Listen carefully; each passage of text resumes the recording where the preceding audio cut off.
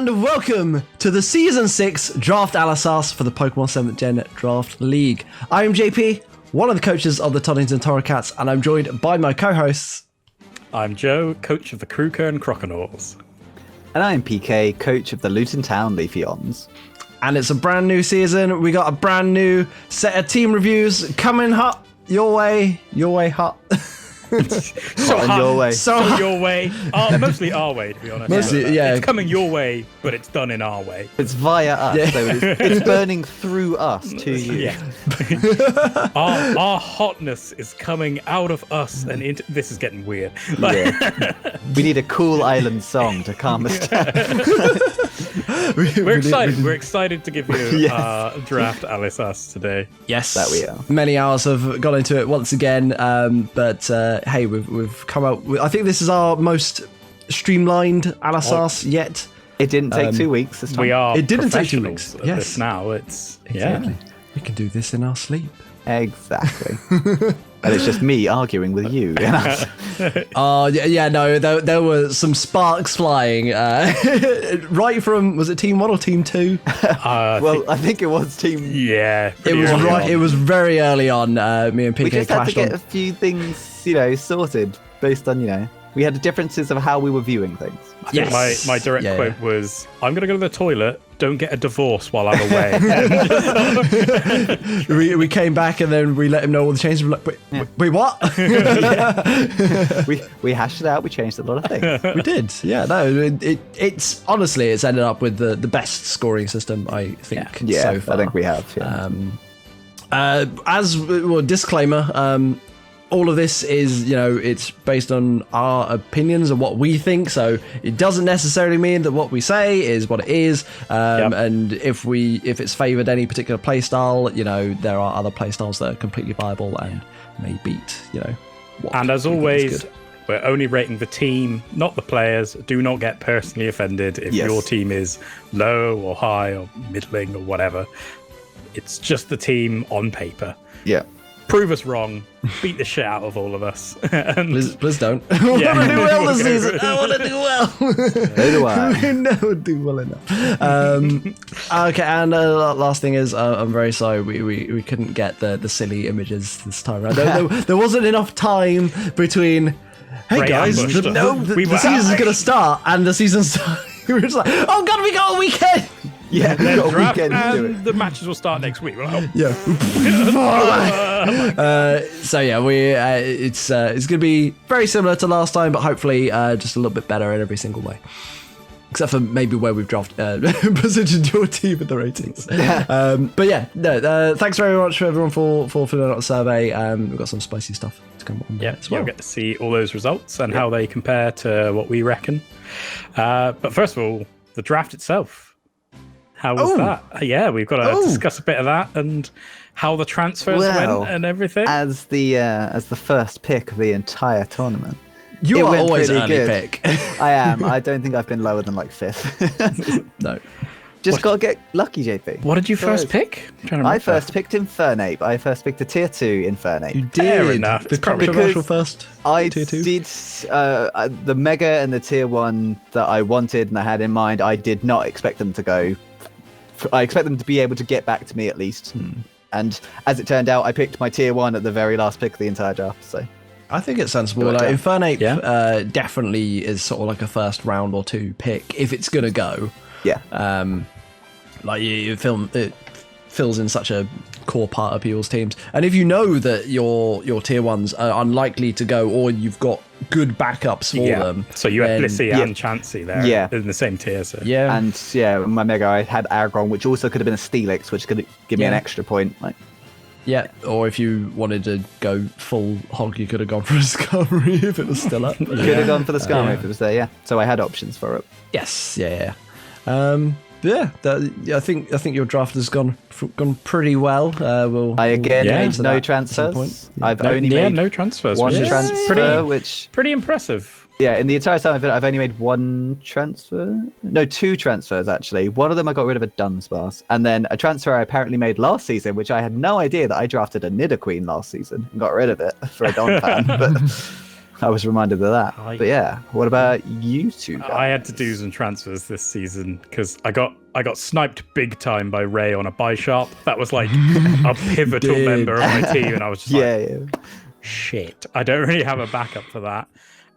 So I sort of just winged it and ended up drafting a Crewkerne Black, which was on none of my paperwork anywhere, none of my plans. And then I sort of had to retrofit a team to fit in a Crewkerne Black and have other shit that I just wasn't prepared for. I remember in the TeamSpeak chat, you were like, "Fuck it, I'm gonna have some fun this season." Yeah, I was like, I'm gonna have a laugh. Crewkerne Black's still on the table, right? We've got a tier 1. Bloody go! This will be fun. So, yeah. Yeah, not a bad pickup at all. Yeah, pretty good. So it's a different team from what you first envisioned. My team may be flawed, but it is interesting and fun. That's what it is. So, yeah, I'm looking forward to using it a lot. Yeah, nice. Yeah, no, it was definitely quite fun going in the think tank afterwards with you. It was just like, wait a minute, we can fix everything. It just doesn't. Yeah, it was like we kept trying and just couldn't get the puzzle pieces to quite match up together. And then we look found up some final things. Yeah. Research unveiled an answer. Finally, melodic. Yeah, and the clouds parted. I wanted to see and or use it for so many seasons, and finally it's been drafted. Yeah, like the fact it was still on the table. It's not been drafted since the Holloway Haunt Crows, I think, in season 1. Yeah, I'm pretty sure I've never seen it. Barely used, yeah. So yeah, I was really excited to see it actually get picked up again. Yeah. For the Torracats, we got hell sniped by the Kabutops on the Arcanine. Like, we wanted that extreme speed and that flash fire with the bulky fire type, but that went, which then meant we had to conjure up a fire type out of somewhere, which ended up being a Mega Houndoom. Interesting. So I'm kind of excited for it. The team that we've got doesn't necessarily benefit it, but it benefits the team a lot with everything else that it does, so it's kind of nice. You'll see when we get to my team that it's a lot of a certain kind of thing. It's certainly a theme team in more ways than one. More ways than you would think. Yeah. But yeah, I think we were pretty happy with it. We got most of the stuff that we did want. It was just the Arcanine, which I really wanted to get also because it was one of the 3 Pokemon that Becky requested. I was like, I can't really get the other 2 on. Yeah, but this was the other 2 was Rabombi and regular Charizard. Yeah. I think she has a little cousin who's a big Charizard fan, and so Rabombi's doable, but a regular Charizard is kind of an ass. Yeah, I mean, I guess we could have got the Mega, away, but it's too expensive on the points for what we were going for. So the Arcanine was like, we legit. It was good for the team, and she wanted it. So it was like this is the one we were going for. And be like, and he sniped it just before we were going to pick it. Like literally the next pick, we were going to get it. And then but didn't you also snipe a certain Mr. Sam Ulner maybe like 4 times? Oh my god, I felt so bad. I just kept getting message after message from Sam. Like, again. Poor eating Ella kids. And then he got sniped in transfers as well as bunch typing as well. He had a terrible time. He was messaging me. He was like, fancy letting go of any of those ice types or steel types? And I actually let go of an ice steel type and a steel type, and he got none of them. He got some worse mons. He asked me for my Araquanid as well, and I was like, no, sorry, buddy.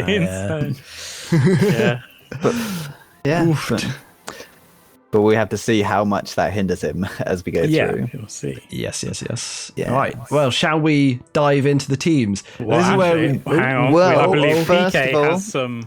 As one thing I had to take a sip of my Torracats tea. Your branded mug, yes. Yeah, so obviously this is one thing I was very much wanted to look at because the Torracat as we had the mug, talk about the extra transfer this season, and obviously people have argued that it might be helpful to make the teams better, and obviously some other people like myself have argued that maybe it's going to make teams less new.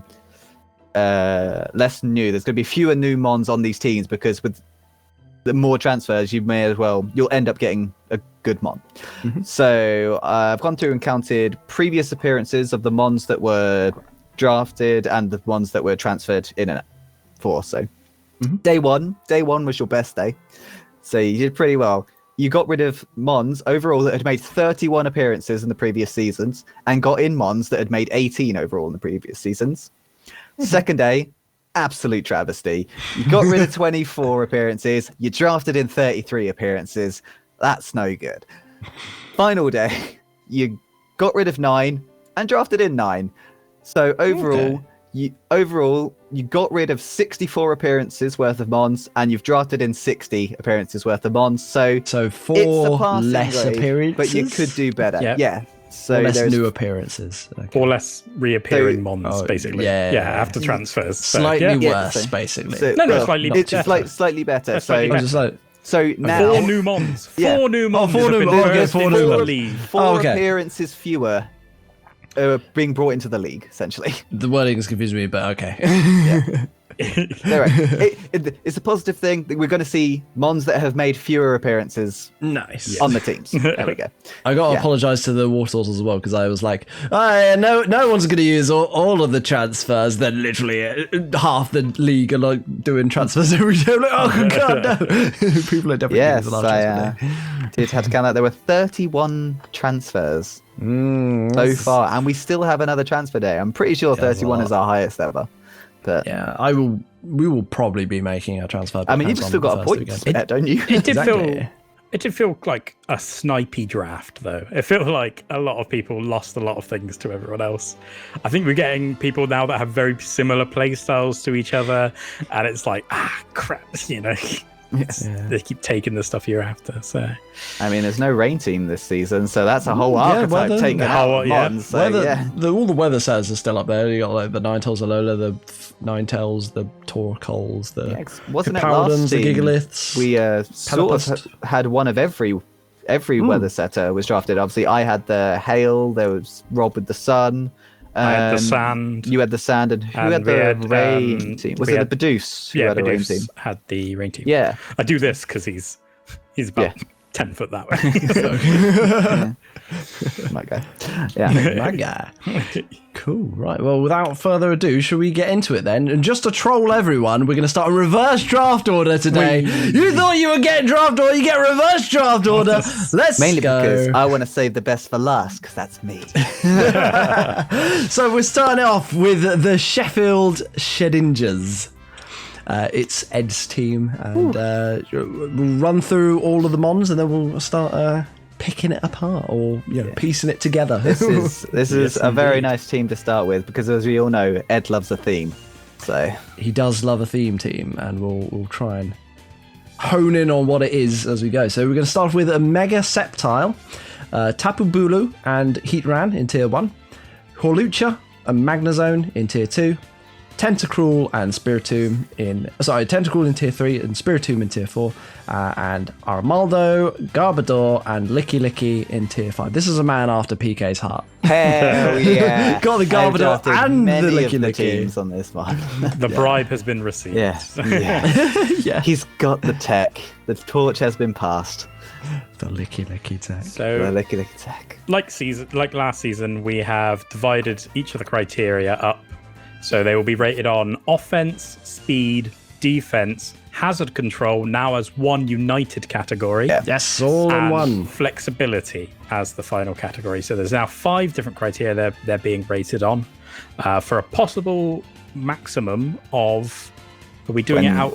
So 25 points is the maximum, yes. Yeah. And we will be converting that into percentages and grades and all sorts of fun stuff. Yeah.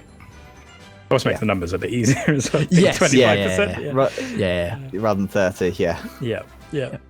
So, I mean... Can you guess what the theme is with this team? So we got a few things that are kind of slow. We got a few things that are kind of fast. We got some steely boys. We got some unburdens. We got one about. I don't know. What's the theme team, guys? I mean, it's Tapu, Lucha. Yeah. This is a monstrous defensive fire water grass core.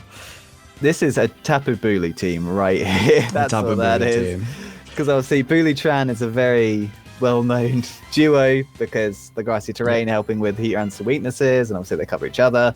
And then obviously Bulu Horlucha or Horlucha with any Tapu to get that unburdened boost and become a massive, damaging threat in it. Like that's the main obvious strategy right there. That's what this team has been built around, really.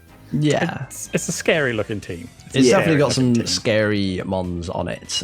Should we break it down now to see what makes it tick? Yeah. And what boxes it ticks for us? Yes, we have given it our own specific criteria. So yeah. So we'll start off with offense. How offensive is this team? Like straight away, we've got the Bulu. There's up front offense right here. Yeah, they've got some big stats from a few mons. Yeah. Bulu, Sceptile, Heatran, Magnezone all have big offensive stats. Yep. Horlucha likes the sword stance up, so he has a bunch of boosting. And is super fast, yeah. Yeah, super fast. Sceptile even gets sword stance. Licky gets everything. Licky gets belly drum and stuff. It does. You want to get into it. Bulk up Bulu is used pretty frequently, so they can improve their high bases even higher with good boosting. So pretty scary, really. And even Garbodor's going to hit you with a stab gunk shot. Like that's good.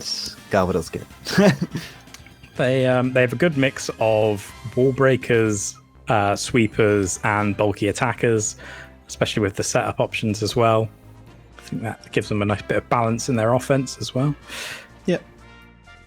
I think the only thing they're sort of like they're not quite there on is just sort of Pokemon that make use of like big attacks. So one of the criteria that we had is to do with Pokemon that use highly damaging moves. So things like V-Creates and things like that. So Victini only has 100 base attack, but because it gets a 150 base power move, it becomes a nuke. So is there any Pokemon that sort of have something similar to that? We kind of went with like 120-ish. Around there. Around anything like that plus? They have Sceptile there with the Leaf Storm is their main sort of big hitting big move. So yeah, I think Heatran Overheat. Eruption's like 150, but obviously you have to be full health, so it's kind of yeah, that's true. I think we've got some close combat or superpower from Bulu. Yep.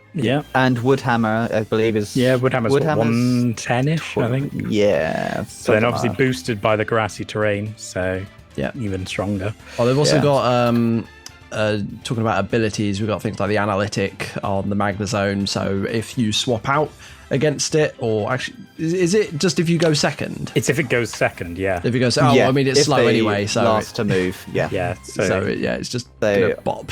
Obviously, analytic is more useful on this than say a Starmie, with Starmie being 115 speed, than this only being 60. I think the idea with Starmie is that it scares things out, and then it catches the switch in with a really powerful like Hydro Pump or something. Yeah. And you've got a Flash Fire and a Lightning Rod there that can also boost your offenses.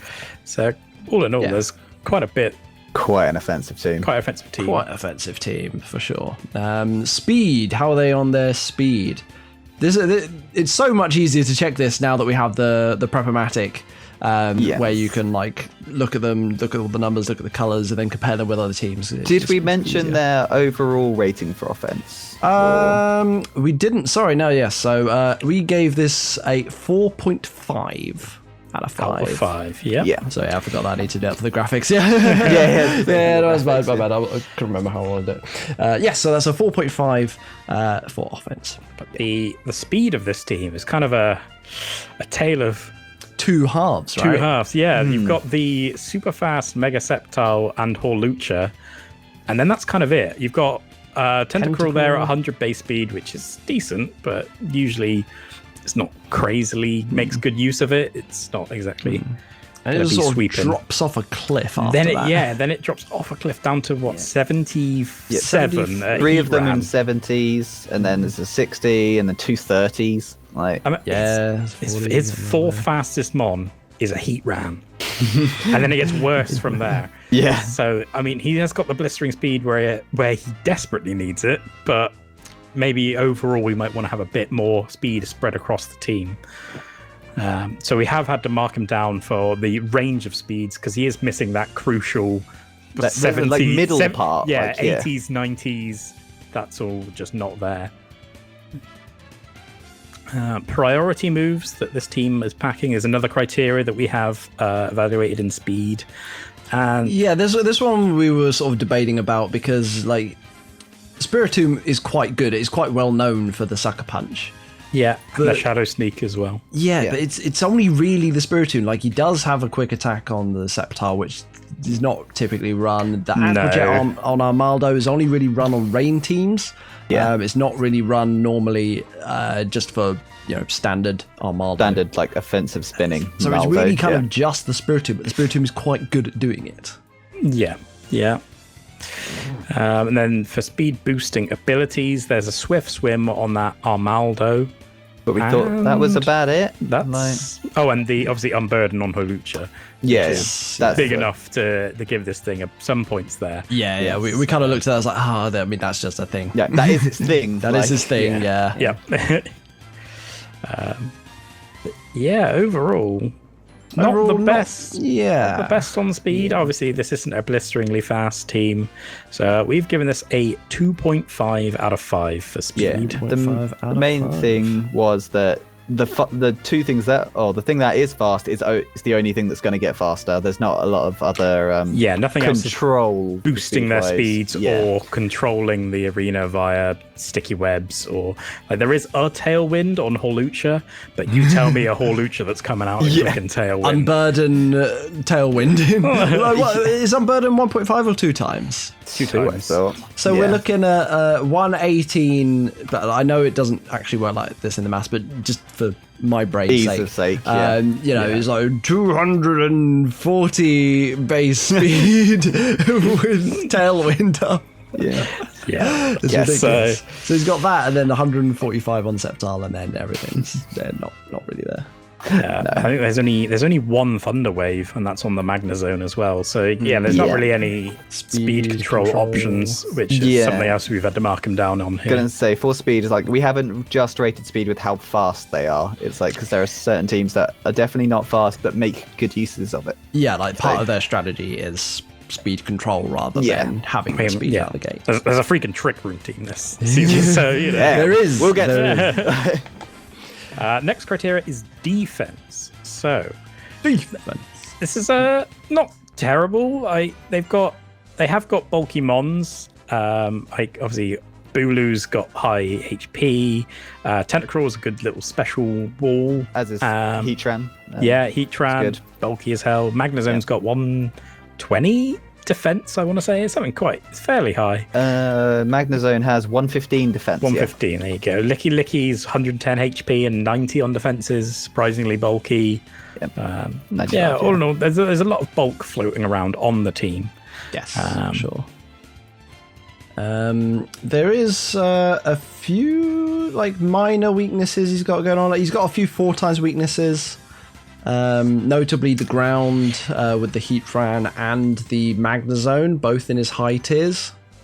Yeah. Which is a little bit of an issue. Is then covered by the Bulu, the Sceptile, and the Holucha all being immune to this, and the grassy terrain weakening Earthquake. So it's a risky balance of a team. It is a risky balance. It is balanced. He does have the way around it, yes, for sure. But that does mean it'll hurt his flexibility later on because he's having to bring that delicate balance every game. Otherwise, it's just going to be broken. It's also a problem if you manage to kill the Mon that's a switch into, say, the Earthquakes and things, or the things that are 4 times weak. Then his whole team comes crashing down like a house of cards. He kind of needs all the pieces to stay alive. Otherwise, it could very quickly go very wrong. So has he got any boosting moves for defense? There is an amnesia on that Licky, which I did use last season. There is definitely that. Acid armor on Tentacruel is relevant. That's actually useful. As for clerics, it's just the Licky, I think, with both Heal Bell and Licky and Wish, with a decent health pool, so it can make use of Wish. Pretty decent. It's good. Pretty decent as a cleric for a tier 5. Fantastic one. We gave him a little bit of pointage for that. But yeah, overall, it's a reasonably defensive team. Not too defensive. Like there will be more teams that are more defensive it is than this. lacking true walls. I mean, he's got a lot of bulk, but there's nothing there that that you can't hit through eventually. Yeah. And a lot of things the Heat Ran is bulky, doesn't have any recovery. Tentacruel, bulky, doesn't have any recovery. What are you talking about? He's got aqua.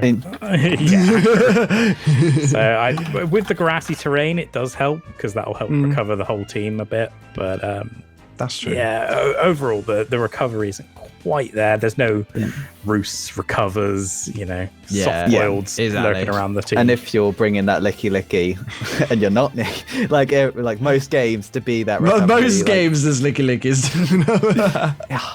But it doesn't need to just do that. Like, honestly, we'll get to a later thing for flexibility, but I wanted to give him a 5 just for licky.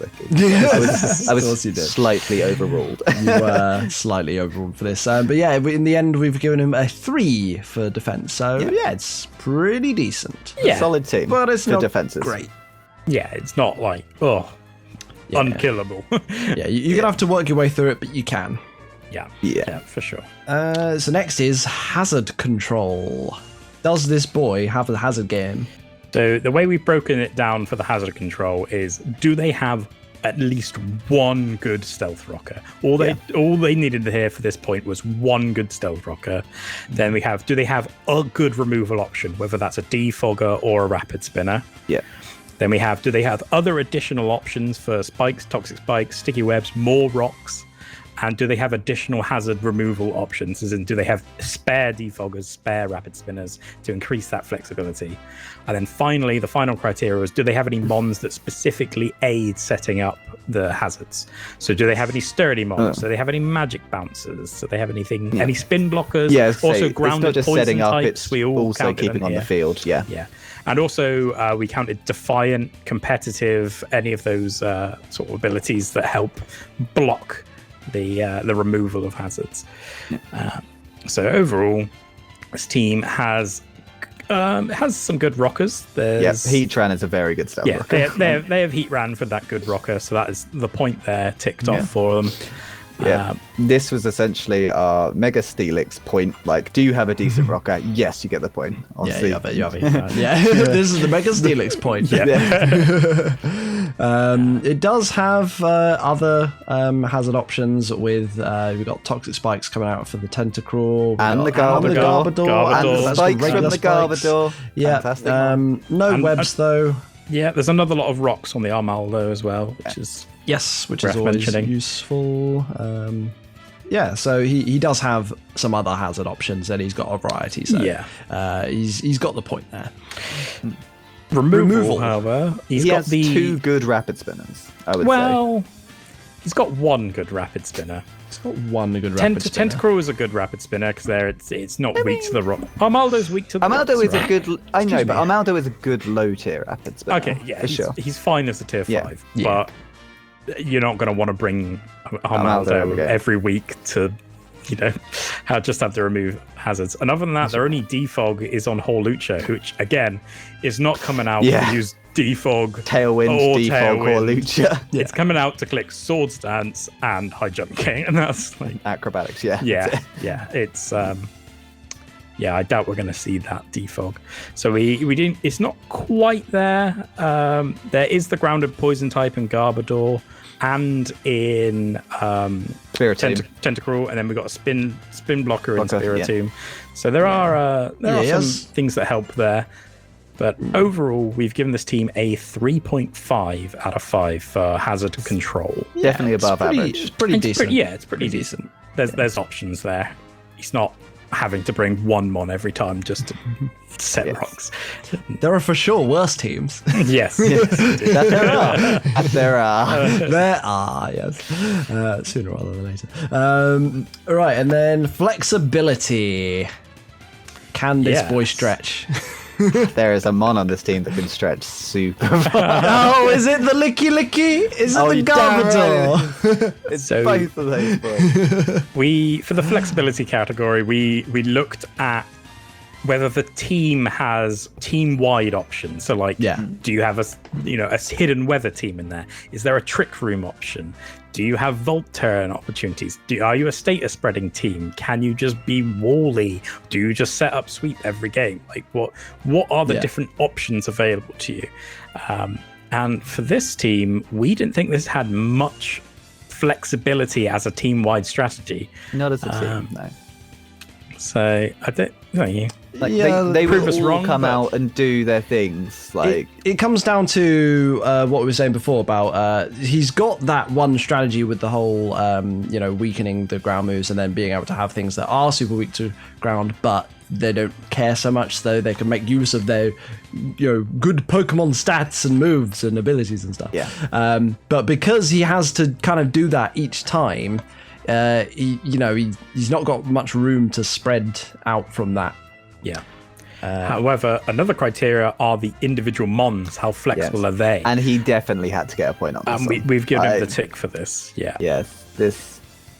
The mons can do things. Yeah, I mean, but will they get a chance? Tentacruel can be a fast hitter as well as the big special wall that it is. It's got an incredibly deep move pool as well. That Tentacruel can be whatever you want it to be, really. Sceptile can be run physical or special. Obviously, the special is a bit more well used. Bulu can be choice band or like boost or does it get the move that copies stat changes? I think as well. Psych Up. Psych Up. Psych Up is the copy. Hearts. It does get Psych Up, yes, so it can also do that one. Spiritomb can just be a bulky, annoying thing, or it can, hit you with priorities and choice band priority moves. Heatran can be run very offensively or very bulkily. Bulkily. Bulkily. Bulkily dolkily. Got a word? It is now. It is now. We're coining it. Bulkily. I'm pretty certain I said bulkily before. You have to call your Silverly bulkily. Bulkily. Get a bulkily. That's what I call the type. No, that's bulkily. And then the Licky can either be a cleric, can be a belly drum sweeper. It's the tech genius. Tech genius. Antinomy. Let's cool. If I could get 10 minutes. If I can find a better nickname that goes even longer. Oh god. Then best believe I'm gonna find it. You peaked with that. It was too perfect. We have mentioned we've had to mark this team down a little bit because they are gonna have to bring the 4 times switch-ins resists for each of their weaknesses every game. Otherwise, things are going to get a bit risky. So that makes the flexibility of the team get pulled down a little bit. However, saying that, they aren't limited by their item choices on their mons. They haven't got any Eviolite users. And there's no... Other than Hawlucha using Grassy Seed. Which it's perfectly fine because that makes the mon better than it would have been if he doesn't have the Bulu. And it could even not use it and just still use the regular focus sash sort of sets as well. Like it's not limited at all really here. And even the Mega Sceptile is not limited because it could not run the Mega Stone and then it could totally fool PK into thinking that he's got a Mega Sceptile. That was my first game ever, and I don't play Pokemon. So fuck you. Sceptile also gets unburdened. So when it's not Mega, also gets unburdened. So it can be a Hawlucha light and have a seed and be super duper fast. Double as well. Hawlucha on this team. What is regular Sceptile's base speed? 110 or something. So we got 220 instead of 120. It is 120 with 240. 105 base special attack as well on the regular. Not bad. It's not bad well, at there all. we go. Hey, maybe we need to give him another half a point for speed. And then another thing we looked at here for flexibility is whether they are too physically or specially orientated on both offense and defense. This is sort of a final summing up of that. And he seems fine. Like he's got the Bulu's a physical, Hawlucha physical, Tentacruel special, and special wall. Bulu's a bit of a physical wall. Spiritomb can be run either, I think. Sceptiles, both physical and special. Heatran, special. Mexican, special. Can be defensively both, because it's both got 106 in both. So. Yeah, so he's not too worried about being able to, or like getting walled by a certain thing. It's like, oh no, he's just brought full defensive monster. I can do nothing. Yeah. It's not like his only physical mon is a Mega Sceptile, so he has to run its sword stance every time. Like, he isn't locked in by that. So he's got options there. Yeah, overall, we've given this team a 3 out of 5 for flexibility. So it's, pretty decent, pretty flexible. Decent. Got options, not locked into stuff. It's a 3 for flexibility. Yeah. Yeah. Right, which means that overall, the Sheffield Shedinjas, for season 6, they have scored a grand total of 16.5 out of 25, which equates to 66% of the total available points, which equates to B rank. It's not as good team as the last season's team. It's not. That was the best team in the season. He's gone down a couple of letters, but I mean, it's still an all right team. Oh yeah, it's still certainly scary. is. I'm not looking for Bulutran and Holucha Bulu. Like, yeah. It's a little bit slow particularly on the lower end, and it's missing some a little bit of hazardy stuff and a little bit of flexibility based on the types and stuff. But it will hit you hard. But it will hit you pretty hard. Bones about that. It'll hit you hard, yes. Yeah, so that's our rating, a B. But what do you think?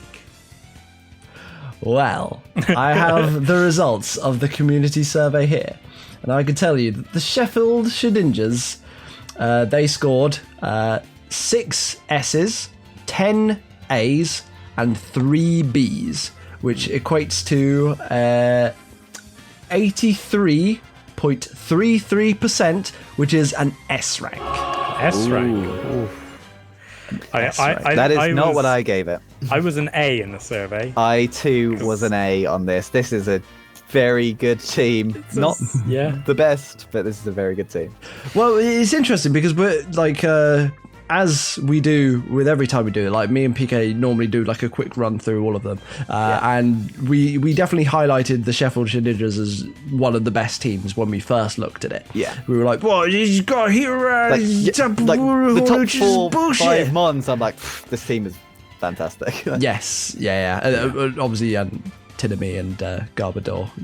My man, your man, and Tinami and my man, right there. Yeah, so we originally thought, this is like bonkers good team, and then when we looked at it, we were like, okay, it's got some stuff going on with it. Yeah, but we should mention that when we fill out the survey, we're more doing our sort of knee-jerk reaction to it. We're looking at it a bit, but not in depth. And just sort of more of a feeling towards the team. However, when we go through the actual criteria, obviously we're looking in depth at everything. Yeah. It also depends a little bit on how scared we are, like our team, if we were to face it. So, like, I might be more worried about it than PK might be, or vice versa. So So we can differ on that as well. Yeah. So I actually gave this an A rank when I was doing it as well. Okay, so 3 A's from us, and a B from our rating, and an S from the... really funny how we all gave it an A and then it ended up with a B, not even a B plus or an A minus. Full on B. But that's what our gut says. Our gut says it's better than what it actually might be. It's that core, man. We're afraid of that core. I feel we should be. Defensive firewater grass. Ooh.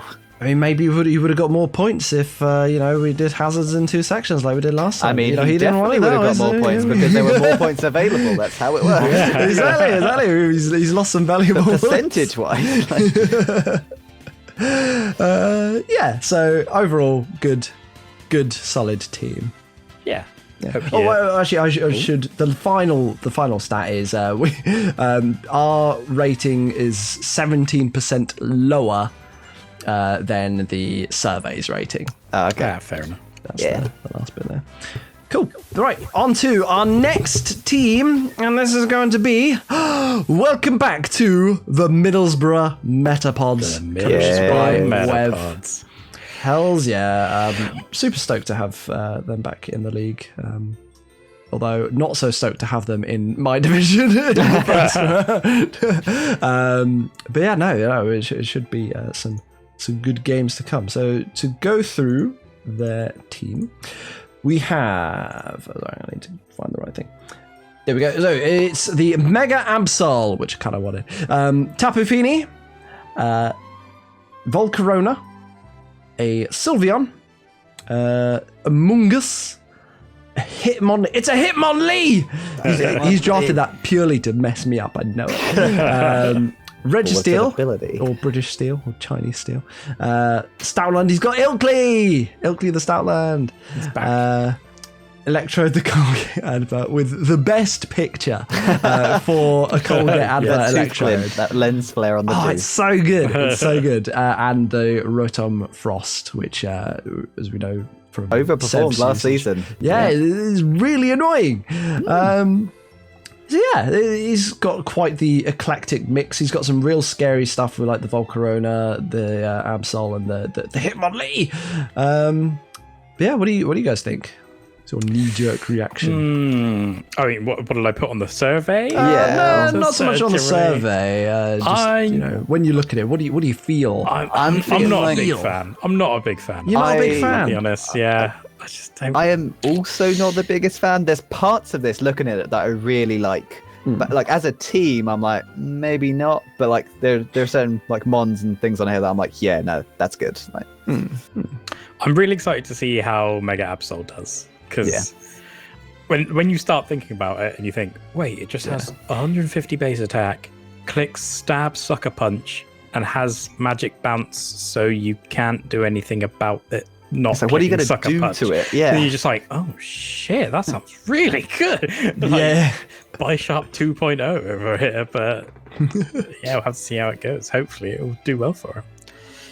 Yeah, no, he's definitely got some interesting mons here. A lot of things that I like, a few things that I absolutely hate. Namely that Among Us. And Hitmonlee. Sylveon. Yeah, boy. It's cute though.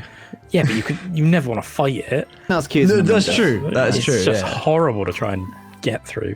Yeah. Like, you think, oh, it's fine. I'll hit it with a physical steel move, and there's like 30%. You're like, what?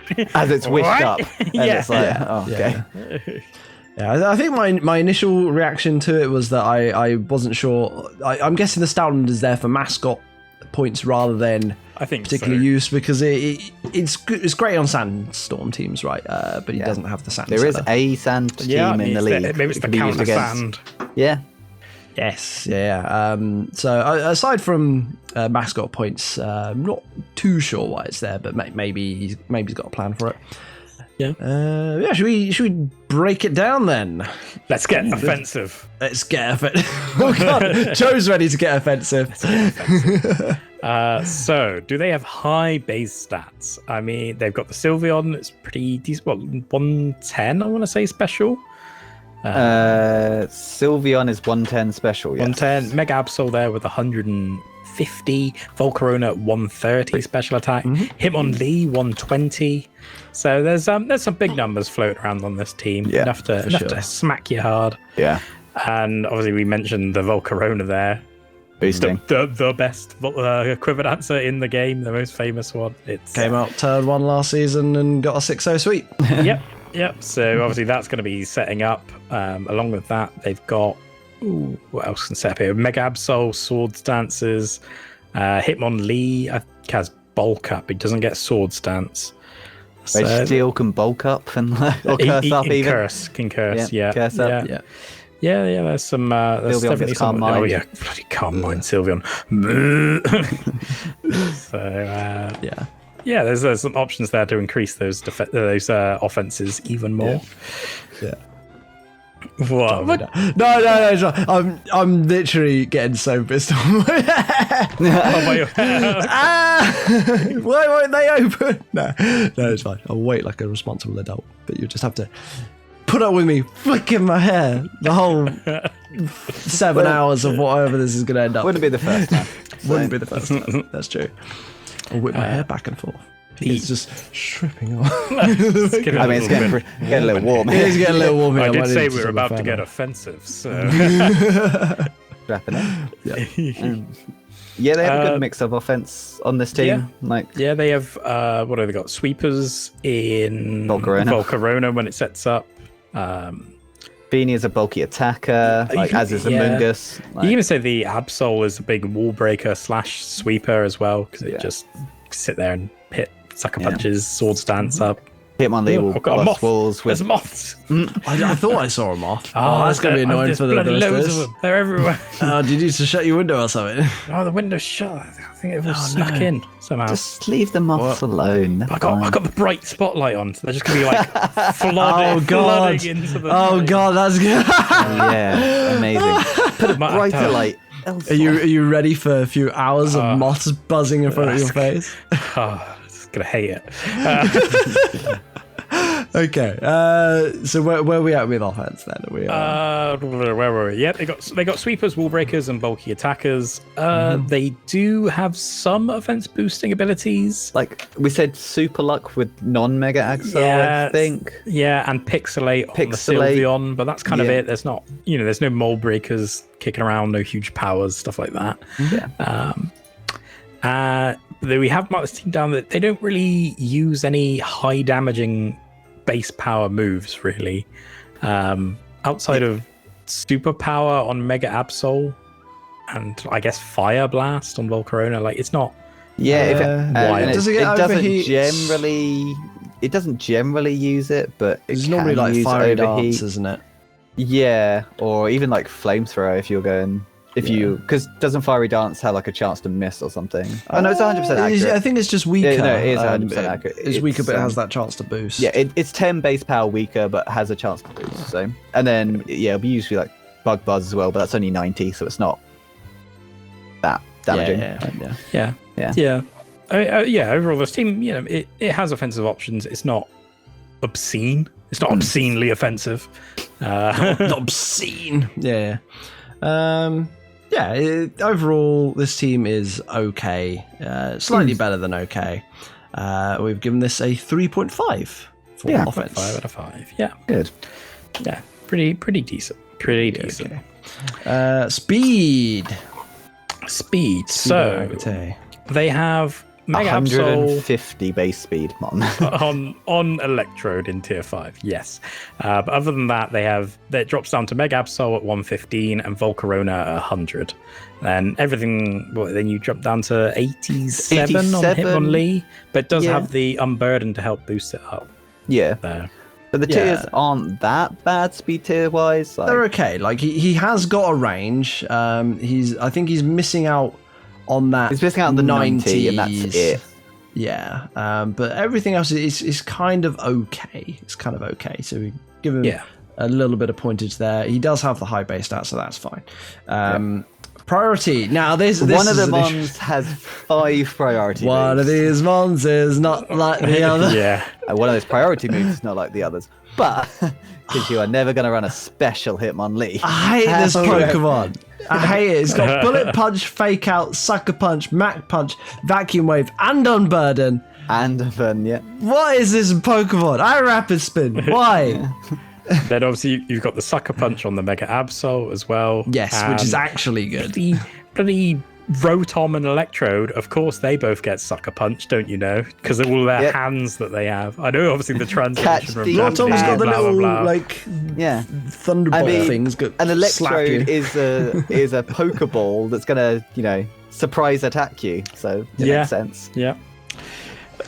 But they're not really going to make much use of Sucker Punch with their... Maybe Electrode, but not really. No. It's fast enough, it's just going to hit you, right? Yeah. And then, do we say about abilities? He's got the Unburden. On the Hitmonlee. That's kind of it. That is kind of it, but it's quite a good one for it. Yeah. Not the worst. Especially with the seed as well. Yeah, like he's got the stage terrain. Fini, so he has got a mini sort of Holucha. Yes, that is exactly right. But he does have the Stoutland as well with the Sand Rush, but then again, he doesn't have the Sand Center. So great in that game where the enemy brings the Tyranitar. Or Sandstorm Mega Diancie, Sandstorm Mega Diancie. Who would do such a thing? Unfortunately, PK doesn't have Diancie this season, so that will never happen. Prove me wrong. Mega Diancie user. Was it the Wailords that got that? I think it might be the Wailords. I think it's the Wailords, yeah. Go on, Alana. Go on, Alana. Right, so we have given this overall a 3 for speed. It's got some speed. I mean, another thing we had to mark them down on, they have basically no speed control going on. Yes. Yeah. They have a Tailwind and Volcarona, and that's not coming into. They have Thunderwave Mons, but not that's ever really going to use it. Yeah, it's a lot of Thunderwave, but might and Rotom might, Electric sort of might, but probably not. No. It's still kind of a bit iffy. Yeah, so there isn't a lot of. There's no sticky webs. There's no trick room. There's not really a good Tailwind setter. The only thing they have is Quiver Dancing up on Volcarona. So Volcarona. They're already fast on Volcarona. Volcarona. Yeah, so a nice little 3 there for speed. Yeah. Defense.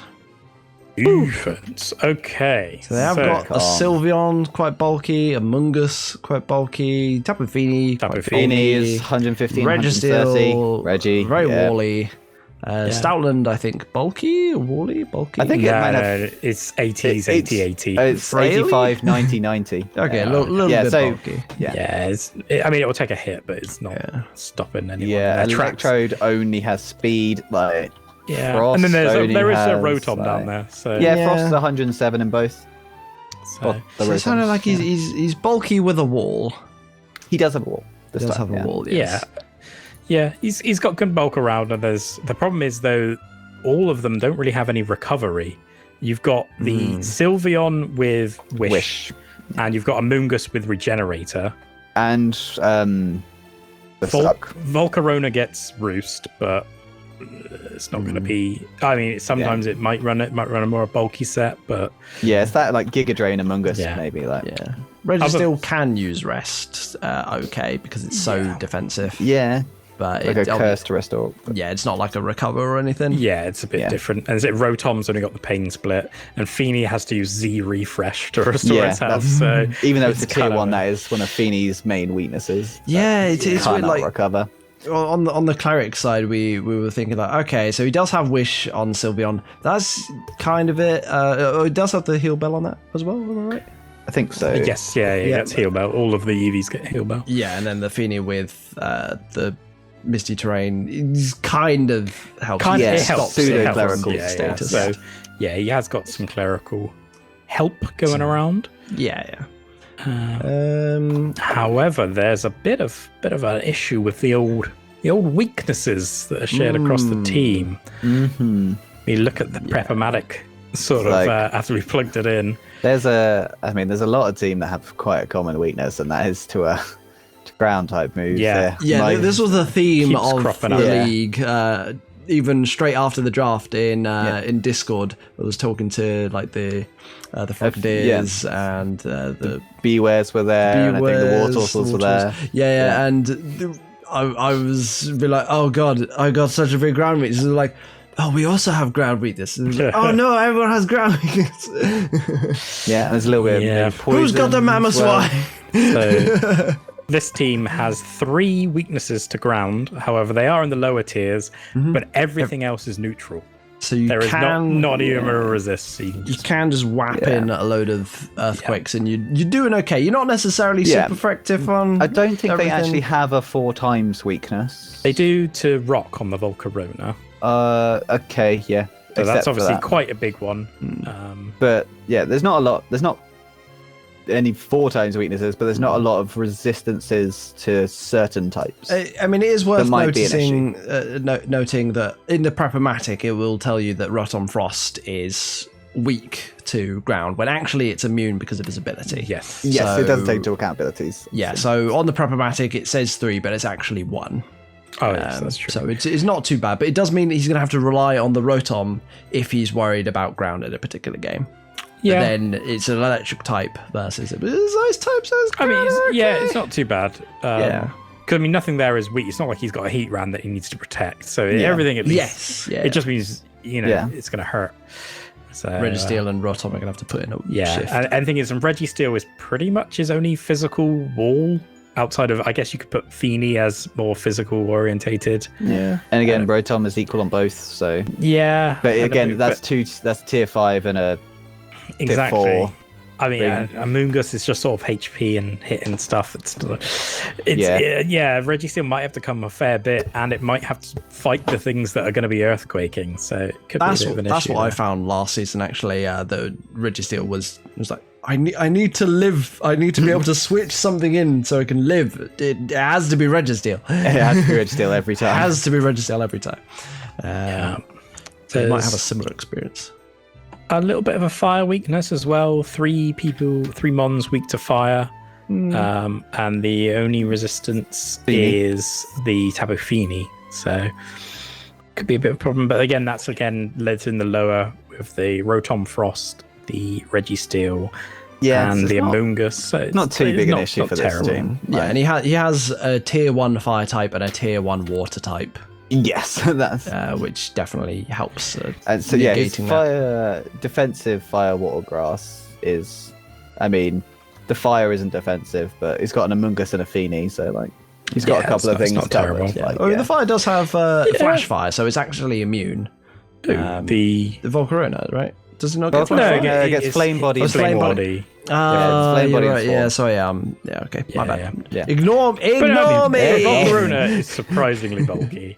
Yes, to everything other than fire. I am more afraid of a Roost Quiver Dance bulky Volcarona than I am of a full speed, full offense Quiver Dancing Volcarona. Yeah, the bulky Quiver Dance is like probably its best way to be run. Yeah. You could even like sub swarm with it as well. So like, yeah, it's a scary mon for sure. Yeah. But overall, we have given this team a 3.5 out of 5 for defense. Yeah. Defense. Yeah, so pretty good. Pretty good. Similar story to the offense. Hazard control. We have identified a stealth rocker on the team, and we have identified a rapid spinner on the team, and there's a couple of defogs as well. But that's kind of where it ends, right? There is Registeel is a good Stealth Rocks is their only hazard set. Not only rocker, only hazards. Period. Yeah. So he has no time to not click punching moves. So, either the Registeel is going to have to come a lot, or he doesn't care about setting hazards, and you just won't care. Removing them, there's the rapid spin on Hitmonlee, which does resist the rocks. Rotom Frost is weak to rocks, so it doesn't really want to come in it. And then Volcarona with defog, there's 4 times weak to the rocks, so it really doesn't want to come in and defog. So it's really going to be Hitmonlee. Hitmonlee is good at it. Like it's going to be a Hitmonlee Registeel every game if he's having. If he's caring about the hazards. Well, the thing with a Volcarona, you kind of have to care about them being set on your side. You'd probably have to care about removing them. So maybe Hitmonlee might be brought slightly more than he would want. Yeah. Expect the turn 1 or turn 2 it's still a tier 3. And the thing is, and you can also send out turn 1 and be like, fuck your rocks. He does have the magic bounce on the Mega Absol. However, it has to have Mega evolved first. You can't switch it in when you see their rocker, because then you just have a regular Absol in against their rocker, and rocks have been set. And that's what justified or super luck. It doesn't really help there. So it will do later, but he's going to have to play it pretty well, I think, because the options aren't necessarily there. So I mean, there's not too much more to say about the hazards. Like, I mean, because its options are so limited, it gets a 2. It gets a 2. A 2 out of 5. Yes. Yeah. It can do it. It's not terribly well. Yeah. Could be an issue. Could be. The flexibility. So, can this team do a lot of different things? They kind of can. It's got the it can do the Fini Hitmonlee thing, but I don't think it's reliant on it. No. That's not its main thing. Right?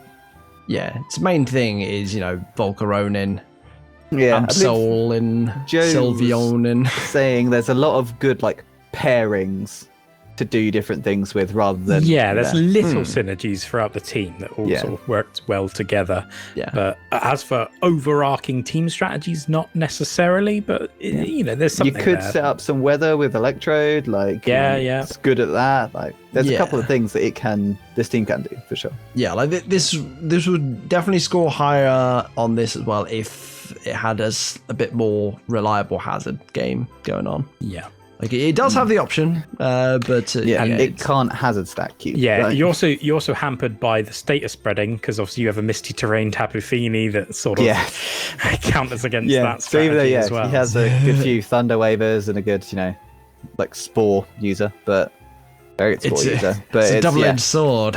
Then there's that terrain that's stopping you. So I think this team would be better if there wasn't a Tapu Fini as his tier 1.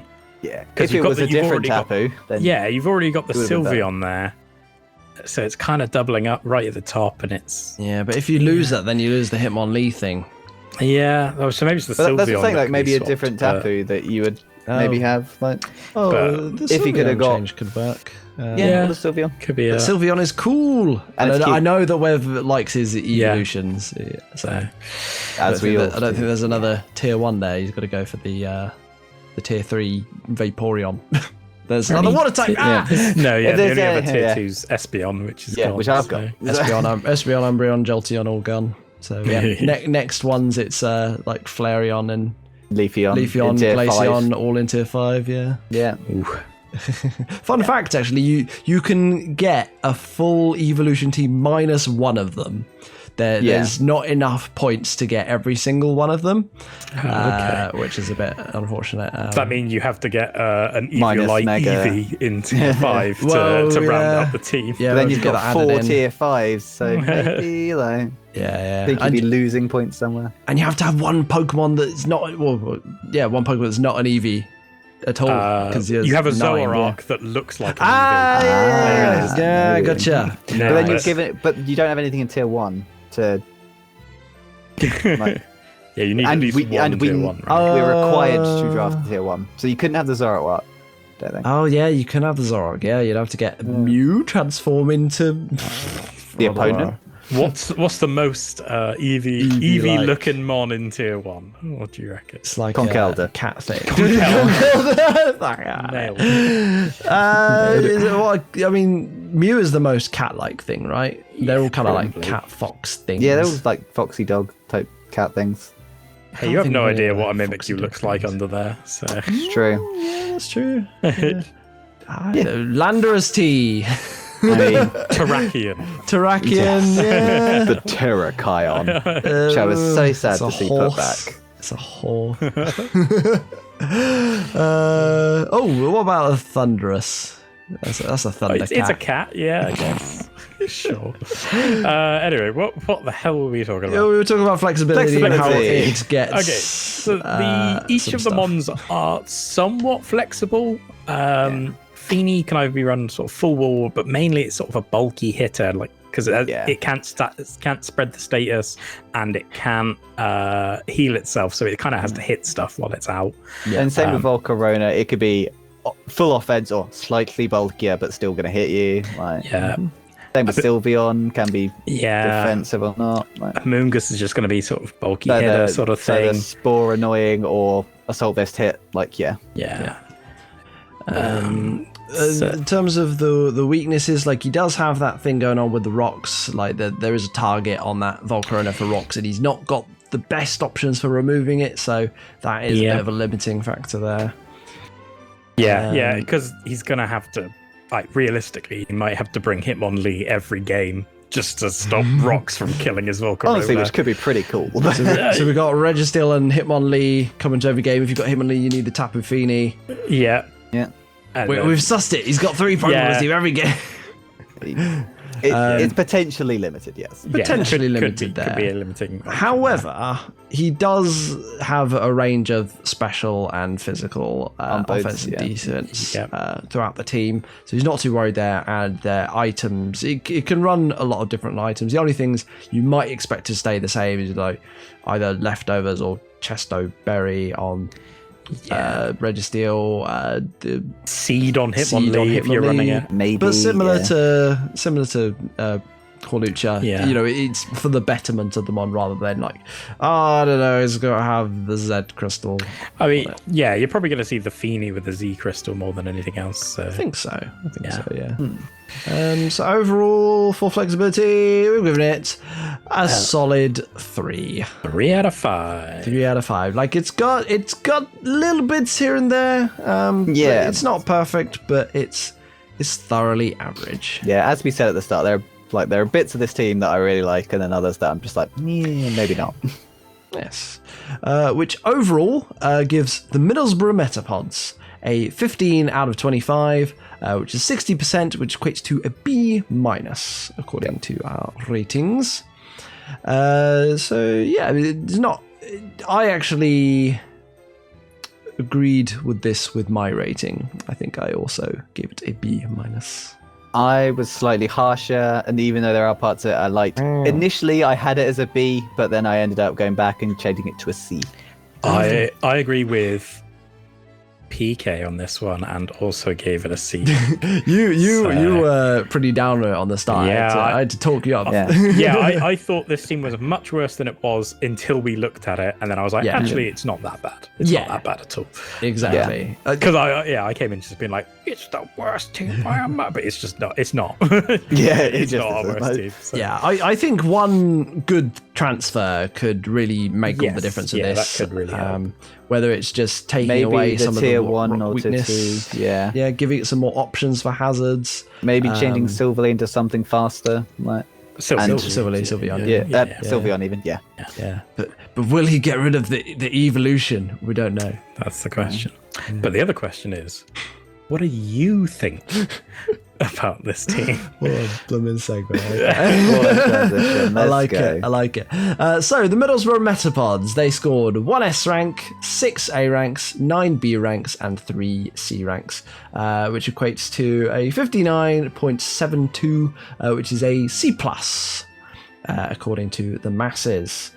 So actually the variance between our rating and their rating was a paltry 0.28, so we were very slightly kinder, and it ended up being an entire sort of grade bit higher. Pretty much bang on though. So screw you, the rest of the league, we're nice. And I would trust our ratings over yours. Was that 1 S rank? Did you say 1 S rank? Yes. Was that from himself? That's what we always say. We always wonder if there's 1 S rank. We're like, could be Ray. Ray's a very nice man. But is he stupid?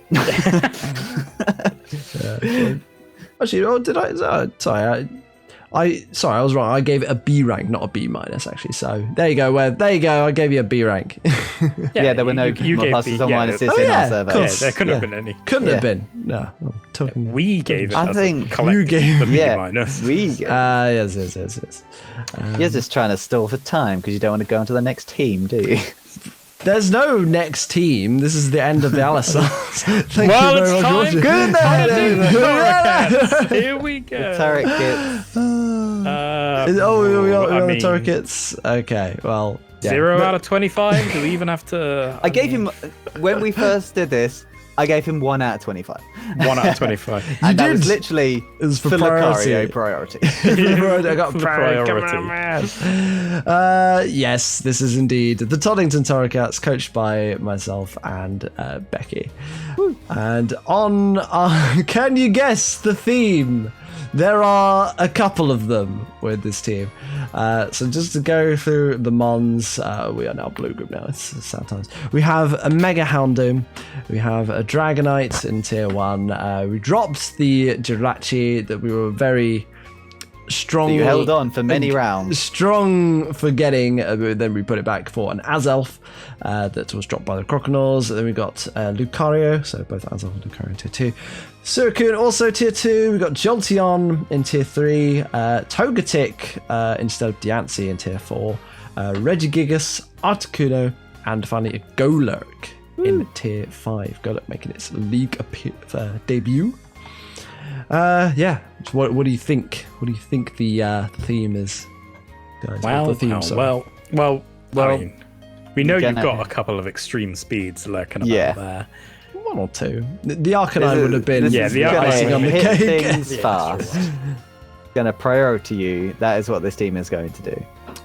I remember all those times when I was like, priority's pretty flipping good.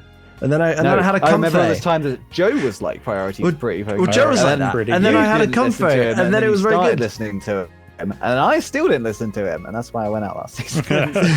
Well, also then it was your Linoon this season. So. You did get the comfort this season, but also your Linoon. I was like, priority's bullshit. Yeah, no, priority's fantastic.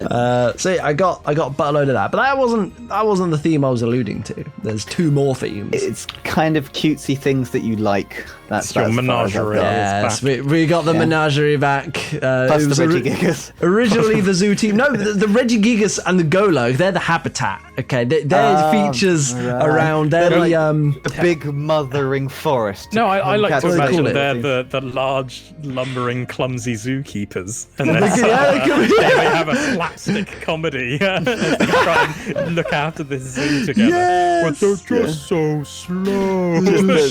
Jolteon causing havoc at extremely fast speeds. But they are like the same. They're these big old golem things. Yeah, which is pretty cool.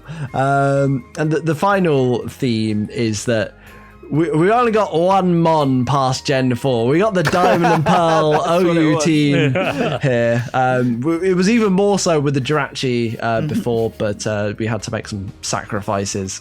We definitely downgraded the Mons on our team for the greater good of the team, which you'll see when we get to defense. Yeah. Your weaknesses were looking way worse than this beforehand. It's a sad story, and it was a lot sadder. Yeah, like the Prep-O-Matic before was unkind. Yes, it was. It was the worst team by far. Ground and rock ice and ice, you just die. And that's it. And yes. Like, yep. Yeah, pretty much. Oh, this is why I was like, who's got the Mammothswine? Who's got the Mammothswine? They're gonna kill me. They're gonna kill me. Yeah. So should we get into it then? I was very quiet for most of it on this team, except for offense. I had a lot to say about offense. And I still disagree with you. And I still disagree with you, but go on. You've got our mark. So go on. Deal with it. So offense. This team, pretty offensive. They've got good base stats. Dragonite on 134. Jolteon's got 110. Regigigas, we kind of don't have to count for a lot of this. No, you're not counting. Yeah, we'll talk about Regigigas in a moment. In defense, we can talk about it. Azelf got 125 in both physical and special, so it's a tricky little thing there. And there's a lot of boosting going on. You've got Dragon Dance on Dragonite. You've got Lucario, you've got Nasty Plot. You've got pretty much every move. Come on, let's be honest. Azelf got Nasty Plot as well. Yeah, Azelf, Nasty Plot. I couldn't get a Mew, so I got Mons that could do like that. Yeah. There's also, even Houndoom's got Nasty Plot, that Mega Houndoom. Yeah, it does. Nasty Plot. So, yeah, there's quite a bit about there that helps.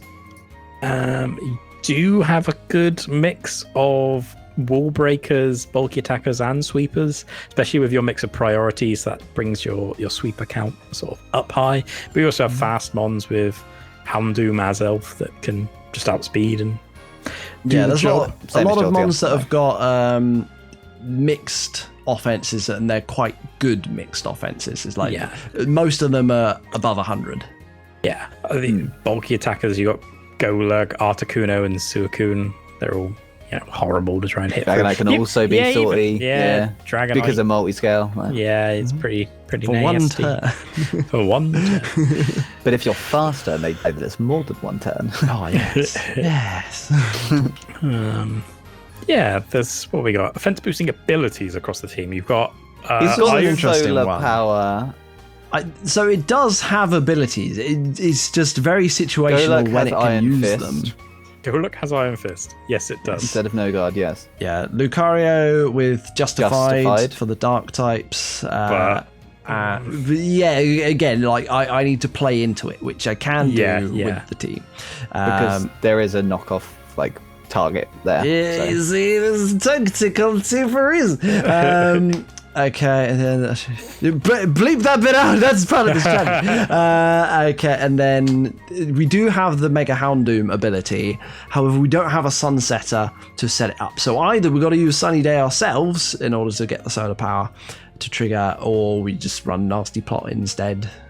Which is probably better because you don't lose your health every turn. I met on the ladder Z Sunny Day Dragonite that set up Sunny Day, got the speed boost, and then fire blasted everyone to death. I got a Dragonite, guys! Yeah, that's what you need. You need more special attack, JP. Yes. I do need more special attack. And then, the last thing I want to say about abilities is, so we mentioned the Regigigas, and its ability is worded that it's for 5 turns, its attack is halved. If it was worded after 5 turns, its attack is doubled, it's got an offense boosting ability. But no, it's worded the other way, so it doesn't count. It's literally halved. It doesn't count. We gave you the point, but it doesn't count. We did give you the point, yeah. But, well, you gave it half it would have 160 attack ototherwise. It would be very good. Nuts. It would not be a tier 5 if it didn't have a shit ability. Some of the stuff on my team, though, JP. I mean... yeah, but not in tier 5. Come on. True. And then for highly damaging moves, we do have them. We do have them.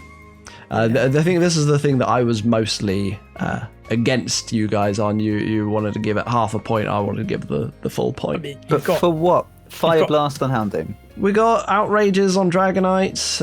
We've got Close Combats on Lucarios. We've got, like you said, the Fire Blast on the Houndoom. Articuno Blizzard. Golurk, I think, gets Explosion. I can't remember off the top of my head. If we get into explosions, and this is why we gave the team a 4 out of 5. Yeah, should have been 4.5. It's just as offensive as the other 4.5s. We gave it in a the 4. league. We've given it a 4. Yeah. The whole point of the team is it's fast and offensive. You robbed me, but it's robbed me. You're biased. You're biased, Jim. You're very biased. I crafted the team with this very thing, and you denied it to me. Yes, because you didn't craft it well enough. I did. Get good. Whatever. We'll move on to speed. Here is a good thing. So yeah, you've got Jolteon at 130 speed. You got Regigigas at 100 speed. But you've got Azelf and Houndoom at 150. Yeah, Azelf and Houndoom at 150. The Regigigas is half. It gets a speed boost after 5 turns. It's like speed boost, but it only triggers once and it takes 5 turns to trigger. And if you switch out, then you got another 5 turns. Yeah. It's in there for the long haul. So yeah, you do have a good high speed stats, and you have a good range of speed across your team. Your ranges are the best we've seen so far. Pretty decent on those fronts. And priority move, we've already discussed. You have it coming out the ass. So Sucker Punch, Chakra Jet, Extreme Speed, Bullet Punch, Extreme Speed, Quick Attack, Vacuum Wave, Extreme Speed, Quick Attack, Ice Shard. Yep. So there's a good amount a lot ranged about. Speed control, so kind of a pretty important one here. You've got Dragonite Tailwind, Azelf gets Trick Room, and then you have 3 other pretty good wind users. Suicune gets Tailwind. Yes. Really? Yes. I believe it's used in the league once before. I think the Elekkids may have used Tailwind Articuno before, because they're usually running the Articuno. So Articuno Tailwind, Togetic Tailwind as well. So and he has 5 Thunder Wavers, which could also quite easily be used. They are more likely to use it than some of the other teams. Thunder Wave is pretty good. Is that on Dragonite? It's on Dragonite. Yeah, it's probably not coming on the Dragonite. Jolteon could be. Togetic definitely could be. Regigigas most likely. Regigigas something like that. If you're bringing it, it's coming along with it. It gives you an extra chance for an extra turn of stalling. Exactly. Yeah. So that boosted ability. There's some decent speed control options around the place. I mean, I want you to use it, but yeah. But talking about speed boosting abilities, you don't have any speed boosting abilities there outside of... You have a Quick Feet. You have Quick Feet on your Jolteon, which is kind of. You're not like, really gonna bring it. It seems a bit. I've brought it before. I've done it before, and it works with great effect. Quick feet, yeah. Yeah, it was against the Bristol Braveries in season 4. It was when we were at Joe's house. Yeah, I mean, it's like that one time. Oh no, season 3, I think.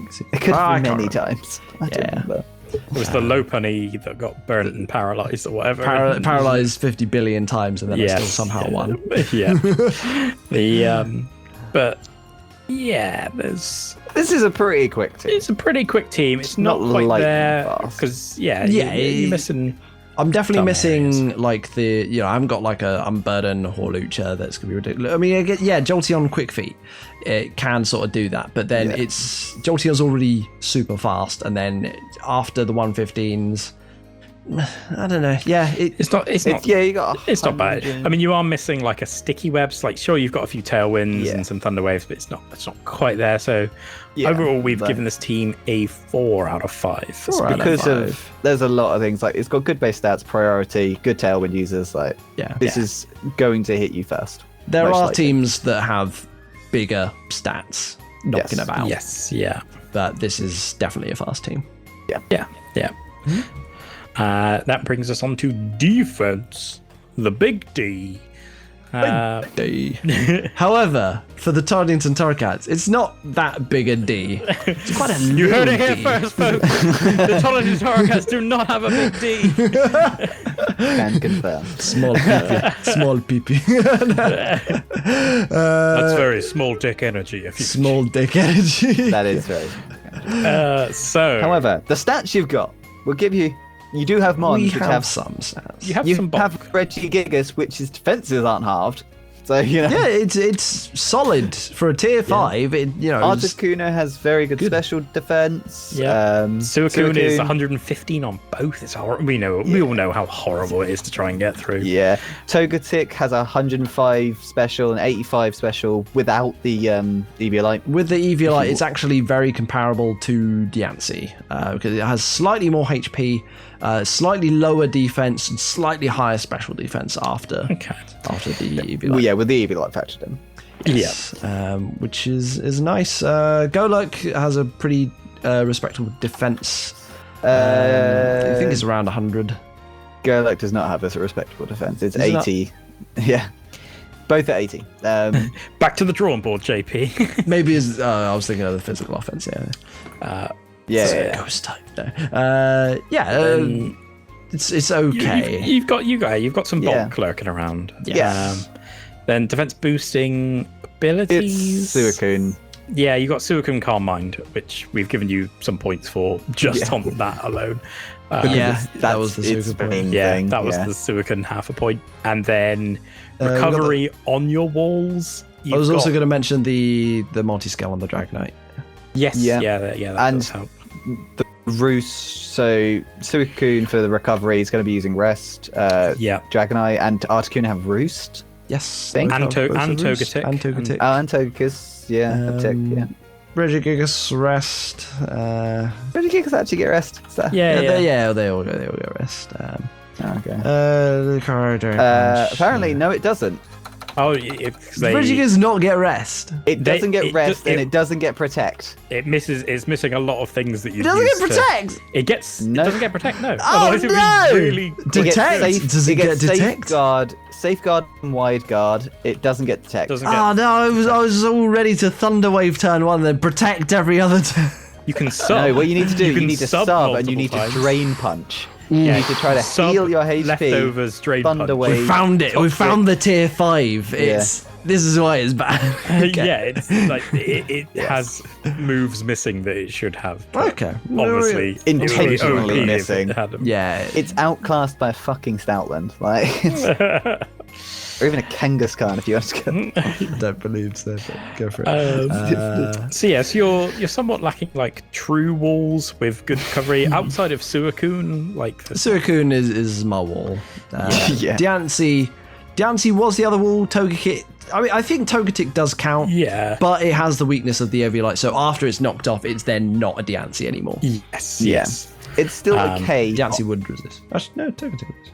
clerical support across your team. You've got the Togetic with Wish and Heal Bell. And Heal Bell, I think it was. Yeah, that was another reason why we changed the Diancie. Yeah. We didn't have a cleric, and now we do. Yeah, so it's it's not amazing, but it's something. It's something. Yep, it is something. But then we get to your weaknesses, my friend. We tried so hard to cover it up. Cover them up. But... Do you want to talk us through your weaknesses? So originally, and this would have actually been even worse if we had the Arcanine. We had 4 ground weaknesses, and they were all in the top tiers. Yep. So we had some immunities lower down, but what was it? It was Lucario, it was Jirachi, Jolteon, Diancie, Sandslash. All of them were weak to ground. We were like, oh god, I gotta change it. So we picked up the immunity. Lost a resist, gained an immunity with Azelf. Lost a weakness, gained an immunity with Togetic. Lost a weakness, gained a resist with Golurk. So Golurk's neutral to ground. Is it neutral? Golurk's neutral. Okay, sorry, got neutral. Back to the drawing board. Back to the drawing board. Golurk reset. Well, so the point is, I still have some ground weaknesses, but I do have immunities now to play around it. So it nets. Technically, it would net minus in ground, but I think 0 is accurate representation. We do have a little bit of a fairy. We're neutral to everything except for Dragonite, which is weak. So fairies can do fairy things. But I mean, we have steel type Lucario to deal with that, so I'm not too fast. True. I mean, I was like, oh gosh, Stilton, why is it not? Of course, fighting type. Electric's a bit of a problem. You've got Jolteon, Voltazorb, and you've got a ground type in Golurk. But other than that, it's all weak or neutral. Yeah, I'm not too worried about the electric now that we've got the Golurk. I mean, that's really the cornerstone of our electric. The same with like rocks, like it's Lucario. Rocks are still pretty scary for you. You still have 4 mons that are weak to rock. Rocks are a bit annoying. Like we do have the 4 times resist with Lucario, but we do have the 4 times weakness on the Articuno. So, rocks is a thing that we're just gonna have to deal with. But hopefully we're just going to do the classic JP thing of I'm just going to keep punching you. I don't care about your rock, because I can punch you. You need Dragonite out before they get set up, and that's fine. And then it would still punch you. So, overall, this team's got some bulk, but it's not great. It's not the most 2.5 out of 5 for defense. Yeah, no, I think that's it's not what you wanted. I mean, that's not what you haven't drafted it. I didn't draft it, no. I got two mons for tanking stuff and then built a load of offense. Yeah. Fair enough. Mm-hmm. And as we were talking about hazards, we best get on to hazard control, the next category. So, what have you got in the way of rockers? Your big rocker is Azelf and Golurk. Azelf and Golurk. Yeah, I mean, Azelf is good. Potentially the best lead in the whole game. Is absolutely fantastic. So having that as a good rock option there. But I don't think Golurk gives you the extra point for any more hazards. No, I don't think so. You don't have any spikes, any toxic spikes, any sticky webs across them. So it's not the game we like playing. Yeah, it's not. You haven't necessarily got hazard team. Removal side, all of your defoggers are weak to rock. You have 3, and they're all weak to rocks.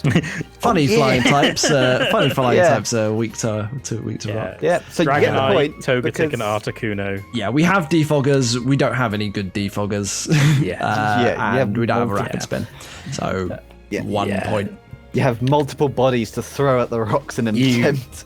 You have a spin blocker, but you don't have a grounded poison type. So there's, overall, your hazard game is pretty weak. A 2 out of 5. 2 out of 5. Which is, I think that's fair. Pretty fair, Fair.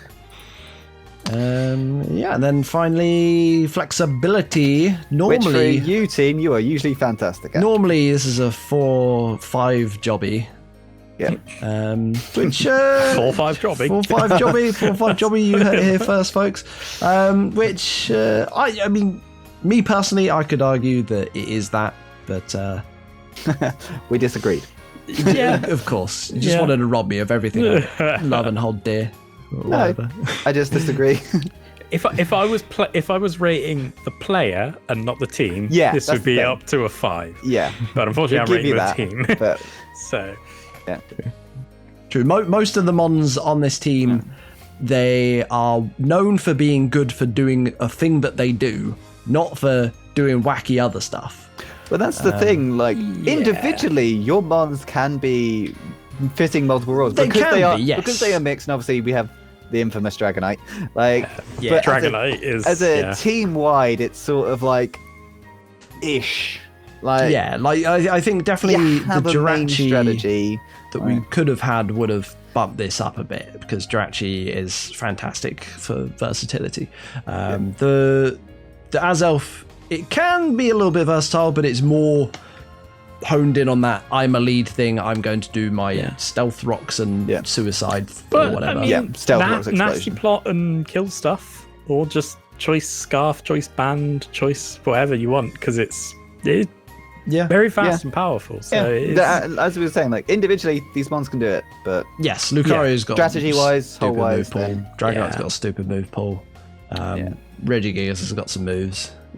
But team-wise, you're not really doing. You haven't really got the hazard game. You're not going to be status spreading much. There's maybe a bit of a weather thing you could do with like a sunny day here and there, or even a Z rain dance, and then use hurricane on Dragonite. Yeah. We got like a little bit of everything, but none of it is like particularly great.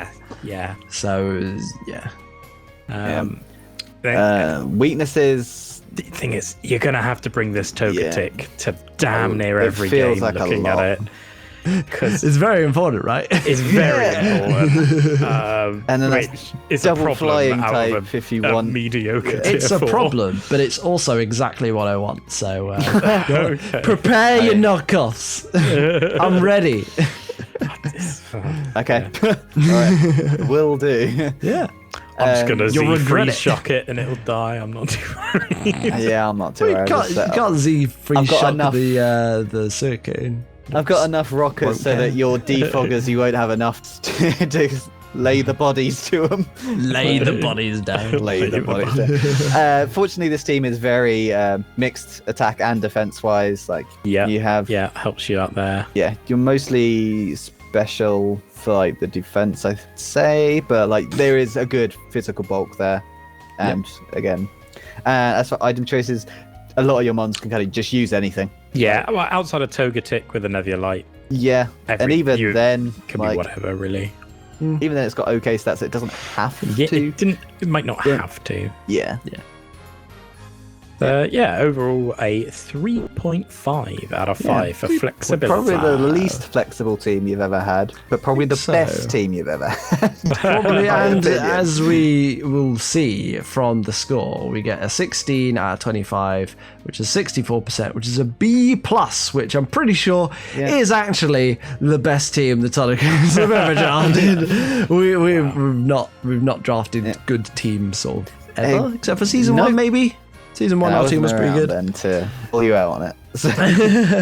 Hey, that's why we made the final. But yeah, so that's what we said. What do you think? Well, I can tell you that in the survey, the Toddington Torracats received 3 S ranks, 5 A ranks, 9 B ranks, and 2 C ranks, resulting in 65.28%, which equates to a B. Okay. Pretty average B. So we're only Actually a B one... plus, right? Because if we are giving it 60, no, it's so a B. Those B. Our If it would have got letter another, ratings are Okay. worked out slightly differently to the community. Gotcha. yeah, I needed another rating. 1 Sorry, point. I'm not the I'm the face. I'm the talent. I'm not here for- He's the knowledge, JP's the background person, and I'm here. And I'm here to just poke the bear. You do poke the bell, right? But yeah, it would have needed another 1.4% to But how get a heavy B+. is that bear? Is that bear heavier than us? We had a fun game of what Pokemon weighs more. Oh, we did. It was a seahorse or a bear, but is it a meaty what seahorse? weighs Is it more, hollow? an Ursaring Is it or fluffy? a Kingdra? Yeah. And actually, they're both exactly the same height. They're the same height. They're both 5'11". They're both That's short. a huge seahorse. So imagine if anyone knows how tall Joe is. Joe is about 5'11" maybe a little bit under. So you got to think of a bear or a seahorse, the height of a Joe. Ursaring. Yeah. And PK's a seahorse. But am I a meaty seahorse or am I hollow? That's the things we were trying to work out in our heads, like, because we do a couple of them. It's like, well, is Ursaring mainly like fluffy and therefore not? Yeah, is heavy? it all fluff and not bulk? Bear, But right? yeah, he's got bones and muscle. He doesn't right? look and like fat. a big bear. He looks like a Yeah. lithe, fluffy bear. And then also, you got he is a teddy, right? He's a teddy bear, Yeah, but exactly. a big Or is he teddy. just actually filled with stuffing? Yeah. Then there's the seahorse, which is a seahorse. It's like skinny, frilly things coming off of it. Is it just an inflated body, or is it like meaty and thick and like actually like Meaty, yeah. dragony? I Heavy can tell you scales. that the Ursaring was around 100 kilos, and the Kingdra is around 150 kilos. So quite a big weight difference between that. Yeah. But you got to think those dragon scales are keeping that weight up. So Yeah. I feel 100 kilos is quite light for a bear. But maybe it's not. it's heavier than me. So yes. I guess bears can come in all think. shapes and sizes. So we were talking about bears. Yeah. Poke the bear, your poke the team, bear. JP. Yeah. So we were like 1.5% out on our ratings. I think we rated it slightly lower than you guys. So thank you everyone else. Yeah, Big love from the GP. I went back and forward between my rating of this team. You did. I started off as an A, went to a C, then went to B, and then kind of just kept cycling as like, okay, how scared am I of this team? And it Yeah. came out not very. really. It's a it's a Okay. B, but it's a low B for me. See, I was like, this is the most B+ team I've ever seen. But in the end, I think I gave it an A. I think I just tweaked it. I was like, it's scary enough. I'm worried. I just kept going back and forth. I'm like, it's okay, it's good, it's got some stuff. Then it's got, no, stuff is really good. And I was like, no, it's not. Shit, I don't care about this. And then just going back and forth and back and forth. And I'm like, Yeah. B's about right. Like, Yeah, I think maybe I was too kind on myself. Well, Now I've been reminded of your Togetic issue, and I'm like, well, it's too fucking scary. Very fun. Everyone's down on the Togetic. The Togetic's actually great. if you say so. I gave this an A. I think this is the best team that the Torracats have drafted. It's got good Pokemon on it, and it's got a lot of Pokemon that pair well in the ladder. So like Suicune and Lucario is a phenomenal pair in OU for Diamond and Pearl. For Diamond and Pearl, Dragonite is a staple the caveat on for all all your the teams. team. It's Like been 4 generations since then. power creep might be a thing, but they tend to give them little buffs as they go. I mean, you can't say they're Suicune not hasn't good changed Pokemon. this entire time. So True, but it's still fantastic, and I honestly think Lucario is tier 1 worthy, and I'm hoping to prove that this season as well. I don't see it, but yeah, if you prove it, then hell yeah. Yeah, You usually overperform with your teams, so I pick them on and I make it good, and then everything else suffers for it. As is my hubris. is Togetic going to be your new Pyro? Is that what this is? Togetic is my new Pyro. Thank you, PK. I was waiting. I was looking for a new Pyro. Regigigas is your new Pyro. Yeah, you're right. If only that Regigigas was the Licky JP. I mean, I'm a Only. little down on. Actually, yeah, you're right. Regigigas is Pyro, because with Pyro, I was like, oh yeah, it's great. It's like, oh, actually, he's got terrible attacks, so Moxie doesn't work. Shit. And now I'm like, oh shit, it doesn't get Protect. What? Nope. Or Rest. Okay. Been that's designed for that fact. That's going to be an issue, but I'm sure we'll get around it. Yeah, so that is the Torracats team. It's a fast, offensive thing that's not prioritising defence at all. Well done, you. Yeah. That clap is reserved for Ray and Ray alone. Ray. That's it. Ray. Oh, it's going to be a long time before we get to him. Next up, we have the Frankfurt Frogadiers. We've not been doing the silly names. Oh, no.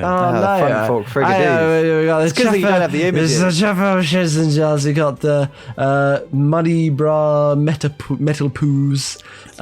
We got the Toddington Torracats and the Frankfurt Frogadiers. Frankfurt Frogadiers. There we go. We've clawed back the Aalysahs. It was getting too much of that other word. Too deep. That other word, yeah. So, Frankfurt Frogadiers, what have they got this time? It's my team from last season. It is a team from last season. Venusaur and Pissimian. Yes. So the Frankfurt Frogadiers have got a Mega Venusaur. So they've traded the Optimus 9 for the Megamon. They've got an Excadrill in tier 1 with a Tyranitar, so they're getting a very strong sand team right at the top there. Togekiss, so they've got the upgrade in tier 2. Wheezing, I think they picked up in the transfers in tier 3. Sableye and Pissimian in tier 4. Pissimian after its nerf from tier 5 into tier 4. And Jinx, Caracosta, and Rotom Fan in tier 5. So, quite some interesting mons in the lower tiers there. The most levitating mon you've ever seen. Oh, I hope it has an air balloon every game. 3 times it's not going to get hit by ground. Yeah, you can try and bring your gravities. Bring them on. Bring your gravities, bring your mold breakers. Gravity actually does mess it up, right? Yeah, I think so. Yeah. Oh dear.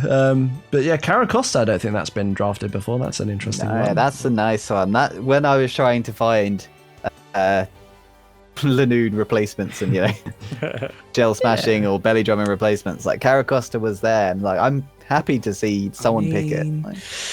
Shell Smasher. It's a poor man's Barbaracle, as he will tell you himself. That is true. He was asking for the Barbaracle. Yeah, greatly. So, yeah. Well, speaking of the poor man's offensive types, do we want to go into the offense? Into the offense? Let's go. Stats-wise, they definitely have the stats. Like, yeah, they've got physical and special. 135 on Excadrill physical, 120 on Togekiss special. Venusaur is 122 special. Yeah, Tyranitar's high. Like, I don't know off the top of my head, 100. Oh, he's absolutely off his face. 130. Tyranitar is 134. 134. There you go. Yeah. Have you seen that Tyranitar pick? That is a chunky boy right there. He's thick. He looks like a Christmas tree, right? He does look like a Christmas tree. That game of we played Pictionary Pokemon only, and I had Tyranitar, and I just drew a Christmas tree and then put a red diamond in the middle of it. You did, and they all got it. I think you did another one, drew like a gecko coming off. It was it's Sceptile, Mega Sceptile. Yeah, so he's definitely got some high statted things. Like, I mean, with the boosted ability for Sand Force on Excadrill, boosting that thing's attack up the wazoo as well. He's definitely got an offensive presence. Pissimian, particularly strong. Jinx, with Defiant as well. Yes, with Defiant as well, so boosting that. Jinx can be pretty scary with a choice scarf, but that's usually with the stew variant of a lovely kiss. Usually a lovely kiss in choice scarf Jinx, we mentioned you got the Caracosta with the Shell Smash. Shell Smash, yes. Shell Smash. The problem with Caracosta is it's so slow that even after a Shell Smash, it won't outspeed a lot of things, but it is pretty damn powerful. That's why it's good in the low tier that it is in. Well, that's the thing, like when I had Crustle last season, it outpaced a lot of stuff, but that had 45 base speed, where Caracosta only has 32, and I was like, what is Caracosta going to outspeed? And it is that thing of boosting a lower base stat speed is better than boosting a higher base stat speed. Yes, because you get diminishing returns based on how high the stat scales up. Yes. Which is why Mega Metacham is so much stronger than a Mega Mewtwo X. It's got nearly 120 more attack. Which is freaking crazy. Yeah, it's ridiculous. It's why all the stuff I was saying about, oh my god, Mega Sceptile or Sceptile with Unburn is 240 praises. It's not, but just to make it easier. With a +2 speed boosted nature, which you probably wouldn't use, you'd probably run Adamant. Let's say Adamant. Caracosta with max speed Adamant can outspeed base 100s. Base 100. So it gets fast, but it's not like... It outspeeds base 103s without a speed boosting nature. Oh, so... Garchomp, get wrecked. Get wrecked, Garchomp. You're getting pooped on by a Caracosta. And you Thunderous T. Get smashed. Thunderous T. No one drafted. No one's drafted, yeah. This is crazy. I'm so happy. That thing is scary. So good. Wait, so good. It is, yeah. Oh no, there's another transfer period. Oh no. Wev! Stay away.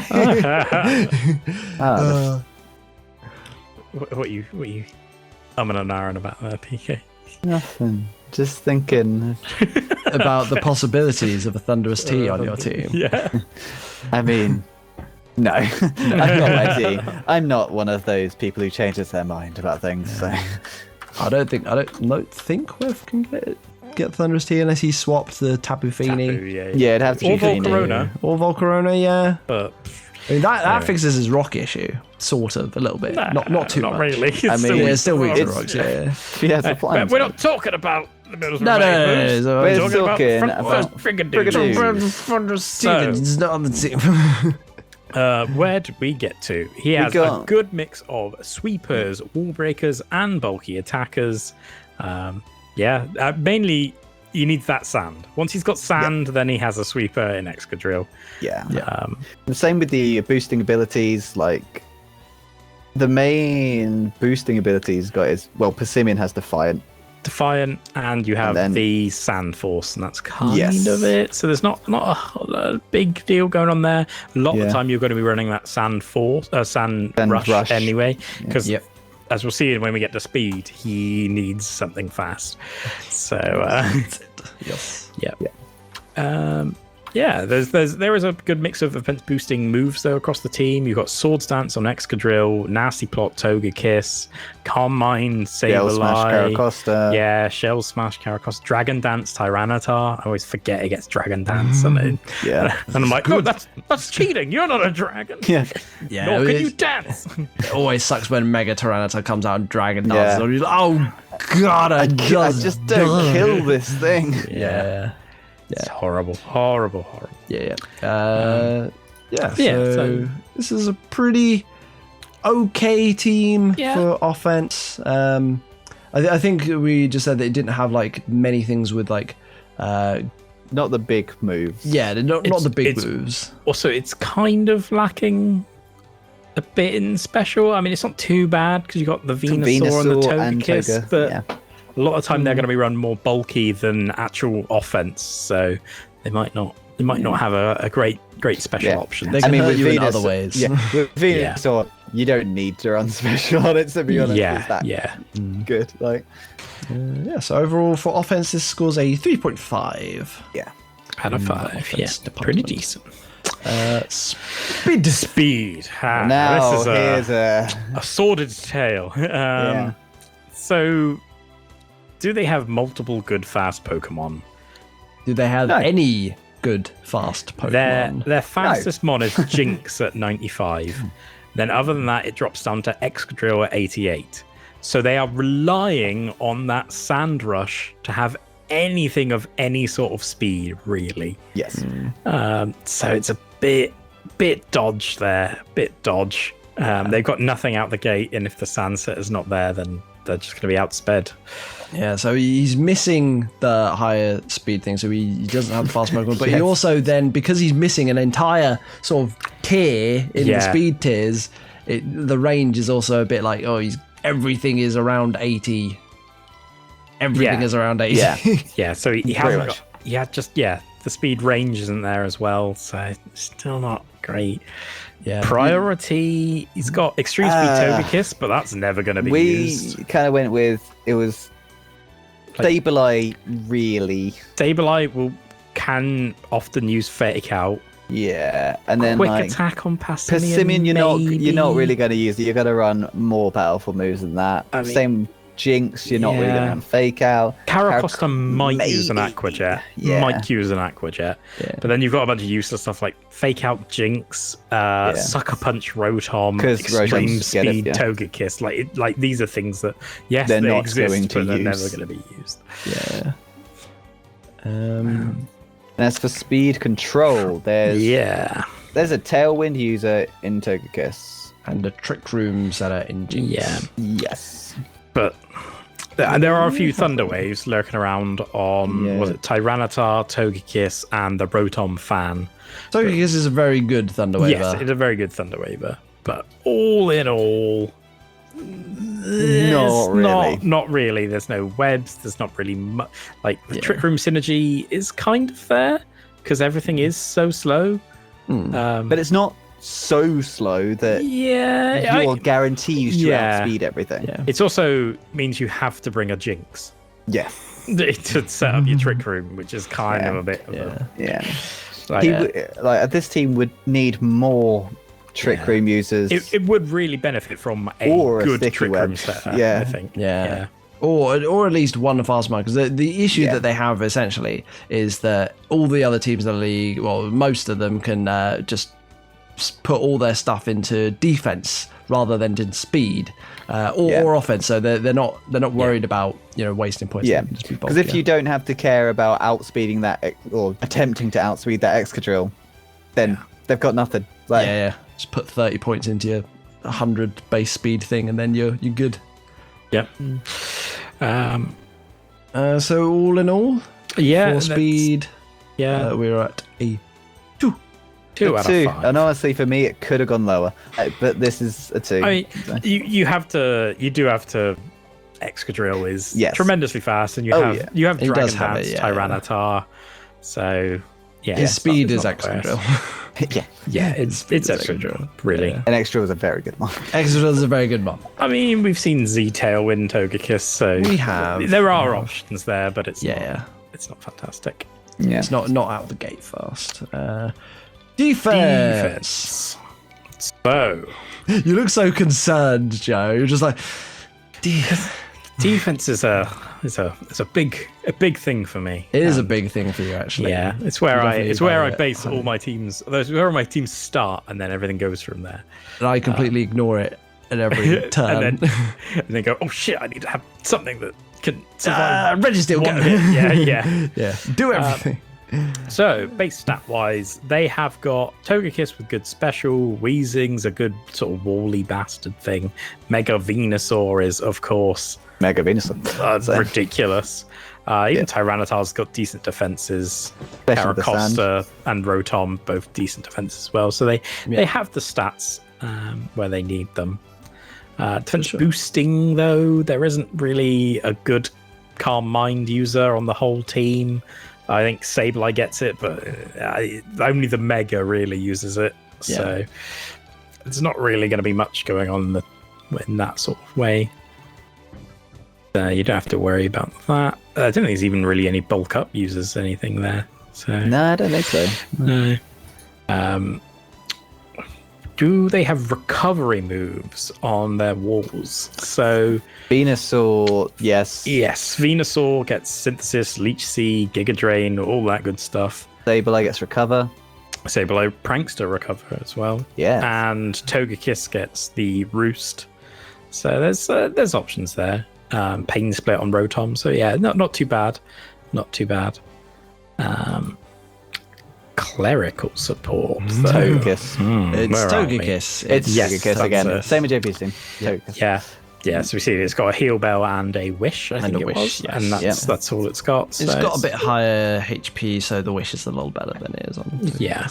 But you see this Togekiss is now having to tick a lot of boxes because it's both their Special Ball, their Speed Control, their Thunder Wave, their Cleric, their Defogger.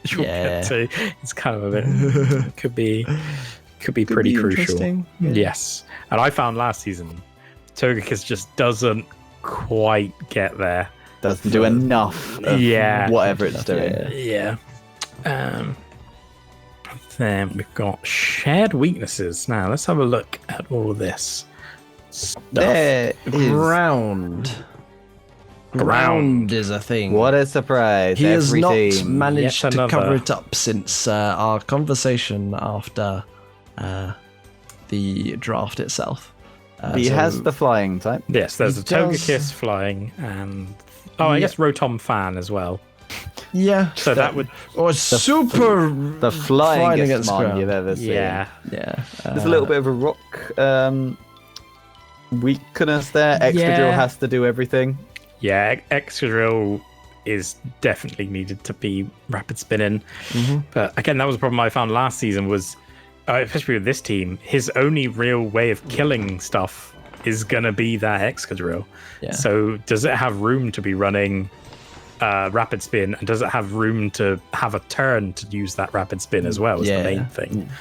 This is still nerfed rapid spin. It's not Gen 8 rapid spin. Yeah, So. it was Gen 8 rapid spin. Ooh wee. Oh, that's a move. Well, Extra was pretty good in Gen 8. So. Yeah. But other than that, they're not too bad. It's just sort of a bit of a rock and bit of a ground problem. Everything else is sort of covered okay. Yeah. Yeah, not too bad. Yeah, maybe ice, maybe. But yeah.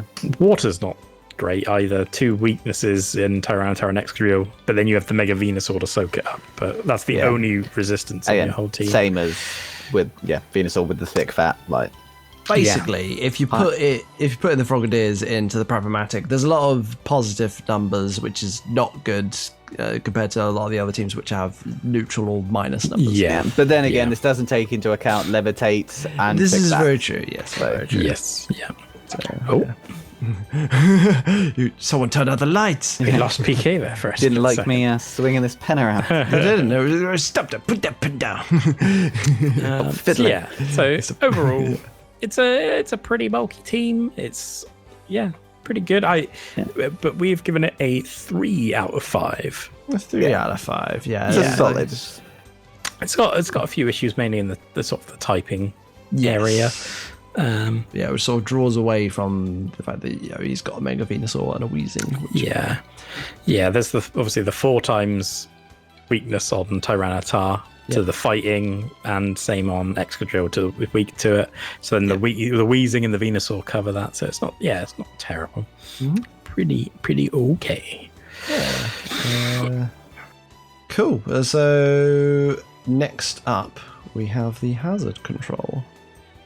And hazard control, do they have the stealth rocks? They do have a few things with some rocks. Excadrill, Tyranitar, and Caracosta, all pretty decent stealth rockers. Yeah. Although this Excadrill now having to set the rocks as well as get rid of the rocks. Yes, it's a bit tricky. Annoying. Removal options. Yes, there is rapid spin on that Excadrill, so he kind of gets the point there. Yeah, and the Togekiss is there as well. Yeah, both the Togekiss and the Rotom Fan get the defog, but both obviously are weak to it, so don't really want to come in and get rid of it too much. So Yeah. So like he does have other ways to set and remove hazards. It's not super extensive. yes, It's not He's got some super great, toxic but he spikes does have there. a bit. yeah, he's not 100% reliant on say one mon like we saw in some other teams, and we'll see in more teams to come. So overall we've given this team a 3 out of 5 for hazards. Yeah, it's pretty good. It's pretty middling. good. You got Yeah. options. You got options. By no means spin bad. blocker in the Sableye and a grounded poison type in Venusaur. So pretty solid. Good. Flexibility. Is this a flexible team? Not really. Ish. It's pretty good. Yeah. Pretty good. He's got a lot of mons that can do a few different things. Like generally, you expect them to do certain It's going things. to be extended versions of the same thing, really. Well, Like they've got Togekiss is the mon that's most likely to be different. I would say. Yeah, because it's got a lot of jobs it's got to do, but they have the sand team, obviously, with the Excadrill and the Tyranitar, but they have a lot of status spreading. Because you've got Togekiss Thunder Waving and obviously Toxicking Sableye, Will-O-Wisping, toxic spikes as well. Yeah, Wheezing Toxic Spikes, Venusaur, Toxicking and stuff. Leech Seeding. Yeah. Mm-hmm. Rotom, Will-O-Wisping and everything. So yeah, it's all in all, there's a lot of status flying around that could be a pain to try and get through. So yeah, that's enough sort of flexibility going on. Yeah, both team-wise and mon-wise. There's a bit. Yeah, there's some stuff going on. It's not too bad. Yeah, for sure. They're not limited by special or physical splits. Like they've got a mixture. Same with item choice. So. Yeah, I think maybe they're a little bit more physically orientated, but they do have enough options with things like the Togekiss, the Jinx, the Mega Rotom, Venusaur can Mega be Venusaur. So Mega Venusaur is okay good enough. It doesn't need to invest in special to be good, especially. So yeah. So yeah, they're kind of okay in that. Not limited by item choice, really. Things can sort of run what they want. I mean, Rotom fan's going to have to bring the red balloon every time. So. Yeah, Excadrill also going to bring the air balloon as well. Or the focus sash, so it can do one of the things it needs to do. Yeah, if you check the Discord, you would see there are many pictures of air balloons. They're so good. They're so cute. I love it. Very funny. So yeah, for flexibility, we have given it a 3. Mm-hmm. Yeah, 3 out of 5. Pretty good. A few 3s knocking about. How we will notice that it is a little bit on the low side overall. We've got a 14.5 out of 25, which is 58%. We won't spoil how it ranks compared to everything else, but it is the lowest so far.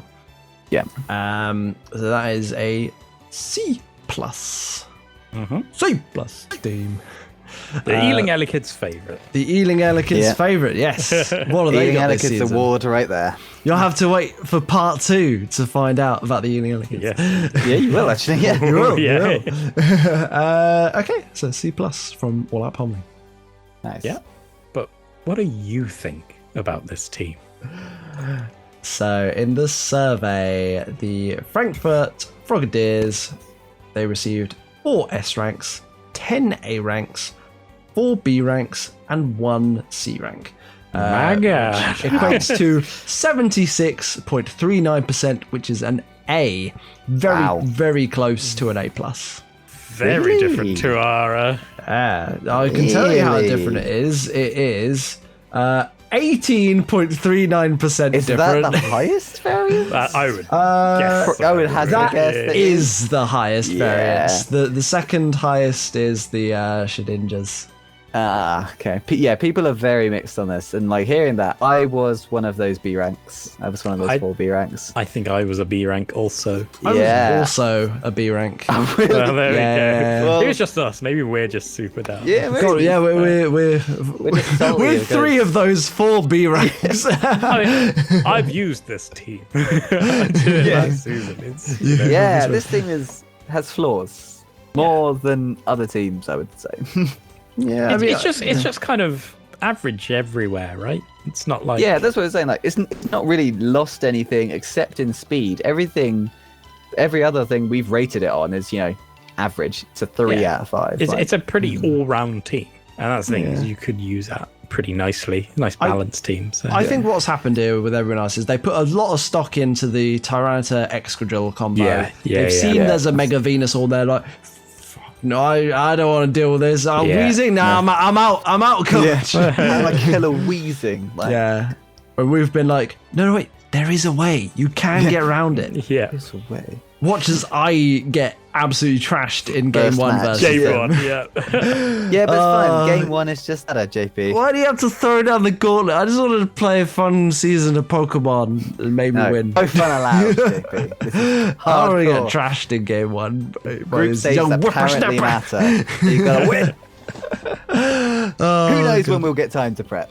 Matches are in a day. Who knows? Yeah, no, we've got a lot more Aalysahs to cover. Games start hashtag soon. The all-out pummeling, both games and probably first episode of the season might be a little, on the later end. On the later end, Yeah. apologies. We're trying. Yeah. We're trying. We cut down 2 weeks into like 2 days. You guys have said in the survey you didn't want the quick and fast one, so we're giving you. We're giving it up. Yeah, exactly. Give it the Raw and detailed Wrigley. Actually, no. I tell a lie. You guys wanted a short and concise video where we have chats about things in detail and at length, with some crazy JP ideas thrown in. So I'm sorry. People know what they want. You got season 5 plus. I know how Out of League feel with their survey. So you want this and this, and all completely different. Yeah, it's just like, yeah, they're all idiots. Told you. The other day, The people will get what they're given. We do what we want. Screw you and whatever you want. People who watch this show. not screw you, not screw you. We'll do what you want. We hope you like it. I was slightly more harsh in this as you. Yeah. This is a theme with PK. He's like, fuck everyone disagrees with me. Yeah, pretty much.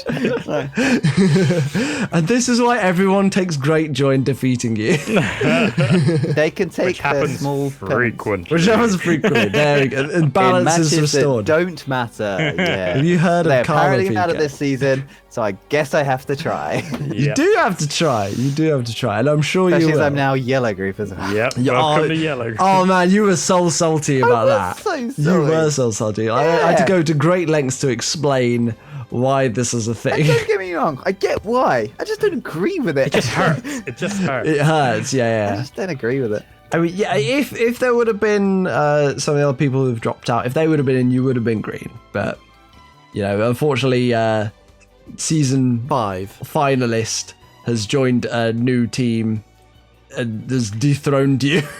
Yeah. It's a little bit. Knocked you down. Yeah. But- anyway, enough about Pico. We've got to talk about I'm him going to later. get to me this episode. It's time So for- fuck me. Like, Because we need some more me time. I'm not in this episode. Time for the Kingswood Kabutops. The Kingswood Kabutops. Or why Kingswood. does anyone be around me? Yeah, I know. please do. Me and Becky have frequent conversations about this. The most longest suffering. Oh, my oldest friend and my long-term girlfriend. Fuck. Because my longest friend and my closest ally. Right.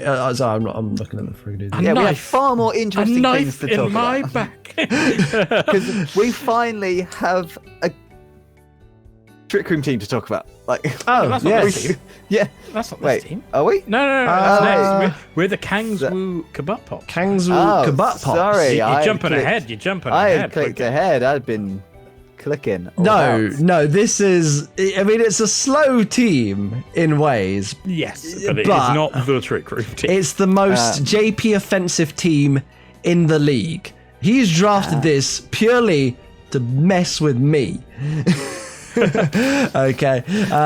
Delusions I mean- of grandeur much there? Yeah, like, persecution complex. Like, He was like, what's this JP? I'm lobbying for Pukamuka going up, bro. Well, fuck this guy, I'm going to steal his Arcanine.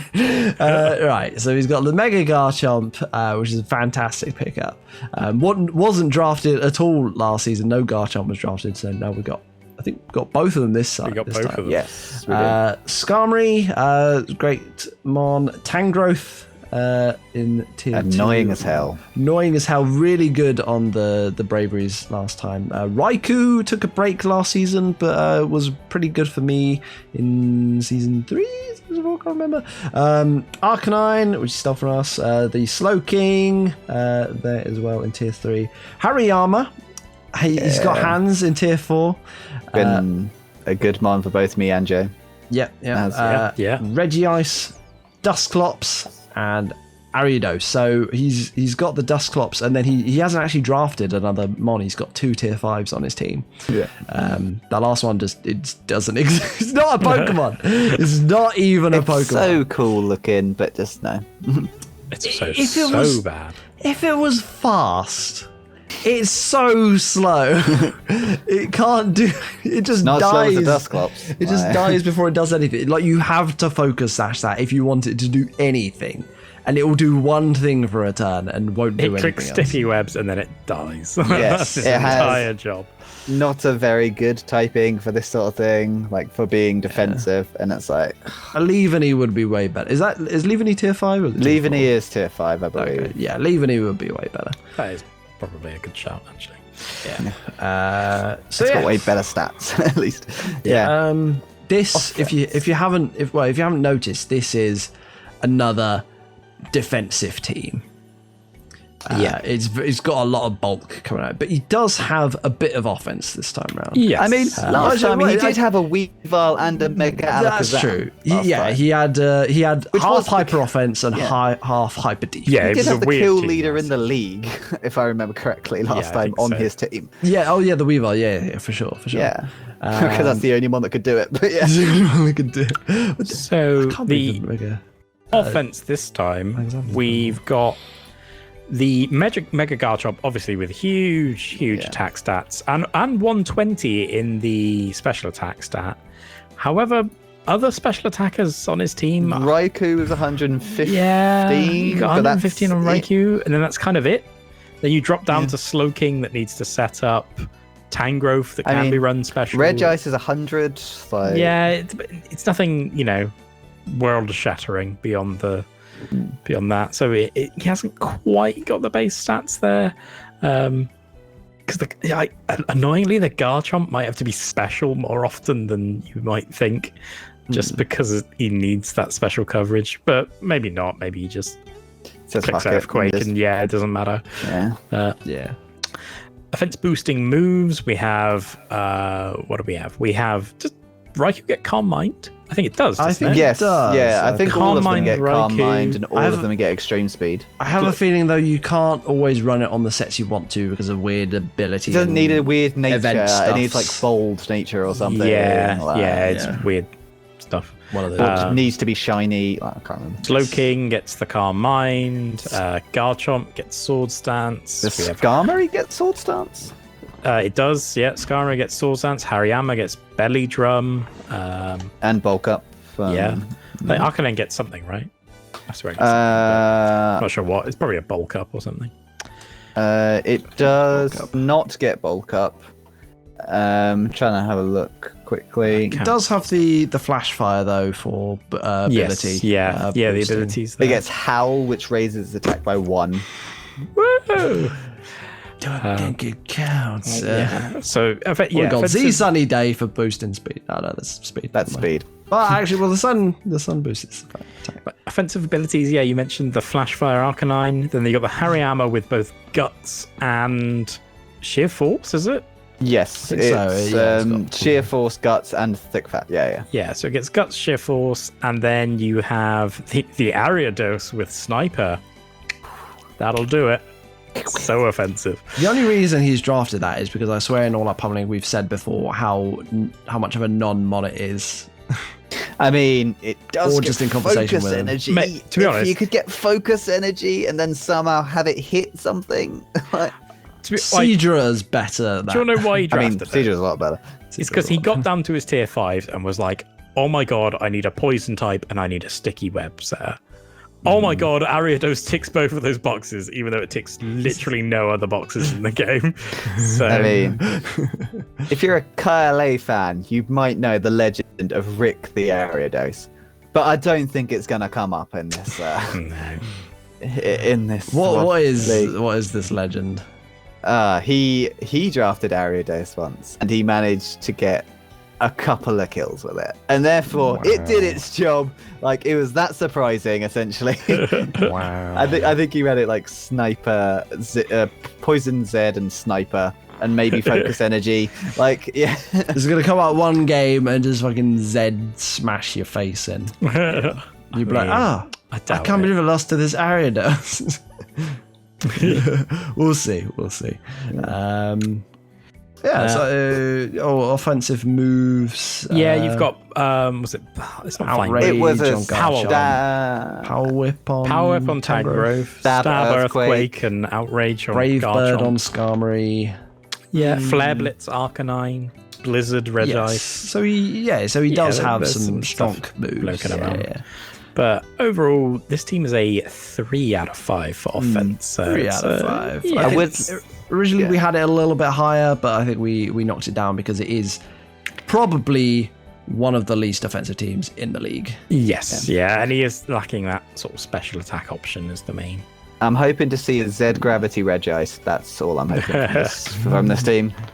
Yeah, for sure. You can have the Z All Out Pummeling Regice versus the Z All Out Pummeling Mr. Mime. Yeah. Run that back. Amazing. Speed. Then. You can probably tell from looking at this team, it is not that fast. He's got a Garchomp that actually lowers its speed when it megas. Yeah. Yes. Then Raikou at 115. That's it.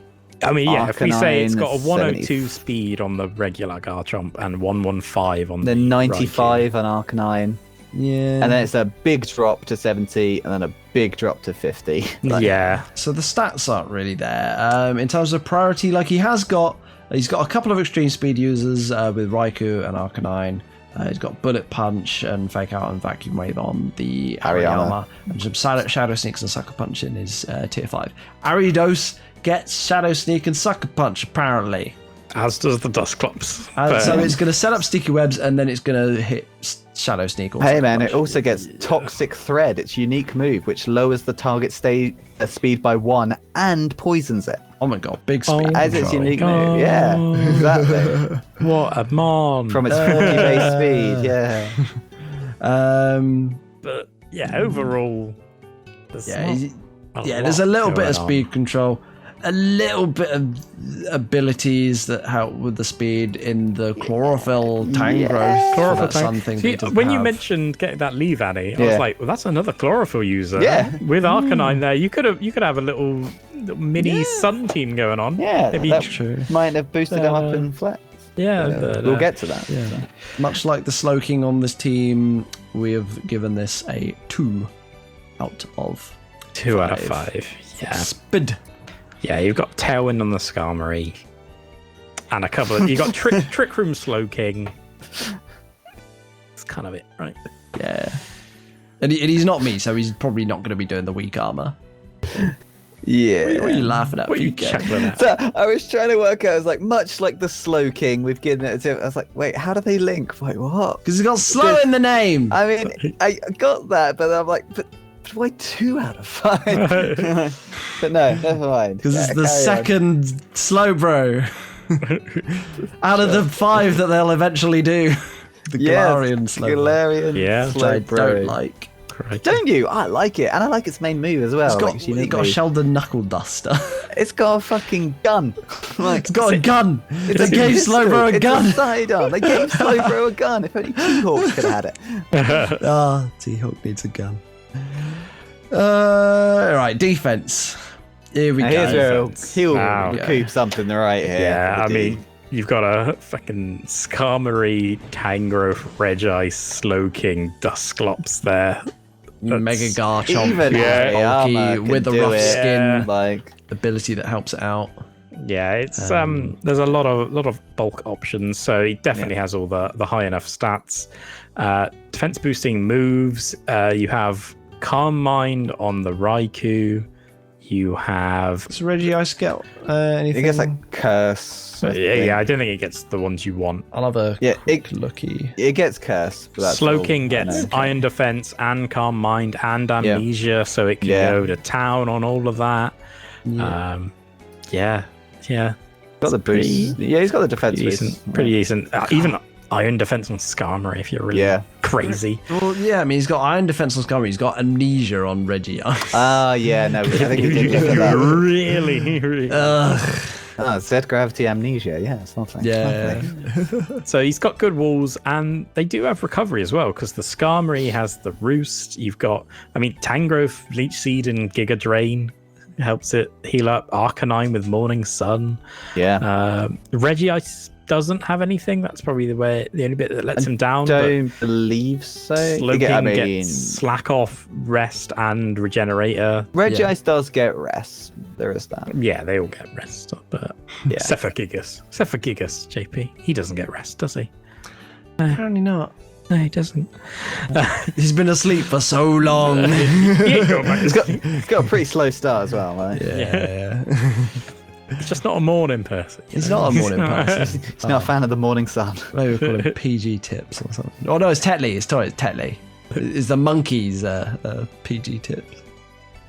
No idea. Advert. The adverts. There was an Yeah. old advert Yeah. with a monkey. With Johnny Vegas. Johnny Vegas. Johnny yeah. Vegas But there and was the monkey. Yeah. There was one many years ago with actual monkeys, but we're Yes, not about yeah, that we life have, anymore. yeah. So, you know. And Tetley, it's got the guys who get up in the morning and with the like the white hats, the stripy Yeah. pajama. Yeah. It's gonna be a lovely day okay. tonight. Lovely day. Lovely day. Anyway, they and they've got their weaknesses pretty covered as well. Yeah, the weaknesses are pretty well covered about the place. There actually are a few positive numbers, but swapping around, it's not too bad. Looking at it. Yeah. Maybe ground, but then that's about it. Maybe ground, maybe rock, like every team in the league. Did we cover the recovery moves on the walls? Yeah, we did. Yeah, that's all good. It's literally the only thing that dragged them down is their lack of a cleric. There's no clerical support there, I think, at all. Again, like the best probably like you're going to get is anything. Hitting this. No, I don't think so. The best you're probably going to get is hitting this team with a dragon type move, because they don't have a fairy and they only have one resistance. But no. Then wish. again, that's it. Yeah. No Smiles in crew and black. Yeah. Smiles and Kieran Black. Smiles and Haxorus. Smiles and Dragonite. I mean, yeah, well, it is a tier 1 dragon I'll compared take to it. my tier 3 dragon. It is weaker than your tier 3 dragon, but hey, that's not... And your tier 1 dragon. But it's fine. Anyway. It can safely drag it. This is a pretty good defensive team. Yes, yes, it is. So we have given it a 4 out of 5 for A defense. 4 out of 5. Yeah. I mean, if it had any sort of clerical presence, it would go up to a 4.5. If it had a good cleric, then it'd be a 5. Yeah. Which brings us on to hazard control. Dun, dun, dun. So they've got a Skarmory and a Mega Garchomp for rock setters, which are pretty darn good rock setters. So they definitely tick that box. As far as additional hazards, they have sticky webs and toxic spikes on Ariados. And spikes on the Skarmory. Oh yes, spikes on the Skarmory. So they get a bit of point because there are options there, but most of them are on a terrible tier 5. So it's not too bad. As for removal, however, something JP has found out before and had this on his team before, they have a singular defogger and it's Skarmory. And Skarmory has to do everything in terms of getting rid of stuff on this team. Yeah, I have a feeling Crispy and Marion will probably be sticking to the traditional Skarmory sets without deviating too far into the weak armor pool of piss. I think it's going to have to be in control of the hazards for them because it's pretty much the only one that can do it. But it is possibly the best mon in the game at doing it. So. Yes. Yeah, for and it is sure. neutral to the rocks it's trying to remove and can roost up. It'll be fine. I think it's only really challenged by Empoleon. Yeah, I mean, it's got the sturdy that helps it. So overall, this team is a 2.5 out of 5 for hazard control. Yeah. Thoroughly in the middle. Yeah. Would have been a 5 out of 10. Slightly below average. And finally, flexibility. Is this team capable of doing some other stuff? And I would say yes. Crispy does tend to have a habit of drafting tanky teams that can actually do a lot of different things. Yes. Yeah. I mean, like There's the mini sun. There's a mini sun synergy going on. There's definitely a trick room plan that could happen with Slowking and Dustclop as setters, and then you Dustclop. Dustcloppers. He's gonna clop you. But how heavy is it? I mean, the ghost Let's type, find out. It's another round.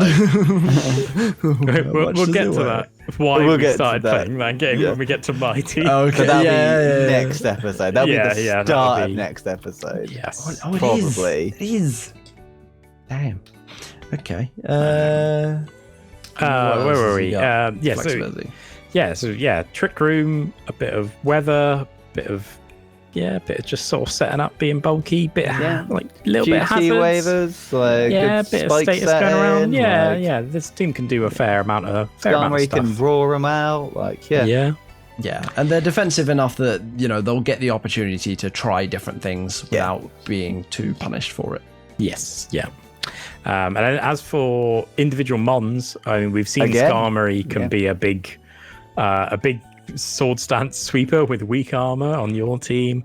Tangrowth can be run really bulky. It can be run physical. It can be run special. Garchomp can be mega or not, and either be way more defensive, Rocky Helmet, rough skin, or just pure offense. Garchomp, one of the even best megas for versatility. Yeah, even special if you need it to be. Yeah. Arcanine can be both physical and special. Could be utility or just a choice band Flare Blitzer. Yeah. Hariyama again can be bulky, or just hitting. Slowking, you don't know if it's just going to come in and tank a hit and then piss off with a regenerator, or if it's going to come in, use Iron Defense and Calm Mind and ruin your whole day. So, and there's an Ariados. And then there's an Ariados. So yeah. Dusclops can kill you now or kill you later if you hit it with a Destiny Bond, or if you sit there and Will-O-Wisp and Pain Split. An infestation. Yes. Yes. Infestation. Does Tangrowth get infestation? Yes, it does. Oh no! Yes. He's got two things. He might. Ariados might have it as well. I think Ariados does get it. Oh my god! He's got an infestation team. I'm a man who prides myself bag. on knowing who has infestation and who doesn't have infestation. Jesus. Okay. Oh yes. Garbodor gets it, but Yeah, so they can do some different stuff. In terms of weaknesses, they do have that issue with a few shared weaknesses going about. They're going to have to try and plug up. Especially and physically orientated, they're fine. They've got Skarmory, which is more physical. Tangrowth physical, right? Arcanine physical, more physical, but then the rest are kind of a bit more special. So Regice is special. Garchomp can do both, but is more physical. Tangrowth does both offensively, but only is physically defensive. Because he does like Giga Drain and stuff like that. Slowking special. Dusclops annoying. Just nightshading mainly. Ariados doesn't have a stat, and Raikou special is really good special. So slightly more physically orientated, but still can do both. Yeah, and it's got good walls on both sides. Not really limited by their item choice as well. I mean, Eviolite on Dusclops. They've got an Eviolite user, but the thing is, they don't even need to have a Mega Stone on their Mega. Exactly. Makes up for that. Adds that point. Yeah. So this is a 4 out of 5 for flexibility. Well, the Kingswood Kabutops, pretty flexible team. Yes, they've done good. The defensive flexible team, right? Yes, it's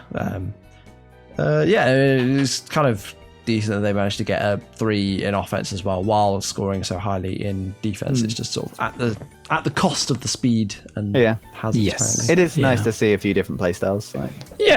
For sure. So that totals up to 15.5 out of 25, which is 62%, which gets to a B-. There we go. Yeah, B- from the All Out Pummeling crew. I mean, that's what we think, but what do you think?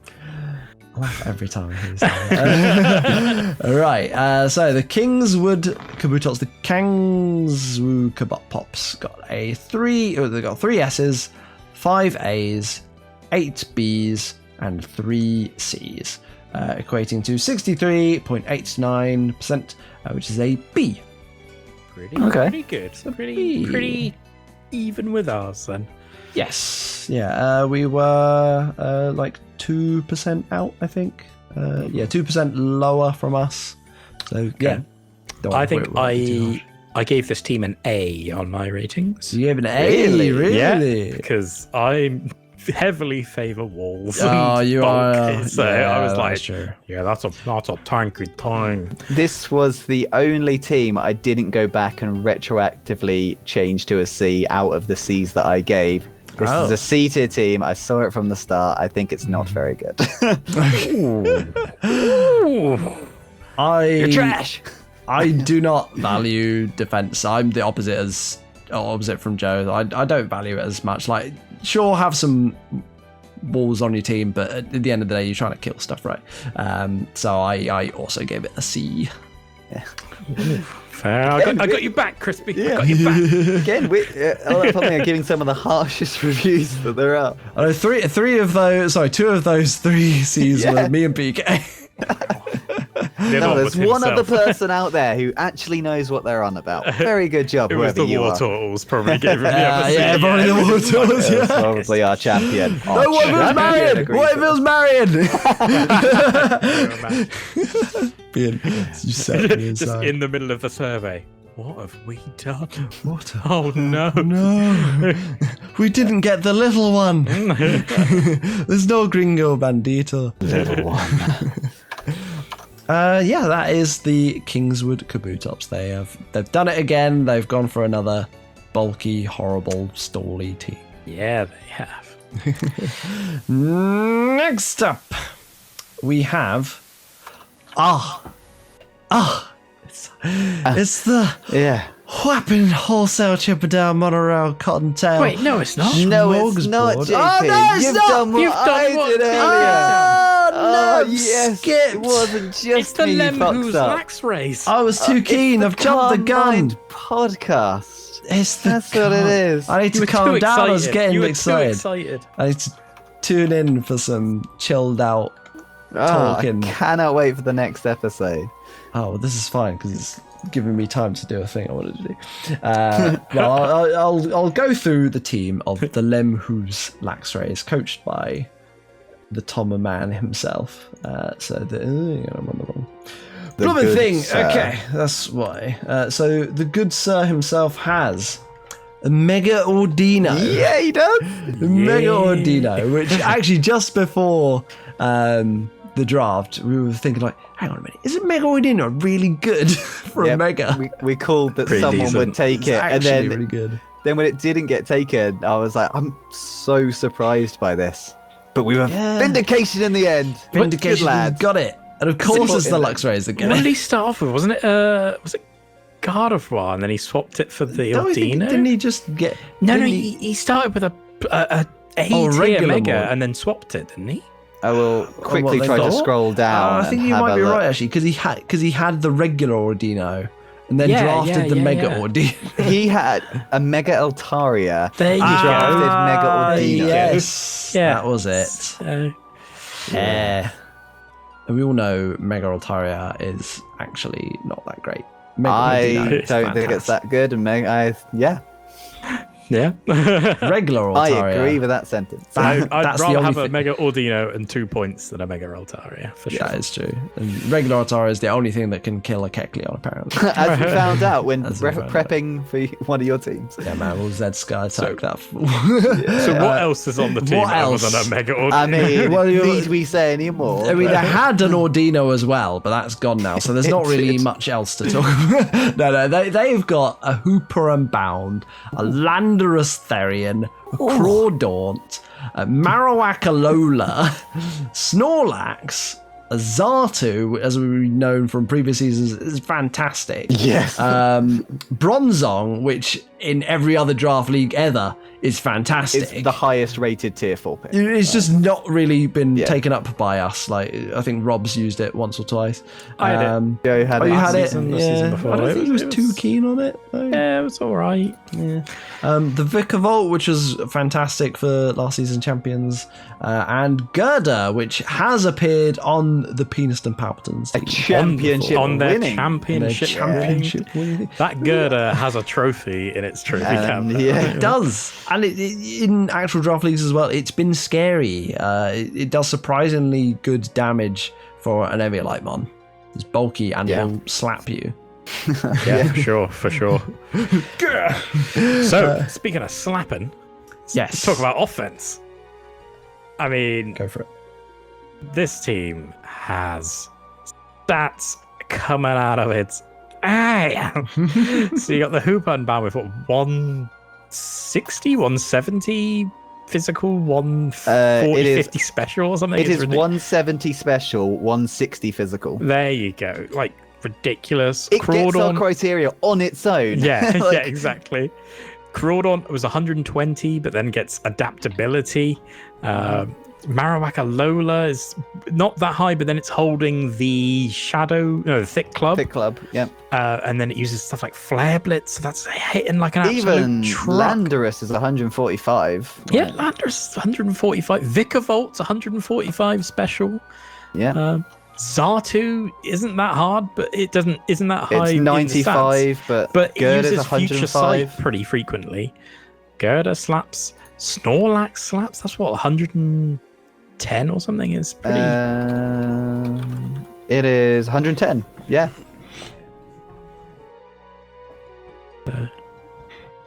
Yeah.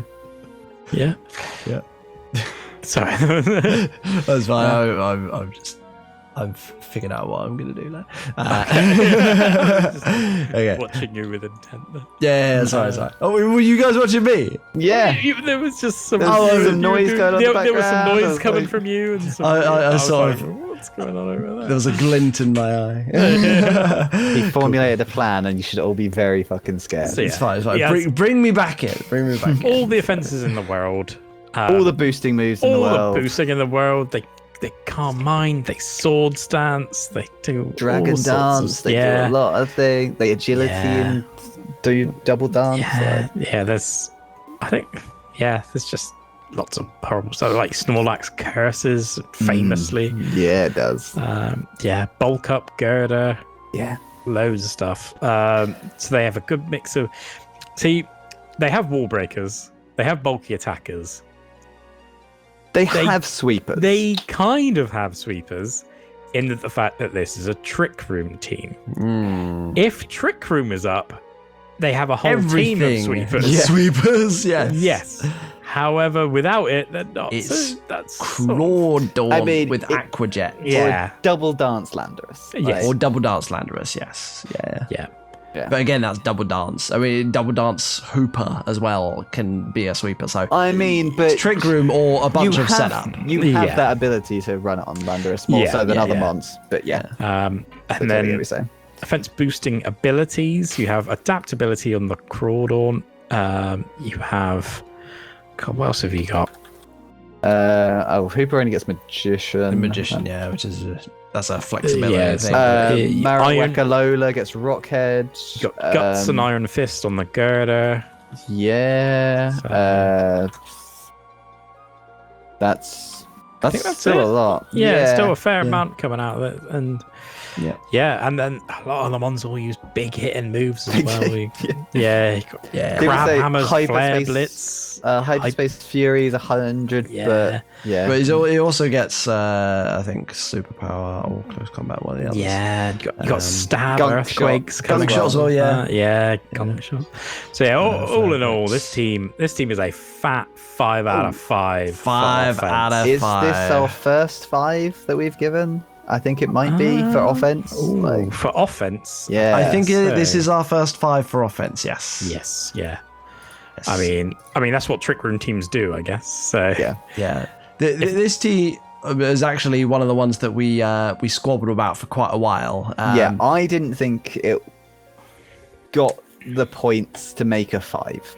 It's definitely at least a 4.5, and then we were like, I'm an R-ing. Can I go up? It was a 4 originally, and I was like, there's no way that this is the same as one of the teams that we'll get to later on that was also a 4. We actually up changing both of them, didn't we? Yeah, we ended up changing both of them, one of them up and one of them down. We decided to reevaluate our offense rating to be slightly more stringent.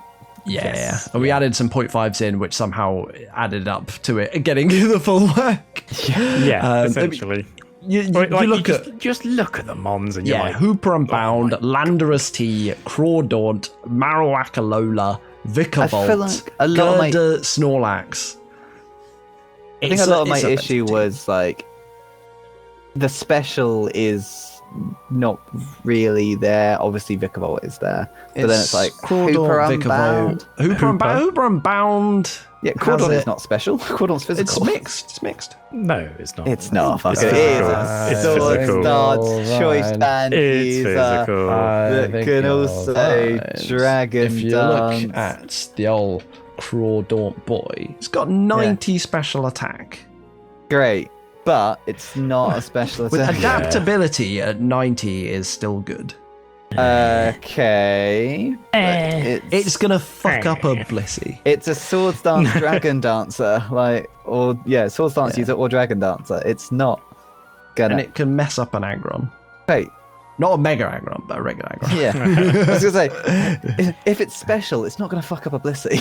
Like, it has to be physical for that. Yeah, but that's the thing. It can do both, so it's not particularly worth it. Okay. Anyway, this is not flexibility talk. This is offense talk. Offense. Tell you what, it can't kill. It can't kill a Ferrothor. That's what it can't kill. Offense, 5 out of 5. Speed, Yes. however. I mean, it's a trick room team. It's going to fall down in one area in particular, and that Base area speed, is not very speed. good. Ranges, not very good. Priority moves, It has a Not bad. couple. It's got It will it has use it. got Aquajet, Aquajet, on Crawdaunt. Crawdaunt, and Mac Punch Girder. Everything else is not going to be used. Are you ready for the sucker punch on that Zartu? Zatu. Oh, yeah, Zatu great. Sucker Punch, You quick ready? attack. Oh my Yeah. god. my OMG. As if he needs more physical attack. Oh, actually, that was the other high power move. It was the Future Future Sight on Sight, the yeah. Zartu. Yeah. God, I hate Future Sight because I don't get it. I don't understand it. You just use it Right. against Brenda, and it's like, what got- do I yeah. do? It got used against me, and I'm like, what? I don't get it. You got to time your wishes carefully, boy. Yeah, and then I've got to work out that I've switched, and I forget that it's there, and it's like, oh, Yeah. fuck this move. Like, to make me think. Pokemon is about thinking, stop hitting. So, yeah, they don't really have much priority to speak of. What they do have is really good speed control in that they have a bunch of Trick Room setters. They have Bronzong, Zartu, Hooper Unbound, and Mega Ordino, all very good Trick Room setters. And obviously that's the whole game of the team. So, definitely gets a point in that category.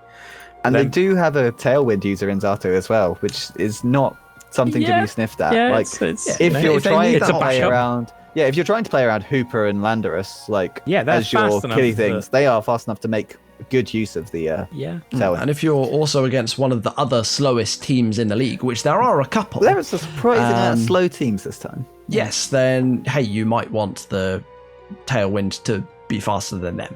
Mhm.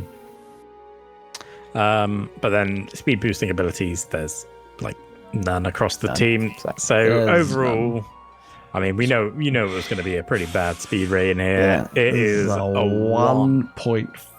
Is it 1 or 1.5? 1.5 1.5. 1.5. Yeah. out of 5. Yes, we gave it like half a point for the priority. That's because it's good priority. Yeah. Oh. Yeah. I mean, what do you expect? I mean, it's a speed Yeah. room team. Speed control priority. Everything else is not there. Yeah.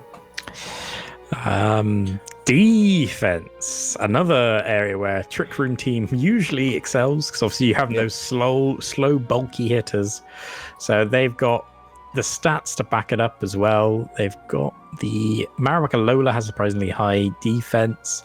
You've got the Mega Ordino, which is going to be tanky as anything. 126 on both. Landorus T, okay defenses, and with the Intimidate makes it high. Bronzong, really defensive. Snorlax, a huge special. Girder is really bulky with Eviolite. So they have the big stats there.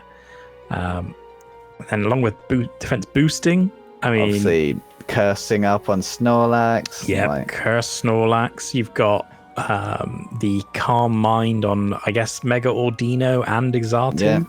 yeah. Yeah. So they're going to be doing that. And Speaking of the Mega Ordino, it's recovery on one of their Wally things, and it's also probably the best cleric in the game, unless you're thinking of Clefable, maybe. Or a Licky. yeah, like Florges, like those are like the ones Yeah, that come yeah. to mind. But it's fantastic Exactly. at that. It is Like, fantastic. It is a Great clerical defensive support. pivot, like a very good cleric. Like. Yeah. Yeah. So we've got Roost on Zartu. You've got soft-boiled and Wish on Megaordino. Maybe it doesn't get soft-boiled, actually. It doesn't get Wish. soft-boiled, but it does get Wish. Wish, yeah. Wish, Heal Bell, that's its main jazz. Yeah. So you can keep things healthy. It also gets rest. Amnesia as well, if you want to do that. Good lord. And Regenerator. So, you know. Even Drain Punch on Girder. Yeah. Drain Punch and Bulk Up as well, make it even tankier. So. Is that the same? Does Hooper also, like, if it's going to be Drain Punching as well? Hooper Unbound? Does it get Drain Punch? I don't know. JP? Person who used it last season? Hooper Unbound does get Drain Punch, yes. Okay. Yes. Fair enough. With a respectable special defense stat, like. He's kind of got healing up the wazoo. And actually something that we haven't mentioned on the other teams that has kind of applied is Intimidate. It does count towards defense in a way because it lowers their attacks. So we factor that in with the stats and other sort of abilities like Fur Coat, Fluffy, Filter, things like that factor into the defenses. So the only thing that this falls down on defense is weaknesses, and it's not even that bad. Like Rock is a mild issue just because everything on the higher tiers are all neutral, and there are a few weak things. So I have a neutral weak. The only resistances are the Bronzong and the Girder, and they're right down the bottom in tiers. So yes, obviously you do have them can get rid of the hazards either. Yeah, like Fairy again is the thing that could be a weakness for the top powers. Yeah, it's only the Marowak Alola that resists. And Bronzong also resists, but yeah. Other than that, there's a lot of weaknesses. So essentially they've got a lot of things that are neutral or weak, and then there's a couple of 4 times weaknesses floating about as well. Yeah, they have. Yeah. Yeah, they can cover it. There's an obvious bug one. There's an obvious ice one. And then flying also hits them neutrally for pretty much everything. It's just going to have a tie on it. Could be a bit tricky. I think they can definitely play around it with this team. And they've got the health pools and the defenses to not worry too much about it. But with that little flaw, that brings it to a 4 out of 5 for defense. 4 out of 5. Pretty damn good. Yeah. Pretty damn good. And I guess it has to be for Trick-Room. Yeah. You have to take those hits. Hazard control. Ground control. An incredibly good stealth rocker in Landorus T. Landorus T and Bronzong is a very good stealth rocker. Marowak Alola, not as good. No, it can do it. But it can do it, yes. So he certainly has rocks. Certainly has rocks, but he has no webs, no spikes, no toxic spikes. So that's... We can't. Did we give him the point for? No, we did not. No, I would have argued half a point for additional because he has got some good rocks and he's got multiple mons that can do it. Oh no, this is the one we did bump this up. It was because remember the bit at the bottom we put in the extra point PK. Yeah. Oh yes. Yeah. So we did bump this up. Oh, yeah, you need to add it on the thing. We just put it in different thingies. Yeah, it got bumped up, but not for that really. Yeah, sorry. So it got put somewhere else. We agreed that this needed a little bit of bumping up. So, invisible points. It's all good. It's all good. Okay, that's fine. Then removal, we have Landorus is Landorus Defog. His Defogger mainly because that isn't weak to rocks. And you have Xatu with Magic Bounce and Defog. Yes. So the Magic Bounce helps. The Magic Bounce is very important. Yeah. If the rocks get up, then it's a bit of an issue for his team. So he does have removal. Not a billion options, but it's not bad. Yes. Yeah. So overall, a 3 out of 5 for your hazard control. 3 out of 5. Yeah. Pretty decent. Yeah. The Magic Bouncer might have to do quite a bit of work, but. Yeah. But at least he's got it. Yeah. And then flexibility. Flexibility. Now, it's a theme team. It is a theme team. It will need to do that theme and to not be one viable. of those flexible theme teams that you sometimes get. So he's got some flexible mons on there, like the Hooper Unbound. Actually, it's just the Hooper Unbound, isn't it? Snorlax can be very flexible. Snorlax, yeah. Snorlax. Gerda will have to be an Eviolite hitty thing. Yeah. Landorus, you can sort of say it's flexible. Obviously, it can be Yeah, you can double dance or just be bulky, intimidate, rocky helmet. Yeah. Crawdon apparently can be special. Well, yeah, So, yeah. Ordino could hitty just thing. calm mind up and wreck your face hit you rather with, than being a like- cleric. But everything else does one thing. Yeah, everything else is a trick room team, basically. Yeah. I'm not going to be too worried about a dazzling gleam sweep from Ordino. And because of that, we know that the trick room setters are going to have to come to every game, so that sort of reduces the flexibility. Yep. And we said he's limited by the item choice as well, because you're going to have to have Either like on Girder. Yeah, either like Girder and there must have been someone else. It was the Marowak Lola has to have the Yes, club. the Marowak Lola yeah. has to have the club. And To have the choice band or the choice scarf that they might want. yeah, a bit tricky there. Yeah. This would be a better team with Gen 8, I think, with more item choices. But yeah. Doubles. Where Well, Trick they, Room is godlike. At least they do have a nice split of physical and special attackers and defense across the team, so they're not lacking there. But overall, it's a theme team. It was never going to be that flexible. Like, it was never going to be that fast as a Trick Room team. Yeah. So the flexibility is a 2 out of 5. 2 out of 5 for flexibility. But then you make it up in your offense and defense. So you know, exactly. It's a wacky team. It's a good Trick Room team. Yeah, very good. It is a very good Trick Room team. So yeah, overall then this gets 15.5 out of 25, which is 62%, which is a B minus. Again, I think this comes back to what I said right. I've got a fan near me. I was sort of poking my finger at it like some sort of absolute idiot. Yes, thank you. I was just my finger. Just looking down at your groin as you It hit midnight as JP's phallus sunk into the rope. Spoilers, it's now midnight. So what we said at the start of it, where different play styles might not score as highly, but doesn't mean that they're not viable and can put in work. It's just they don't necessarily score that highly on the criteria, because it misses out on things like speed, and then because you're investing in stuff like the Trick Room, you might lose out on flexibility and maybe hazard. So that was a B minus from all that pummeling. But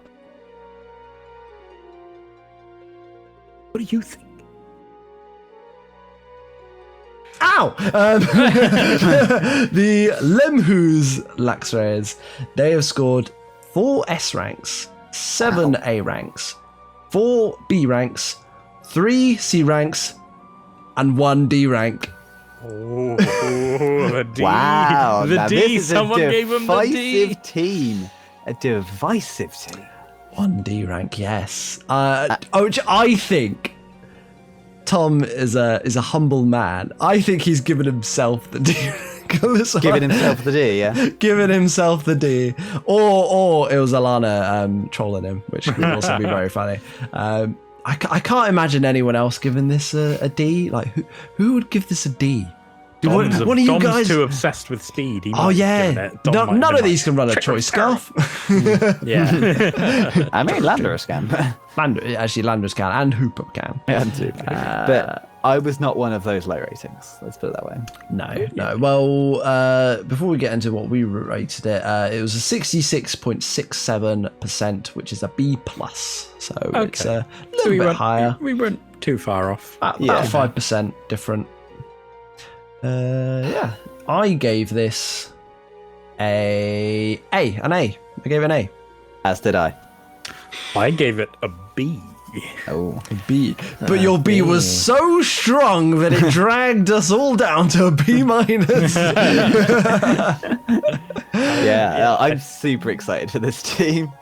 I'm really excited for this team as well. It's so interesting and a little bit wacky. It's a Trick Room team kind of done right there. Like, it's got the stats to, even if it does mess up, he's still going to be bulky enough and damaging enough to just smack you. Right? I always say Trick Room is never going to be good enough until you have a mon that sets it up as its ability when it gets sent out. That is true. Not in singles, for sure. It's you just get such a fleeting 3 turns of, oh my god, I have to try and do everything in these 3 turns, and it usually includes swapping out your Trick Room setter, so that's a turn wasted, and then you just have 2 turns to try and do whatever you can with. So, I mean, run or protect. Run or protect, and then you got 1 turn. Yeah, it doesn't really have any, true. None of his Trick Room setters get U-turn, I don't think. So, it's not like there's a Trick Room extender, like there is a terrain extender. It's just, it needs a light clay, it needs an terrain extender, it needs that sort of item, and it probably needs a setup as it switches in. And then it'll be a fantastic strategy, but as it is, it's very tricky. The reason why it's so good in Gen 8 is because in doubles, speed comes in as soon as it happens. So you can if you use the Trick Room right at the start, then all of your slow shit that would come after your Trick Room user then go next. So you set up Trick Room, and then all of your slow shit will then start killing the enemy or doing their setup or whatever. So if you have a fast Trick Room setter, then so like Indeedee is one of the new cat thing. It's a bit like a meow stick, but it's a butler. Psychic terrain. Psychic terrain user. Yeah. If you cross an Ordino with a meow stick, you get Indeedee, and it sets up psychic terrain and is a really good Trick Room mon. So you pair that with was it Hatterini? Yeah, the new Gardevoir like thing, and that's it's a cool super strong. Yeah, I can see that. Yeah. There's the item called Room Service or something like Service. that? Oh, does that increase Trick Room? It lowers the holder's speed in Trick Room by 1 stage. So it's a consumable hold item. So if Trick Room is used while Mon is holding this, then it lowers the speed by 1 stage. That's your Gen 8 service announcement. So you're getting you slowly ready for when we eventually learning, transition. Yeah. He loves his OU, so he's probably working on that next gen already. I know Ed was already working on it before. So that was the Limehouse.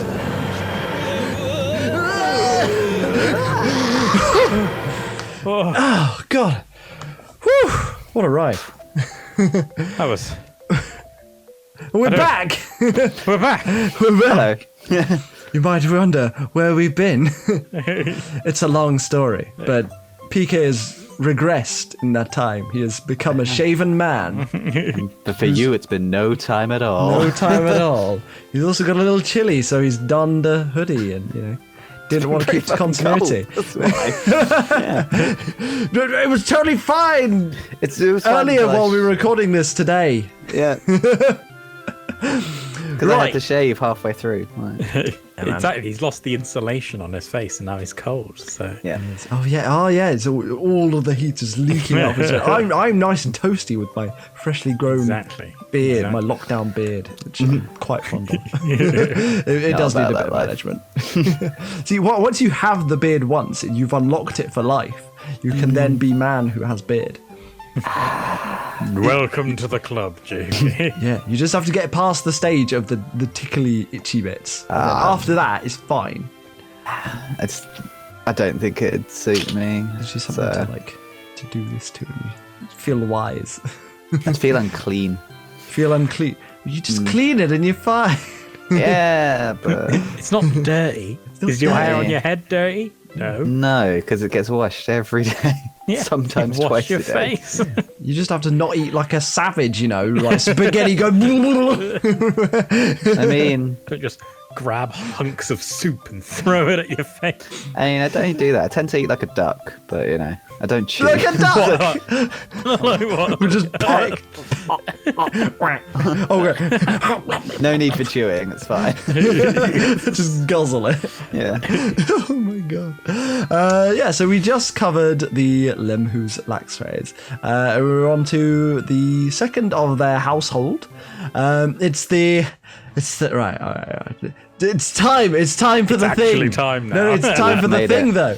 Right, it's the Wapping Wholesale Chippendale Monorail Cottontail, can read Braille, super frail, might have a little flail, Holy Grail, go to jail, Royal Mail, doing your nails, setting sail, time to tip the scale, slow as a snail.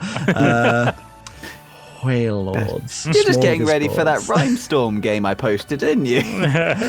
Maybe. Everyone should check that game out. Yeah, that does seem like it would be pretty fun. Yes, it's the Wapping Wailords, coached by Alana. Wapping Wailords, and they have drafted a Mega Diancie, a Tier 1 Rotomwash. That really puts me off of it being electric and a water type with all that purple going on the pitch. They have a Skizor in Tier 1 as well. The Komoo, is it Bob Gnarly or Bob Dylan? In Tier 2, Crocodile in Tier 3. God, they got a lot of low tiers, haven't they? Got a Tier 4 Blastoise, Frostlass Tier 4, Victory Bell, Slacking, and Pinsir in Tier 5. I mean, that happens when you have 2 Tier 1s. 2 Tier 1s forces everything else down. So. I know, but seeing a Tier 4 creeping in that top row. So the top 2 rows. That's true, actually. Yeah, cause it's the 2 Tier 1s and the A Tier Mega, isn't it? Yeah. Whew. Pretty spicy. But I have managed to get some cool stuff. I'm liking the Blastoise. Yeah. Did some work last season. Was returning it on her team last time? I believe so. Yeah. Oh yeah, it wasn't it? Because it was Optimus. Hopefully. How's that? Yeah. Optimus possibly. Optimus and something like that. Yeah. Some Dragon Tail shenanigans and yeah. So it's earned its spot on the top 2 rows. Yeah. Ray has, of course, identified that with how he's done the pictures. So it's quite an eclectic bunch. Shall we have a look at what makes it tick? Hop on in, see what we got. Yeah, so starting offense. off, the offense. Right. So, do they have things with some high stats? They got that Komoo. Yes, is the answer. Komoo, Crocodiles No Slouch, Mega Diancie. Mega Diancie was 150 on both. Slacking, and then even a both. Pinsir down there as well. So pretty So decent. they definitely do have some big numbers, which is what I like to see. Then, do they have any boosting moves? We've got Dragon Dance on Komoo, Bulk Belly Up Drum. Crocodile. Komoo as well.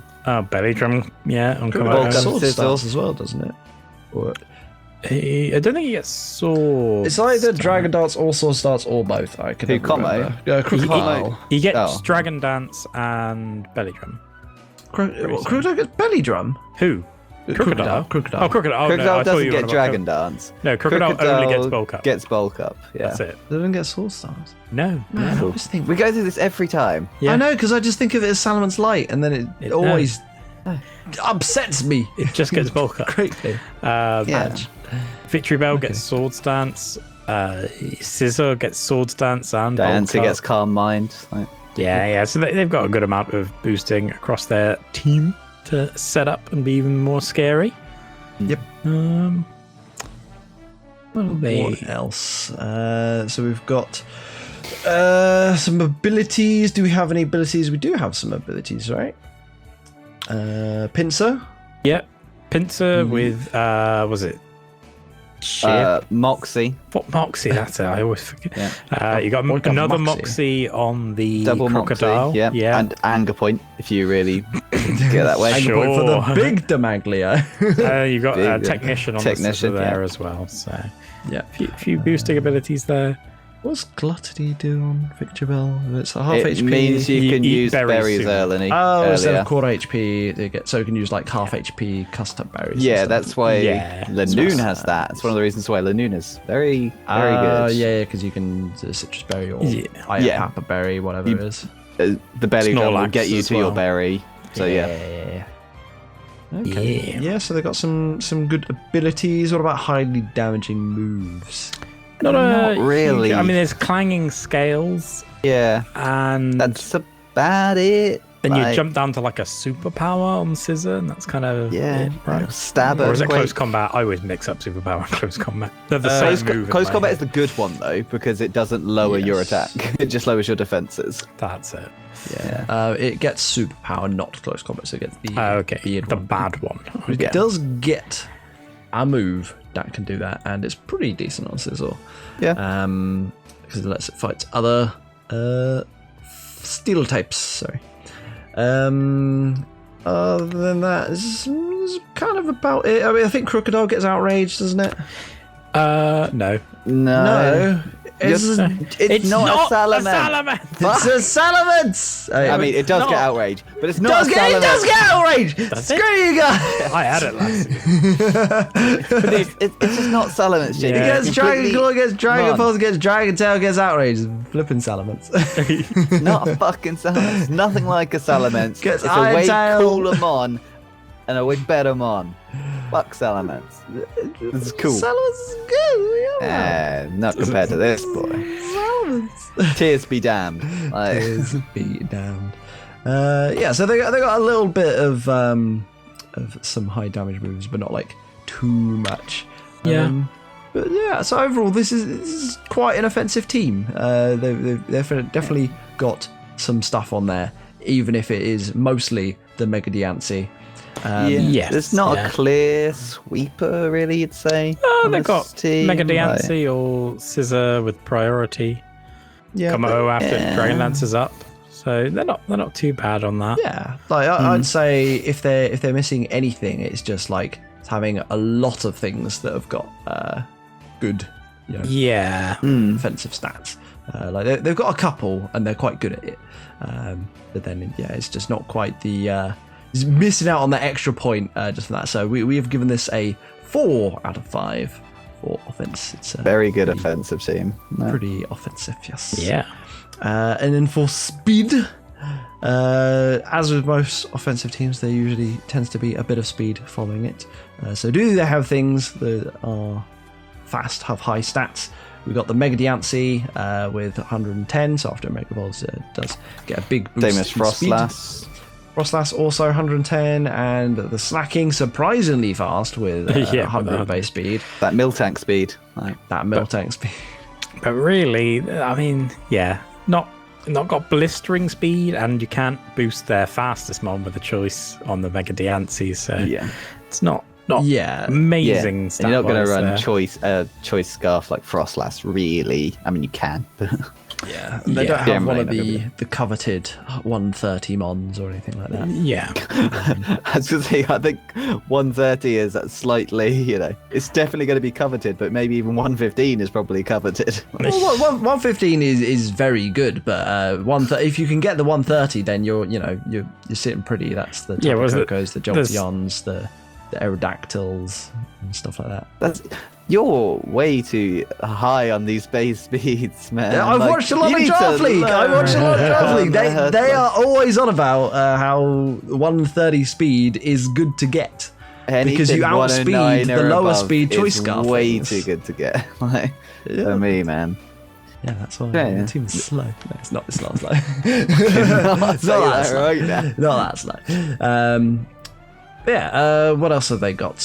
Speed. I kind of like their range. Like, they haven't got anything like in the super high tier, but they do have a couple of things on 110, and they've got a few things around sort of like 90, and they're separated Yeah, quite 90s, nicely. 80s, 70s, even then they're right down to 65 on the Scissor. So they're pretty well spread up through. Yeah, and the numbers themselves are quite nice because they'll just slightly outspeed a lot of things in that same tier. So you got like 92 on the Crocodile, outspeed the base 90s.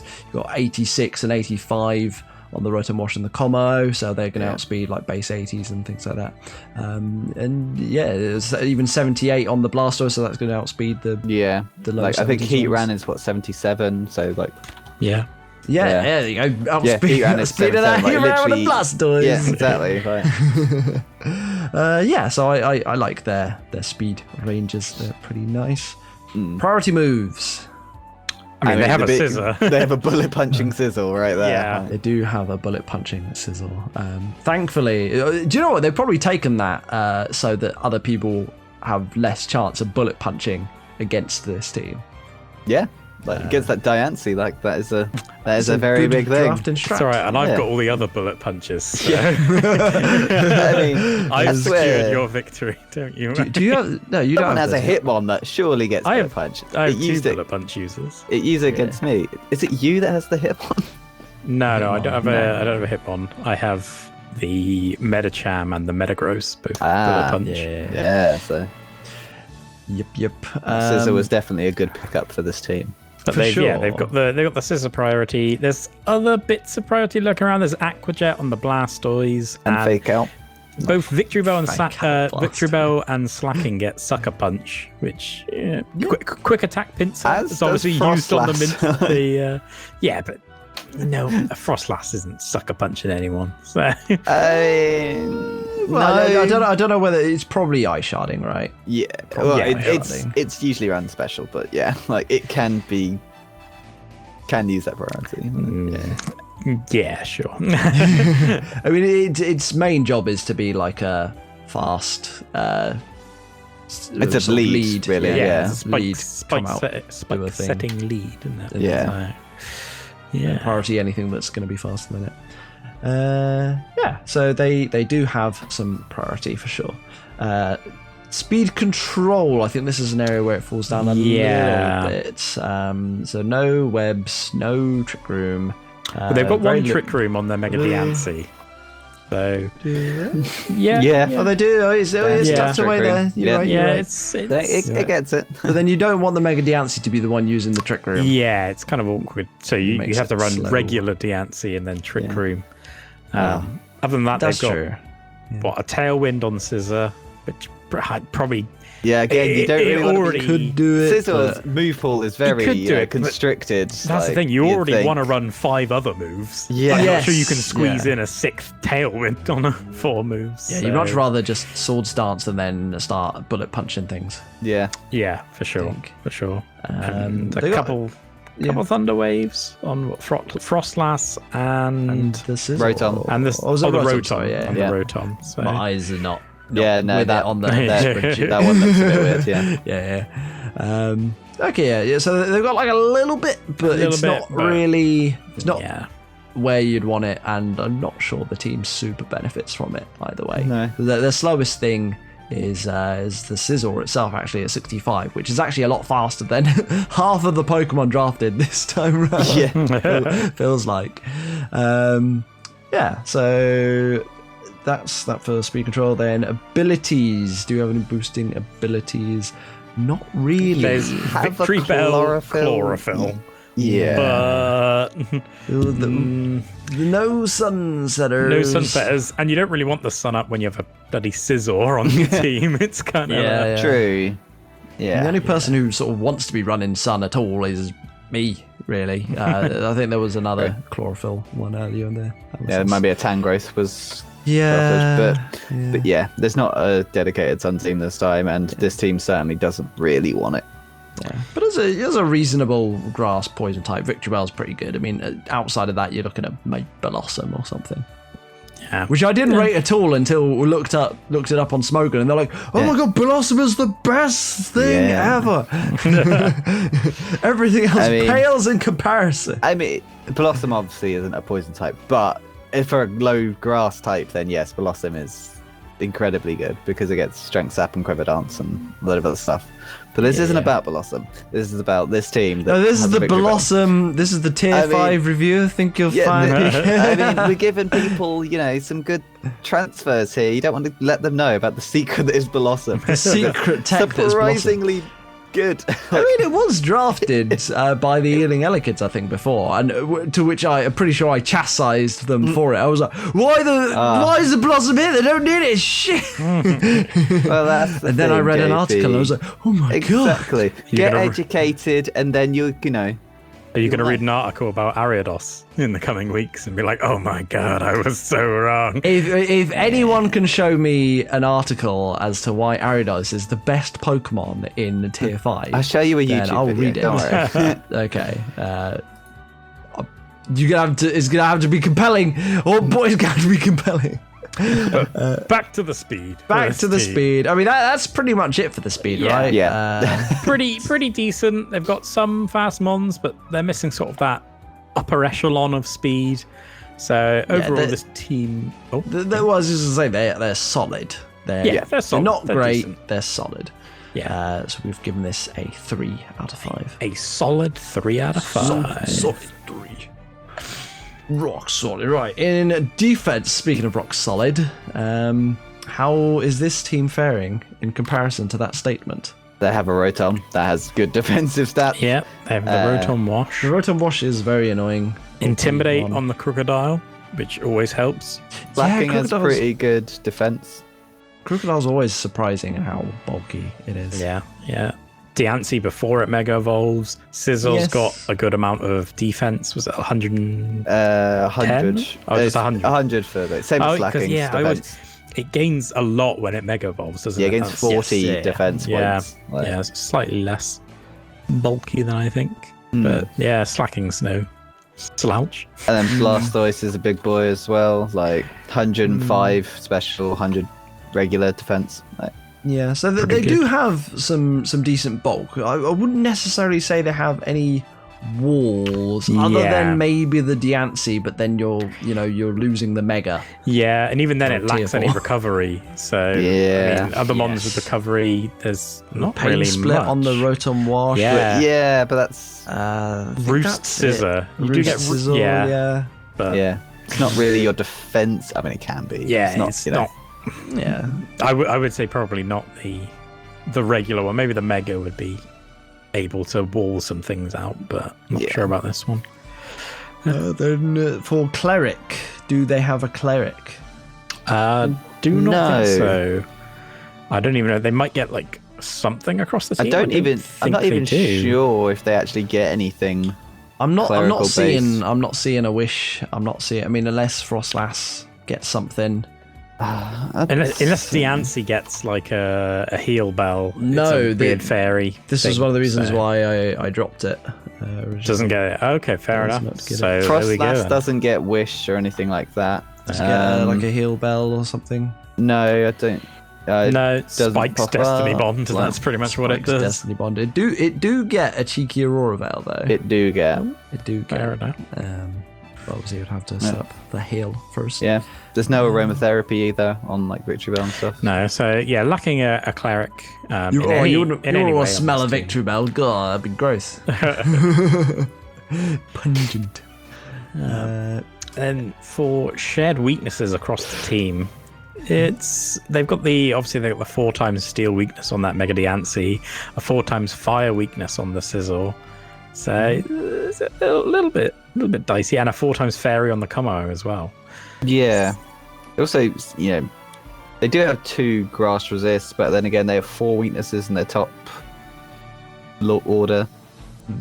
So it's not that bad, but it could be worse. Ground, obviously, like every other team.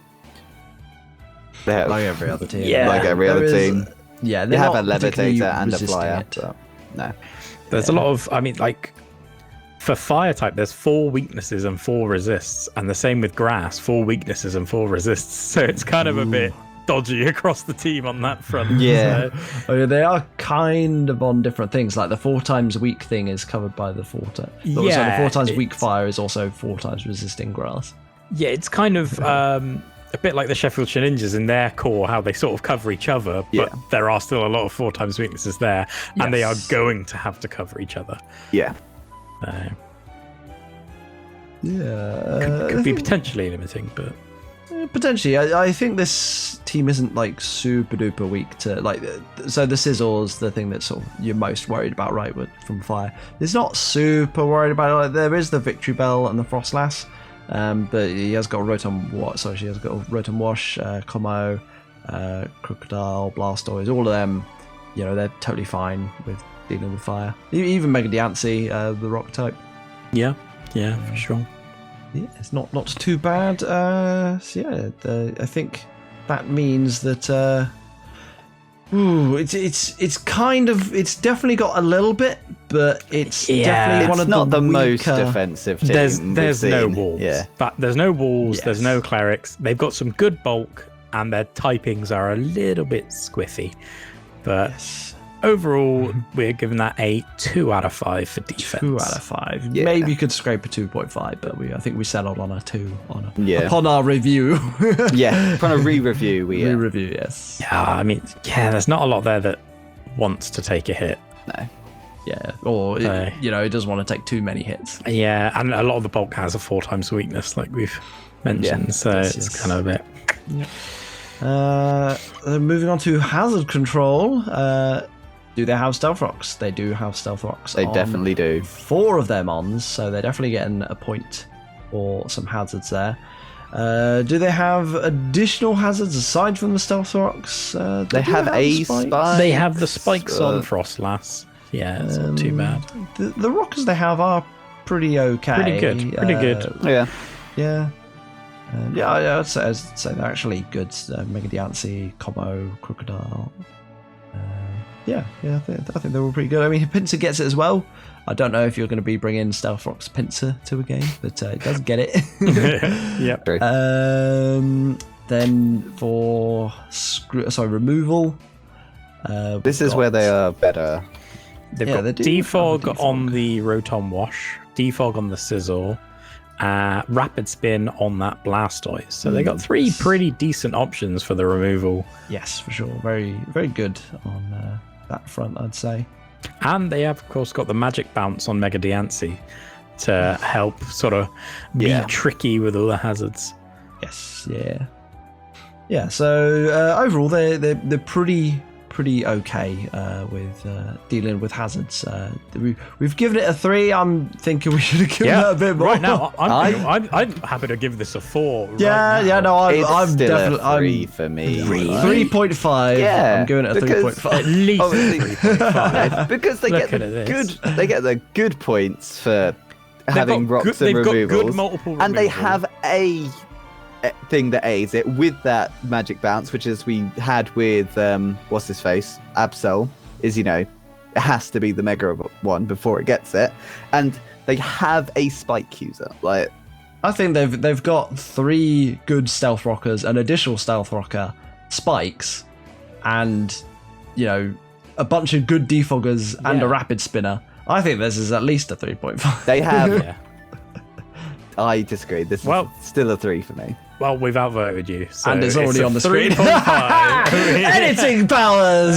We've given this team a 3.5. And this is where I take my leave. Fuck you guys. Yes, so overall, that means that this team has scored a... I missed a point! Spoilers! I was already moving. You're adding points where they shouldn't be adding. You're going all ahead of yourself. I'm getting all ahead of myself. The power's getting to my head. First. Flexibility. We don't need to talk about flexibility. We need to give some scores. Go on then. Flexibility. Okay. Do they have multiple strategies across their whole team? Team-wide strategies, probably not. Not really. They have Scissor and Rotom can sort of volt switch a bit. But other than that, you kind of just sort of... They do the thing. Yeah, they're turning up. They're doing their job. Yeah. They're like, I don't think this team's ever going to trick room. Like, it's not slow enough, really, to get off a trick room in a good way. And you do only have 1 setter. Yeah. I think the whole team isn't very flexible in that, hasn't really got too many gimmicks going for it. No. However, the individual mons have a pretty good amount of flexibility. Como can be run special or physical, even just to be a bulky thing as well, which is really annoying. Crocodile can be this intimidate, Rocky Helmet bulk thing, or it can be Moxie and start trying to get off sweeps. Victory Bell. If there's a Sun team out there, it could do some stuff we've seen. But there's not. Megadiancy, we know it could. Well, it's either going to be a really fast, hard-hitting sweeper that hits both on physical and special, or it's going to be a huge wall and you don't really know what's coming. So, Yeah, pretty good across the team, and you never know if that Slacking's going to turn up. It's so much fear from the bench that, by the way, they could bring a Slacking to that and game. the Slacking is so much better than the Reggie Gigas, like, because it can actually do things. Well, unless your opponent has protect, and then they just click protect on the turn that you're trying to do that. I mean, it's the same with Reggie Gigas. I know the Reggie Gigas won't be clicking protect against that Slacking. Exactly. Oh god, I hope I don't have to fight because you'll bring the Slacking, and I'll be like, no. Then you have to bring the Reggie Gigas. I have to bring the Reggie Gigas without you lose protecting. that. I lose And that. you try to make it work. That, yeah. I'll have to click rest. No, it doesn't get rest. No, there's no way. Hence why I said Do I get Slacking would have been a drain better punch? pick, JP. Yeah, I think Reggie Gigas is fine. It's enough of a wall. Like, I mean, as long as you Slacking. I think you can take the first hit and then drain punch it back, and that'll probably do enough super effectively to keep on living. That'd be my hope anyway. Yeah. Assuming it gets it, I can't remember. It does get drain punch, 1v1, yes. 1v1, 1v1. 1v1, the Reggie Gigas versus Slacking. Oh god. Cool. Have we gone through the items? Yeah, they don't seem to be limited by any sort of item choice. They haven't got any Eviolite users. Even their Mega doesn't even have to have that Mega Stone. So pretty flexible in those regards. They're, as we mentioned, they are a little bit limited by their 4x weaknesses and having to cover them as they're in their play style. So that's going to mark them down just a little bit in the flexibility, but not too bad. Mm-hmm. Finally, we mentioned before, they've got a bunch of attackers on both sides, but they've got physical and special bulk, and they've got physical and special attackers, so they're not limited by that either. Yes. Yeah, so overall for flexibility, again, a very solid, respectable 3 out of 5. 3 out of 5. 3 out of 5, which gives this team, I'm in the right bid now, right, gives this team a grand total of 15.5 out of 25, not 15, 15.5 out of 25, which gives it 62%, which equates to a B minus, which is what it would have got if it's got 15 instead of 15.5. So it didn't change that, but But that 0.5 was but we are kind. but you are kind. To some people. PK is not kind. That is true. But how kind were you out there? That's a good one. I can tell you that the Wapping Wailords received some kindness. They got 2 S's, 11 A's, 5 B's, and 1 C. Cool. Which is PK, probably. It was not me for the Was it C not this you? time. No, it was not. Oh no, it was me! Yeah, it was. You gave this a C. I gave it a B.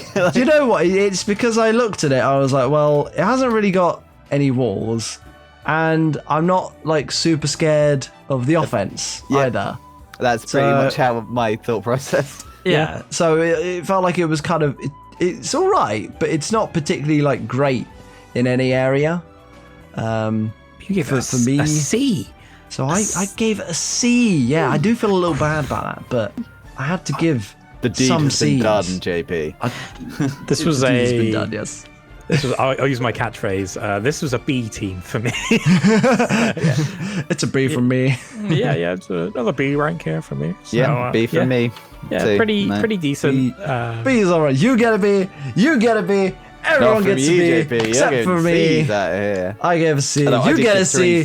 You get a C. 3 C's overall, yes, but not to Everybody this gets team. a C. Yeah, so I should say that the scores that it did get totaled 72.22%, which is an A minus, which is better than all of the B's and C's that we dished out across bit. our ratings. But as we said before, the plebeians and in the community don't know the things that we know. So I done know, bro. they done know. I done know. Yeah. So that was it. We were 10% more cruel than than our fellow Cruel or correct? leaguers. You decide. Cruel and collect. Cool. So that was for Wapping Wailords. We got one more team to go in this half of the Draft Aalysahs, and this is going to be. It's the season 5 champions. It's stupid, sexy, handsome John's Worcester Wartortles, joined by Jenny and Tan. To form the newest, biggest league. Oh no, team in the league. There you go, trio. Oh, and we've already had the High Dragon, so this has to be what, the Dodrio? It's got to be, the right? Dodrio? Yeah, it must be the Dodrio. They're just the just a real on the Wartortle. That's It's a real purdy Dodrio. Or is it a Doug trio?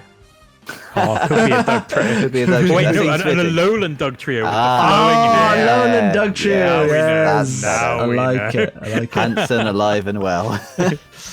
Sorry, Stupid, Tan and sexy, Jenny. handsome John.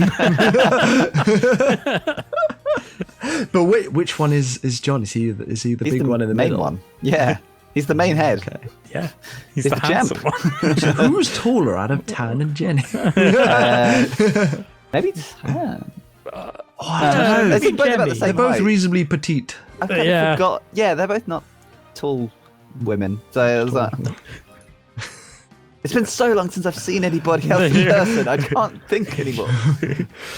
All we know is that they're shorter than an Ursaring and Yes. definitely Right. way less than a Definitely way less than a bear and Yeah, and a a thick old seahorse. seahorse. Meaty A seahorse. meaty seahorse. There you go, ladies.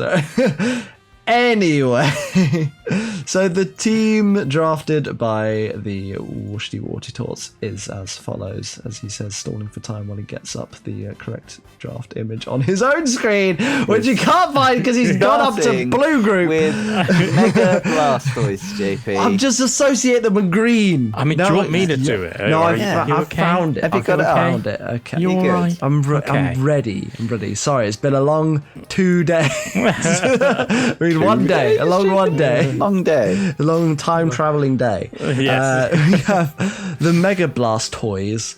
The Toys. Blastoise. That's what they do in the anime, though. It comes out and it's like, Toys. go get them, Shell Shock, and it's like, Blast toys. Then Latias, Nidoking, Klefki, so I'm not saying the tiers, so Latias in tier 1, Nidoking in tier 2, along with the Klefki, Umbreon in tier 3, Cobalion in tier 3 as well, Moltres and Electros in tier 4, Piloswine and Driftblim in tier 5. Yeah, the weather balloon has returned. Oh, the weather balloon is back. As Wev returns, As Wev so returns. does his balloon. Yeah. Synonymous with He rode in on the balloon. That's how he got back to the league. What did he ride in? Like, was he on top of it, or was he like in the undercarriage bit? Was he, He was piloting holding a it, balloon on top of it. That's what he was Or- doing. He was standing on top of it, holding a balloon. or was it Ray and Dom dressed up like Team Rocket with Wave dressed up as a Pikachu in a net below, I like held with to a rubber imagine glove? Dragged, kicking. It's just like a little red air balloon wrapped around his waist, Winnie the Pooh style, and he's just slumped over, sort of floating along. Oh yes, like all those balloon. air balloon pictures Yeah. posted on the Discord group. going Yeah. for the honey that is the season 6 draft. Oh, father. He's so dummy thick as well. The clapping of my cheeks has alerted the bees. Oh, we got that one in early this season. Just every now and then. Every episode till the end. Of Every draft. episode represents dummy thick. It's a Weeb alert or a dummy thick Winnie the Pooh. There's not enough bees this season. Like, no one's got the Mega Beedrill, no one's got regular Beedrill, no one's got Vesperquen, no one's got No one will Combi ever with have Evian most Eye. of those. I'm trying by rating everyone a B, but Yeah. you know. Oh, yeah, that's true. We do have a Rabombi. We have do. a Robin B. Do we have a Barry B. Benson? We'll find out. Just name everyone on your team Barry, and then you'll be fine. We don't have a Barry Beef Benson. She's not in the league. Barry Beef Benson. Barry Beef Benson, yes. My God. If we ever get the Delibirds in, we'll get Barry Beef Benson along as well. You guys can have the joy of meeting them. Right. how do we think the team looks? Well. All right. Okay. Offensive stats. I should mention John spoke to me and sort of admitted this is a much bulkier team, much more defensive team than he anticipated he would draft, and just sort of ended up with it. So after some transfers, tried to rectify a few little bits and bobs, but I think still somewhat lacking in offense. There's 110 special on the Latte. Moltres is no slouch, right? It's what, like 120 or something? Moltres has 125. Blastoise has 135 and 103. Yeah, Nidoking hasn't actually got that great stats. I think does it even break 100? Maybe a 102 102 on the attack and then 85 on the special. Yeah, so it just breaks 100, but it has the offense boosting abilities that help it out. Yes. I think Electros is surprisingly offensive with 115. Yeah. it's like surprisingly hard hit. And 105 special as well. Like, it's not the worst. But I mean, Electros is a cool mon. I mean, not in looks, but they are just somewhat missing that sort of, huge, powerful element that's, like Mega Blastoise, you don't think of it as, a huge attacker. You think but of it more is as it's Mega a bulky It can attacker. be, yeah. It uses low damage, low base power moves, and uses its ability to buff them up to respectable levels. And the Latias is the bulky version of the hitty one, the Latios. Yeah.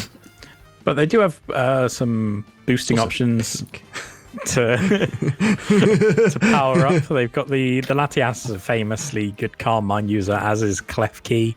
Yeah. Klefki, we've seen it. Iron Defense, Calm Mind training. This set is just horrible. Piloswine gets Curse and probably Bulk Up as well, I would imagine. Do you want us to fact check that for you? I mean, it's a Piloswine. I mean, do we really care?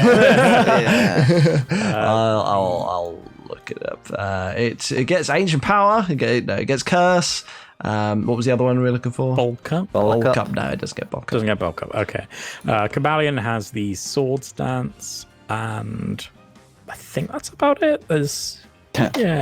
No, you said that's how it does it. Yeah, it must do. But Cobalion gets Sword Stance for sure. I was trying to think if Electros has anything weird. My knowledge of an Electros is surprisingly not that good. So. I'm just quickly looking, and it doesn't. It doesn't. Okay. I just want to let you know that Piloswine actually the most versatile mon on there, because it can do everything the opponent can do with the move Mimic. Just uses the last move used by the opponent and replaces it permanently. I stand corrected. Electros gets Power Up Punch. Oh my! It must get. Wait, does it not get Charge Beam? I Surely, what as an is- electric type, you get It charge. Power Up Punch, it does Charge get Beam. Okay, Yeah. well here we go. We go. Forgot Wild Charge Charge Beam even Thunderbolt. existed. Like, Charge Beam is a clutch move. Yeah, if you like, if you can get it off, and 70%. we've seen Power Up Punch do work in the league before. So And I think on Manectric that was a thing you could do. I'm just double checking that it does get charged. Yeah, it does. So what you do is you predict the electric move, you switch into Manectric, you get the boost with your lightning rod, and then you use Charge Beam, and then it's actually a nasty plotted Mega Manectric, and you just kill everything. And you outspeed everything. sounds pretty good. Sounds pretty good to me. good. But again, this team does not have a Manectric. Yes, they've got. They haven't really got a sweeper. I think that was one of our big criticisms here of the offense. Lati with 110 speed and 110 special attack isn't quite there. You're saying you kind of have to rely on the Nidoking with a choice scarf, really. Or a heavily boosted Klefki. A heavily boosted Klefki. But even It that's- has done it before, but Not necessarily a sweeper at that point. It's just a really, really bulky attacker. The bulkiest of attacker is the sweeper. Yes. it's also a really offensive attacker. If they can't kill a Blissey, they all die. Doesn't make it a sweep. That's true. It just makes it very slow. It's a very lazy janitor. Lazy Sweeping janitor. away. Can't brush that Blissey under the rug though. Keeps eating these soft-boiled Too eggs on the round. job. Never gets to work. Throwing its poison at people. Keeps dropping pocket rocks everywhere. God. Pocket rocks. Pocket sap. Is that a pocket in your rocket? What? Is that a rock in your... Anyway. Just happy to see you. The abilities we did mention briefly. They've got the sheer force on the. Well, we might not have mentioned that it's got sheer force on the Ninder King. It's got the mega launcher on the Blastoise. Yeah. It's justified on That it? Cobaline. Oh, justified on Cobaline. Yeah, that's true.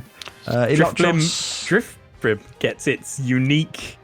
What's it called? Flame boost or something? Yeah, it's not flame. Burn. No, it's flare boost. Flare boost. There it is. Yeah. So essentially, it's guts, but for boosting special attack instead of physical attack. Yeah. So yeah, How does this thing get such good abilities? Like, I mean, Aftermath is a damaging thing. You kill it and you take quarter of your max HP. Yep. Which is pretty decent. Just as a suicide, I'm gonna explode and you're gonna lose double HP or something. Actually, does it work? It says Aftermath figure if it's knocked out with a contact move. Okay. So they have to have killed you. You can't just explode. Is and do extra explosion a damage. contact move? I don't think that counts. No, but they have to contact you. Yeah, you have to die to the move. Yeah. Then you're a ghost type, so how do they hit? It doesn't say that in the wording, but yeah. I feel, probably. That's probably how it works. It's just, yeah. And then, do they regularly use highly offensive moves? Well, we've already mentioned about the Blastoise uses low power moves that then boost them to the higher power. Latias can Draco Meteor. Yeah, and then you get Moltres, really, that's Hurricane and Fire Blast. That's Yes, Cobalion close combat. So they do have some moves for that. Yeah, but overall, this team is a little bit lacking on the offense, but pretty decent. Yeah, they've got stuff, but it is one of the weaker ones in the league in terms of offense. Sure. But they still get a 3.5 out of 5 for the offense. 3.5 out of 5. And just going to say, this was one of the teams that we spent a long time arguing about on the offense. Again, I wanted to rate it lower than you guys did. No, you wanted to raise it a lot higher. You were like, no, this is a 4. And I was like, no, this is a 3. Oh, yeah. Sorry. Like, and I was like, there's it's no usually way. always the other way around. So it's just like, It's because you were trying to give the Luxrays with their Hooper Unbound, Landers T, etc. a 4, and then you were trying to give this a 4 as well. I was like, no. Yeah. No. Yeah. And I agreed with JP on this one. As usual, I got out. It's because you're an idiot, Pete. So, I mean, an idiot savant. Thank you very much.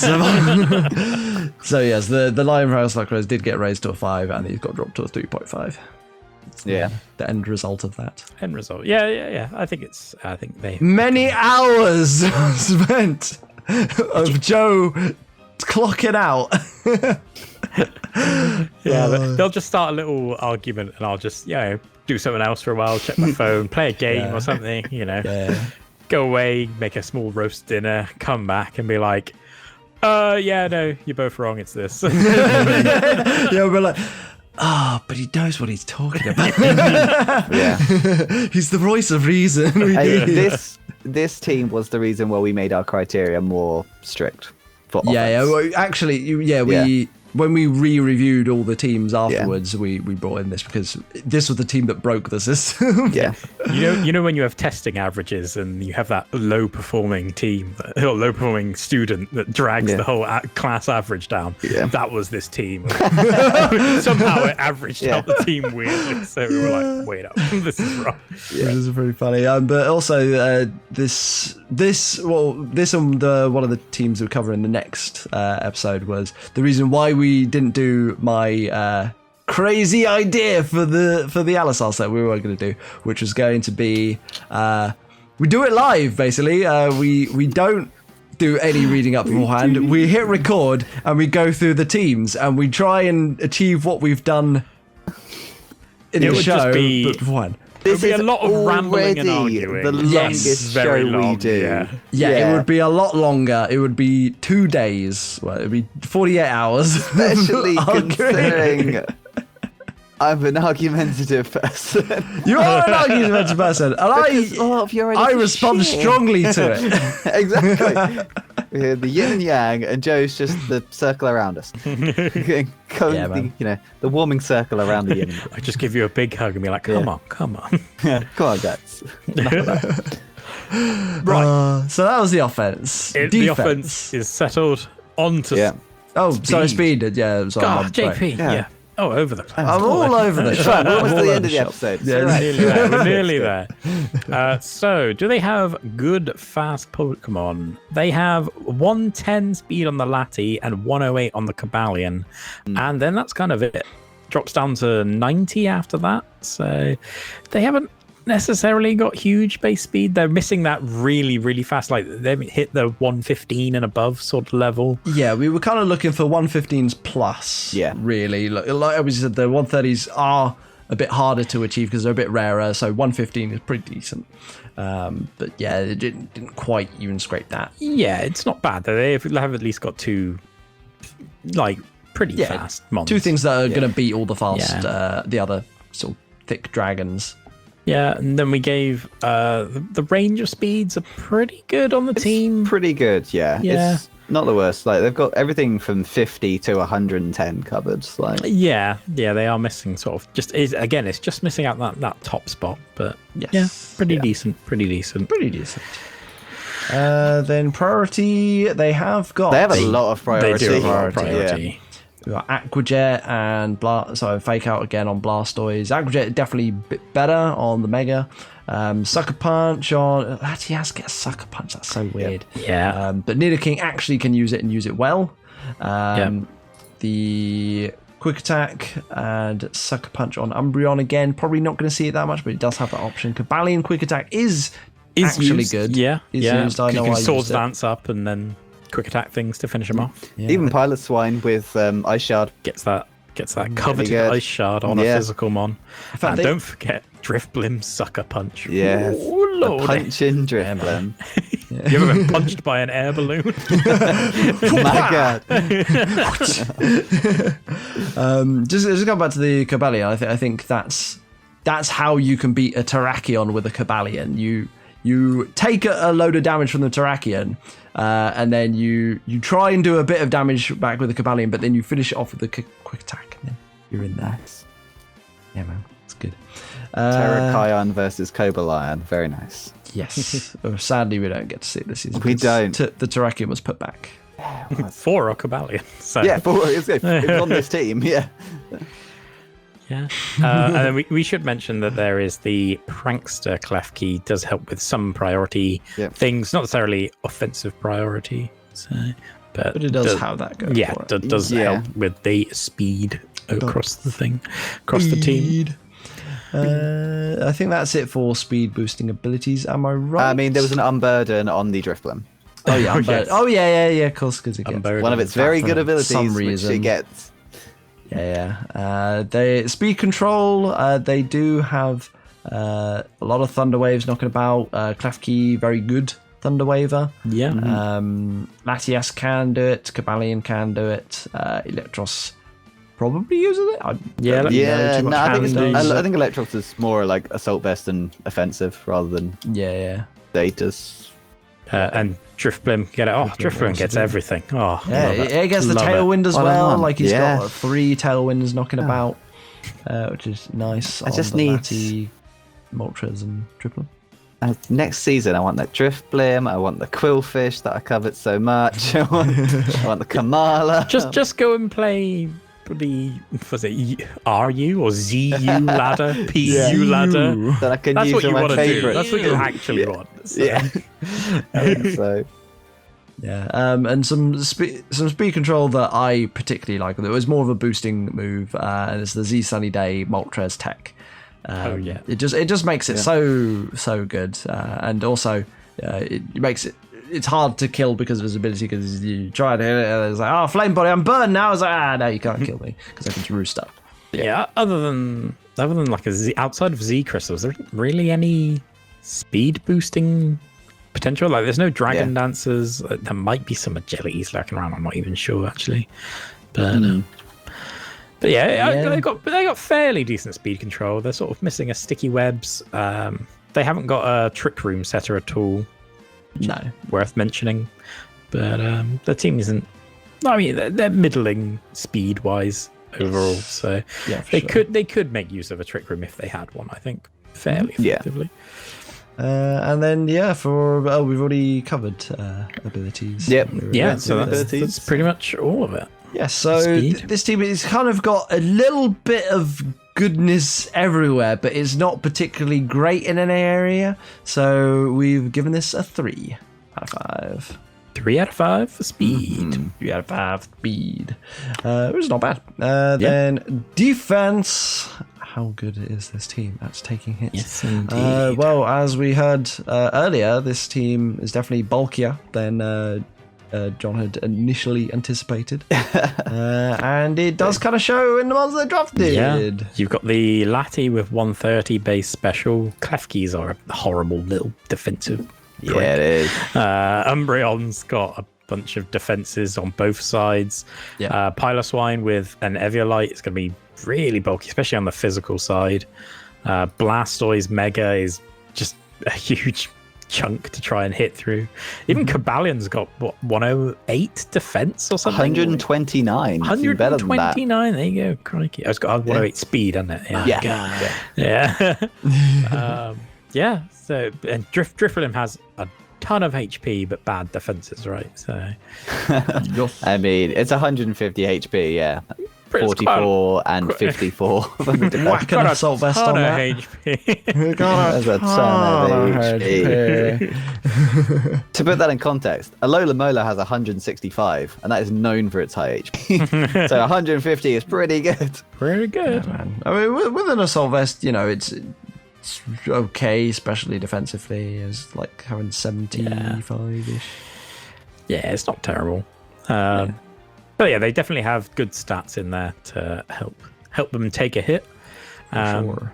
And we did mention briefly, there's Calm Mind on the Latty from before, Iron Defense, Calm Mind, Klefki to boost up. They've got a few ways to boost their defenses across the team. Mega Blastoise with that Skull Bash tech. Oh yeah, defense boosted. Love it. And then cleric wise, Latias actually gets Wish and Healing Wish. And Healing Wish, yeah. And obviously Umbreon is going to be your defensive Wish user as well. Gets Wish and Heal Bell. So that's really so nice. He's got two pretty good cleric options, so definitely gets the point for that. Yep. And then how about the weaknesses? So there's a bit of a ground weakness looking at the numbers, like every team. Bit of a ground weakness, like all the teams. But actually, it's not as bad as it looks, because Latty, even though it's listed as a neutral, is obviously immune with Levitate. And Electros is the weak, same, but it's actually immune. Yeah. So really, they've actually got 4 ground immunity. So Moltres is neutral, but actually it's a flying type, so it's immune. Yeah. So actually, these numbers are wrong, and Dom, you should feel ashamed of yourself. No, he's already said about how the ability. It doesn't take into account. It just makes us look stupid in the show when we're like, oh, his ground's terrible. It's like, oh wait, actually, this should be like -1 or -2. But it's helpful because people are looking at it. They might be like, oh yeah, no, it's fine. Like, so we're helping the nation. We are helping the nation. The Poker Nation. Well, they got Nation, yeah. A few 4 times weaknesses, right? They've got the Moltres 4 times weak to rock. And is that it? Is that the only 4 times weakness? I think it is actually. How have they got 1, 2, 3, 4 times resists to bug. And it's only -2 in total. That's ridiculous. Try to hit this team with a U-turn, I dare you. Well, I mean, Latias and Umbreon don't like it. But yeah, 4 times resist. That's crazy. You need to cover their weaknesses, I guess, and they've ticked that off. It was like, screw bugs. Yeah. I hate bugs. Small and rough and get everywhere. Wiggly worms. You just can't catch them. Wiggly worms. You just can't.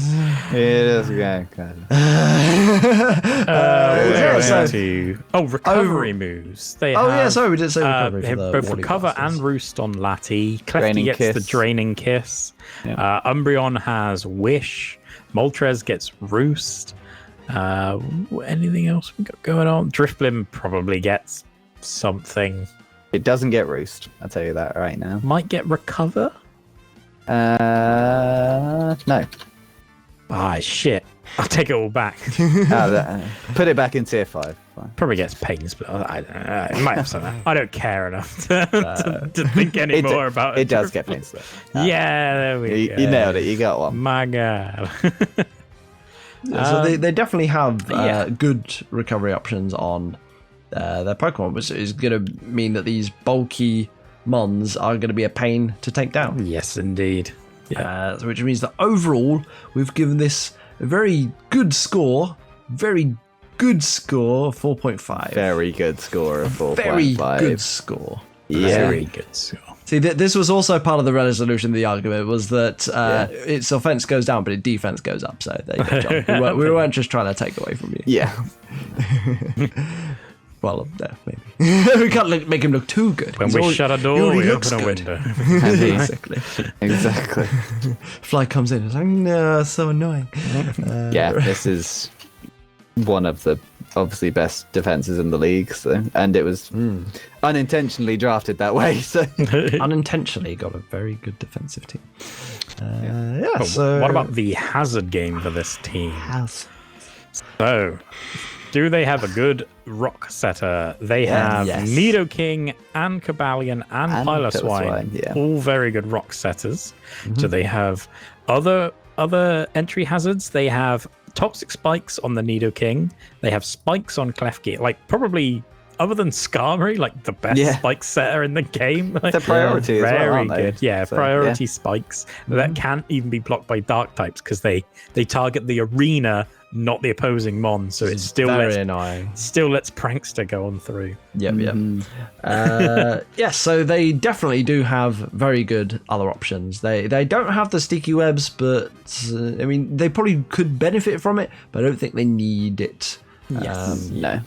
Because they've got enough bulk. For removal, they have an incredible rapid spinner in the Mega Blastoise. Mega Blastoise to rapid spin. Latias, who's a good defogger. Klefki, who's a great defogger. Yeah. Priority defog with resistance to the rocks that is coming in on. Yeah. Moltres defog. Bit of a worse defogger there. Bit of a worse. Might be a little defog. 4 times weak. Might be a little 4 times weak. And then the Driftbim as well. And 1 times weak to it, but still gets it. Still options at least. So that's something. Yeah, so overall, he does have hazard removal, and he does have some very good options there, and some less good options. Yeah. And there are any Pokemon that specifically aid the setting. We have the Klefki we were talking about, the Prankster. Anything else? I mean, Piloswine, it does have the thick fat ability, which is going to mean that it's taking less damage overall, which does help it a little bit. Obviously, it's not like super. Yeah, they do also have a spin blocker and grounded poison type as well to help deal with that sort of game. Yes, so really the only thing they're kind of missing is a magic bouncer, but they're few and far between. A magic bouncer or a sticky web. There's 3 of them in the league. Really. Maybe 4, in fact, They've got such good options, and they've got many of them. So really, this can't be anything but a 5 out of 5. Yeah, it takes 5 out of 5. Everything, all the boxes. Yeah. Yeah, well done. You have a defensive hazard control team, and I already hate it. Well, good job he's not in your group, Shaping. I know, he's in your group. Have I fun with got that. game 1. How do you think I? Yep. Champ. Yeah, it's fine. Flexibility. It's our last section of the episode. We're nearly there, everyone. We're nearly there. Hope you've been staying with us this whole time. We're nearly 50% of the way there. Fine. We'd come back. No one's be watching the refreshed. whole thing. They No, just they're watch their watching own their team team. and then they go. If think it's anyone like- watches the whole thing other than me because I have to. Me? That's it. Oh, PK, yeah. Yeah, Because PK's a bro. exactly. Even though we argue, we fight all the time. We come together and Good shit. we smash each other. So your relationship's pretty flexible. It's pretty like flexible. this team. Back on track. Joe, you're doing pretty good after your time traveling adventures. Yeah. I've gone to the future to see the mighty segue. He's gone to the Brought it future, back. Yes. skip to time, this and team. not slept in the meantime. Oh yeah, I want to go to bed, so my Segway game is picked up in order to try and speed through so I can go to sleep. And my tangent game has never been more on fire. Flexibility For the multiple strategies for this team, they have a slight amount of multiple strategies team-wide. They can hazard stack you about. Yeah. They can they've got got the little- hazard sackings and couple of sort of- volt switches. Cabalion, Electros. Yeah, there's a bit sort of going on, but I mean, mostly they're gonna do the same sort of deal. I think the strategies are a little less flexible, but the mons themselves are very flexible, Yes. which gives you a little bit more room to wiggle. Yeah. I know there was a team earlier on that was similar to this, but I think the mons on this are just a wee bit more flexible, which gives it a little bit more.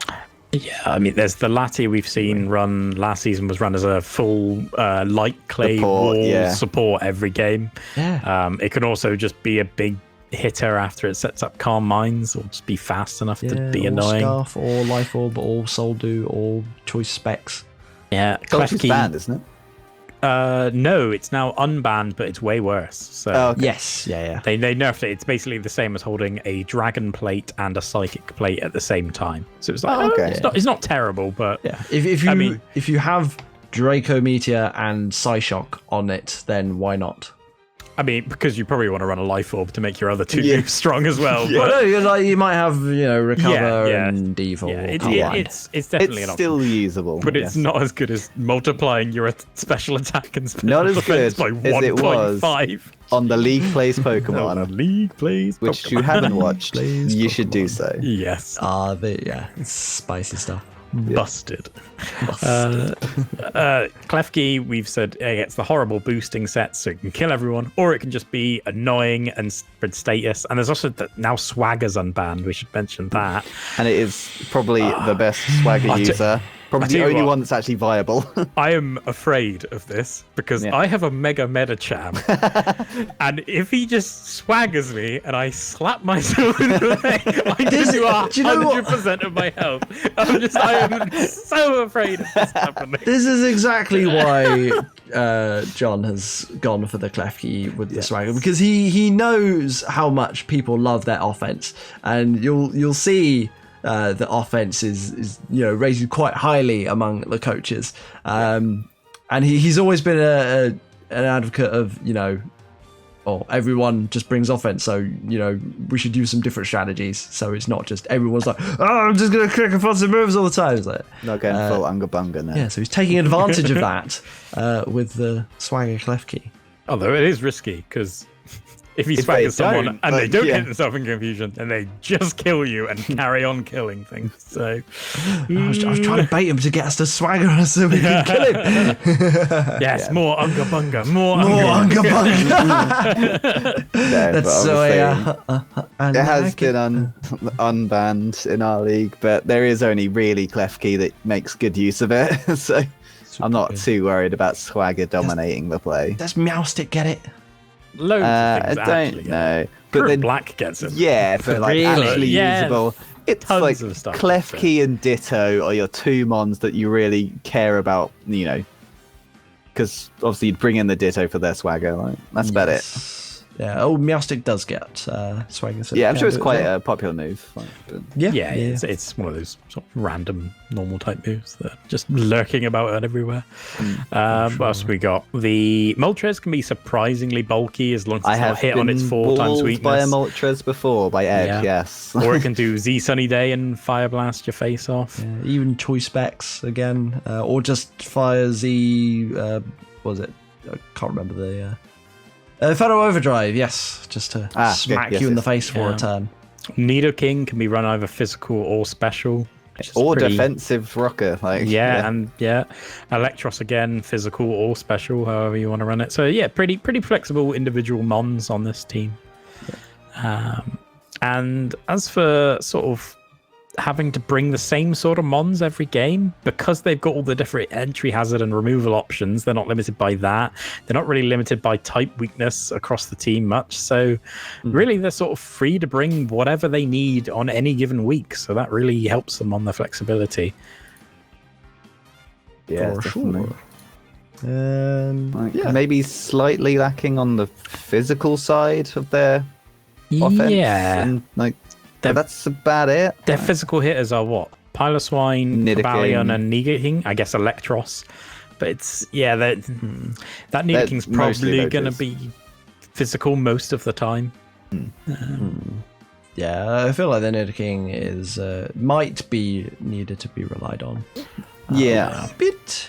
I'm not too sure about Nidoking's physical move, Paul. Is it particularly stellar? I mean, Earthquake, Poison Jab. Megahorn. Yeah. Okay. Yeah, because I know it's a Gen 1 that evolves via moves. I know its special move pool is pretty good, Sludge Wave, Earth Power, Ice Beam, but I wasn't sure about the physical. But it gets all that good stuff as well. Yeah, what they lack in stat creep, they gain in move pool. It was the speedrunner's mon of choice for Gen 1, was it not? It was, you just get a Horn Drill. Yeah, because you can get it early on, and it gets Horn Drill, and you can evolve it really, really early with the Mega Moonstone. Once you get to the SSN, is it not? Yeah. So this is the speedrunners team, clearly, because it has. I think speedrunning those games with the big defense. With its big defense and less speed. Overall then for. It is nothing to do with Gen 7. It's a Gen 8 thing, don't worry. Never mind then. Was anything else you want to say? I just want to say that they have no limit on the items, really. They can just sort of bring whatever. Yeah, no Eviolite, no. Oh, there's no Piloswine's there. Oh, I guess Piloswine. Piloswine, but it's very good. Really not too bad. So overall, we have rated this a 4 out of 5. 4 out of 5. Flexibility. It's pretty well-rounded team. Yeah. Quite well balanced on all sets. I mean, even 3.5 for offense isn't actually that bad. I mean, it's slightly lower than some of the other teams, but it's still good. I feel like the more defensive teams are quite, based on our rating, quite likely to score higher than just pure offense teams. Because a lot of defensive mons tend to have pretty a good offensive stat, but just poor speed. That's true. I feel like the purely offensive teams, they don't score that well in defense, and they don't score that well in hazards, and that then drops the flexibility score. So they can get really good in offense and speed, but then drop elsewhere. Whereas the defensive teams, they can still score okay in offense, tend to drop off in speed, but their hazards flexibility is good. But then he's not done too badly here in the speed segment because he's got the good speed control with all the thunder waves and tailwinds lurking around. So it's a very well crafted team. Yeah, it all meshes together pretty well. Yes, to that nice 4 out of 5. So overall, this team scores a 20 out of 25, which is 80%, which equates to an S rank. You have it here. Done it again. The champ. Well, did he get an S from us before? No one got last season. But I can actually check what. We didn't give anyone S rank because I said there were no S rank teams in the league last season, and I still kind of believe that this season. But you guys try to be nice, give out your S rank. Do you know what? Over here being. Yeah. problem is we're learning more about the game. We're getting more critical about stuff. Whereas before we were like, I'm so scared of this thing. I don't know what it does. And now we know what things do. We're like, oh well, this is weird. And then we got the Prep-O-Matic, so we can now, like, originally we thought Ed's team was godlike, and then after we looked at the Prep-O-Matic and other things, it was like, oh, well, actually, well, here's some problems with it. Yeah. But you know, we could, in our old rating system, that could have easily been an S. Oh yeah, for sure. I feel like it probably would have been. Probably would have been. But now this gets an S on merit. Even after I argued to drop its offense. Yeah. This is the exact point it needed for an S, right? Even if it was 0.5 less, it would be. Yes, it would be dropping down. Anything lower, it would have been an A+. But conserving as much power as possible. The optimum S. Yeah. Optimal S. Yeah, they actually got an A+ last season. Oh, okay. Pretty good then. Yeah. And he won with that team. My God, what can he do with an S? Win harder. Our first repeat champion, maybe. I mean, we've given it an S, but what did you give this team? Me personally, or No. You. you keep looking at me when you say that. I'm getting really confused. Not you. You. Oh, you mean the league? Oh, okay. Please, JP, I want to go to bed. Be free. The bit has been done. Let me tell you about my boy Naruto. What happened in Yu-Gi-Oh! 5Ds again? Sorry, I just... Which arc, Joe? Which character for which arc? Like... Let me tell you about my boy Antinomy. Let me tell you about my boy Bruno. Licky. Bruno? This is the name of Antinomy. Oh, okay, yeah. Right. So this was actually a really interesting story throughout, because I checked in periodically on the scores as they were coming in, just get interested. And throughout the whole thing, completely in balance, 50-50 between two choices. And then half an hour before the survey closes, I look at it and I look at the survey and I'm like, oh, well, I'm sure, everyone's probably got their things in by now. Perfectly balanced, as all things should be. And then, just as we're about to close it, in comes another one, and it gets another B rank. And who exactly gave them that B rank? It was me. It was me, you. Austin. It was me, Austin. It was me all along. So the Worcester Wartortles, they got 9 A ranks and 10 B ranks. Which equates to a 65.28%, which is a B. So we actually rated a whole Wapping Wailords 14.72% higher than the rest of you guys. None of you guys rated this an S. No one. Nope. Here we are popping in with an. Well, personally, I rated we it didn't actually rate it an S ourselves. The thing is, it just doesn't look scary, right? Because the offense isn't so apparent. So you're like, probably didn't kill me. Yeah, but actually, I can probably survive it. Like, it hurts you in other ways. Yeah, it has a clef key. And a lot of the offense there is boosting up as well. So once it suddenly starts to get going, then you're like, oh. If you roar it out, it's fine. There's a lot of dragon tails floating about, a lot of roars. The game plan is probably going to be somewhere along the lines of they set up hazards against you, they hit you with a couple of dragon tails, and then they'll sit there recovering and boosting up in your face until and hope you don't defog. Kill it no more. Well, it won't matter at that point, because there'll already be like +2 defense, +2 special defense, +2 special attack, and killing you. If only there's an unaware mon flitting about. Yes. Yeah. Spoilers. This is a very good team. I gave it an A rank.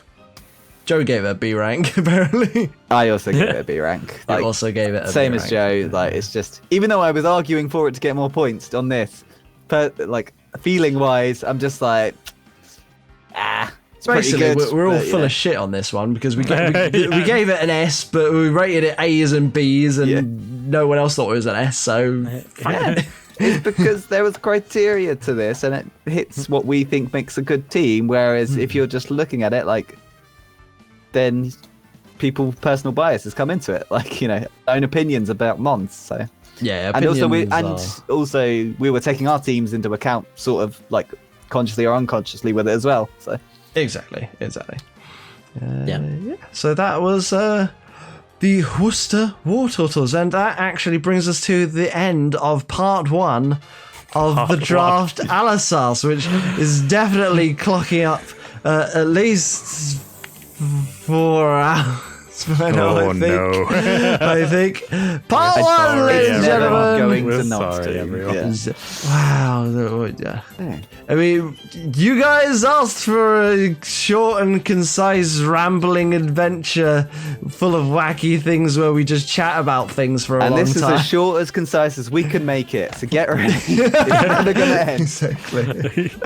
Oh dear. Yeah, we'll try real hard next time to make it concise. Not in the next part. The next part, you get another 4-hour special. Yeah. Minimum. We are starting and ending on a banger next episode, so hope you're ready for that. We got all out pummeling. Bookending.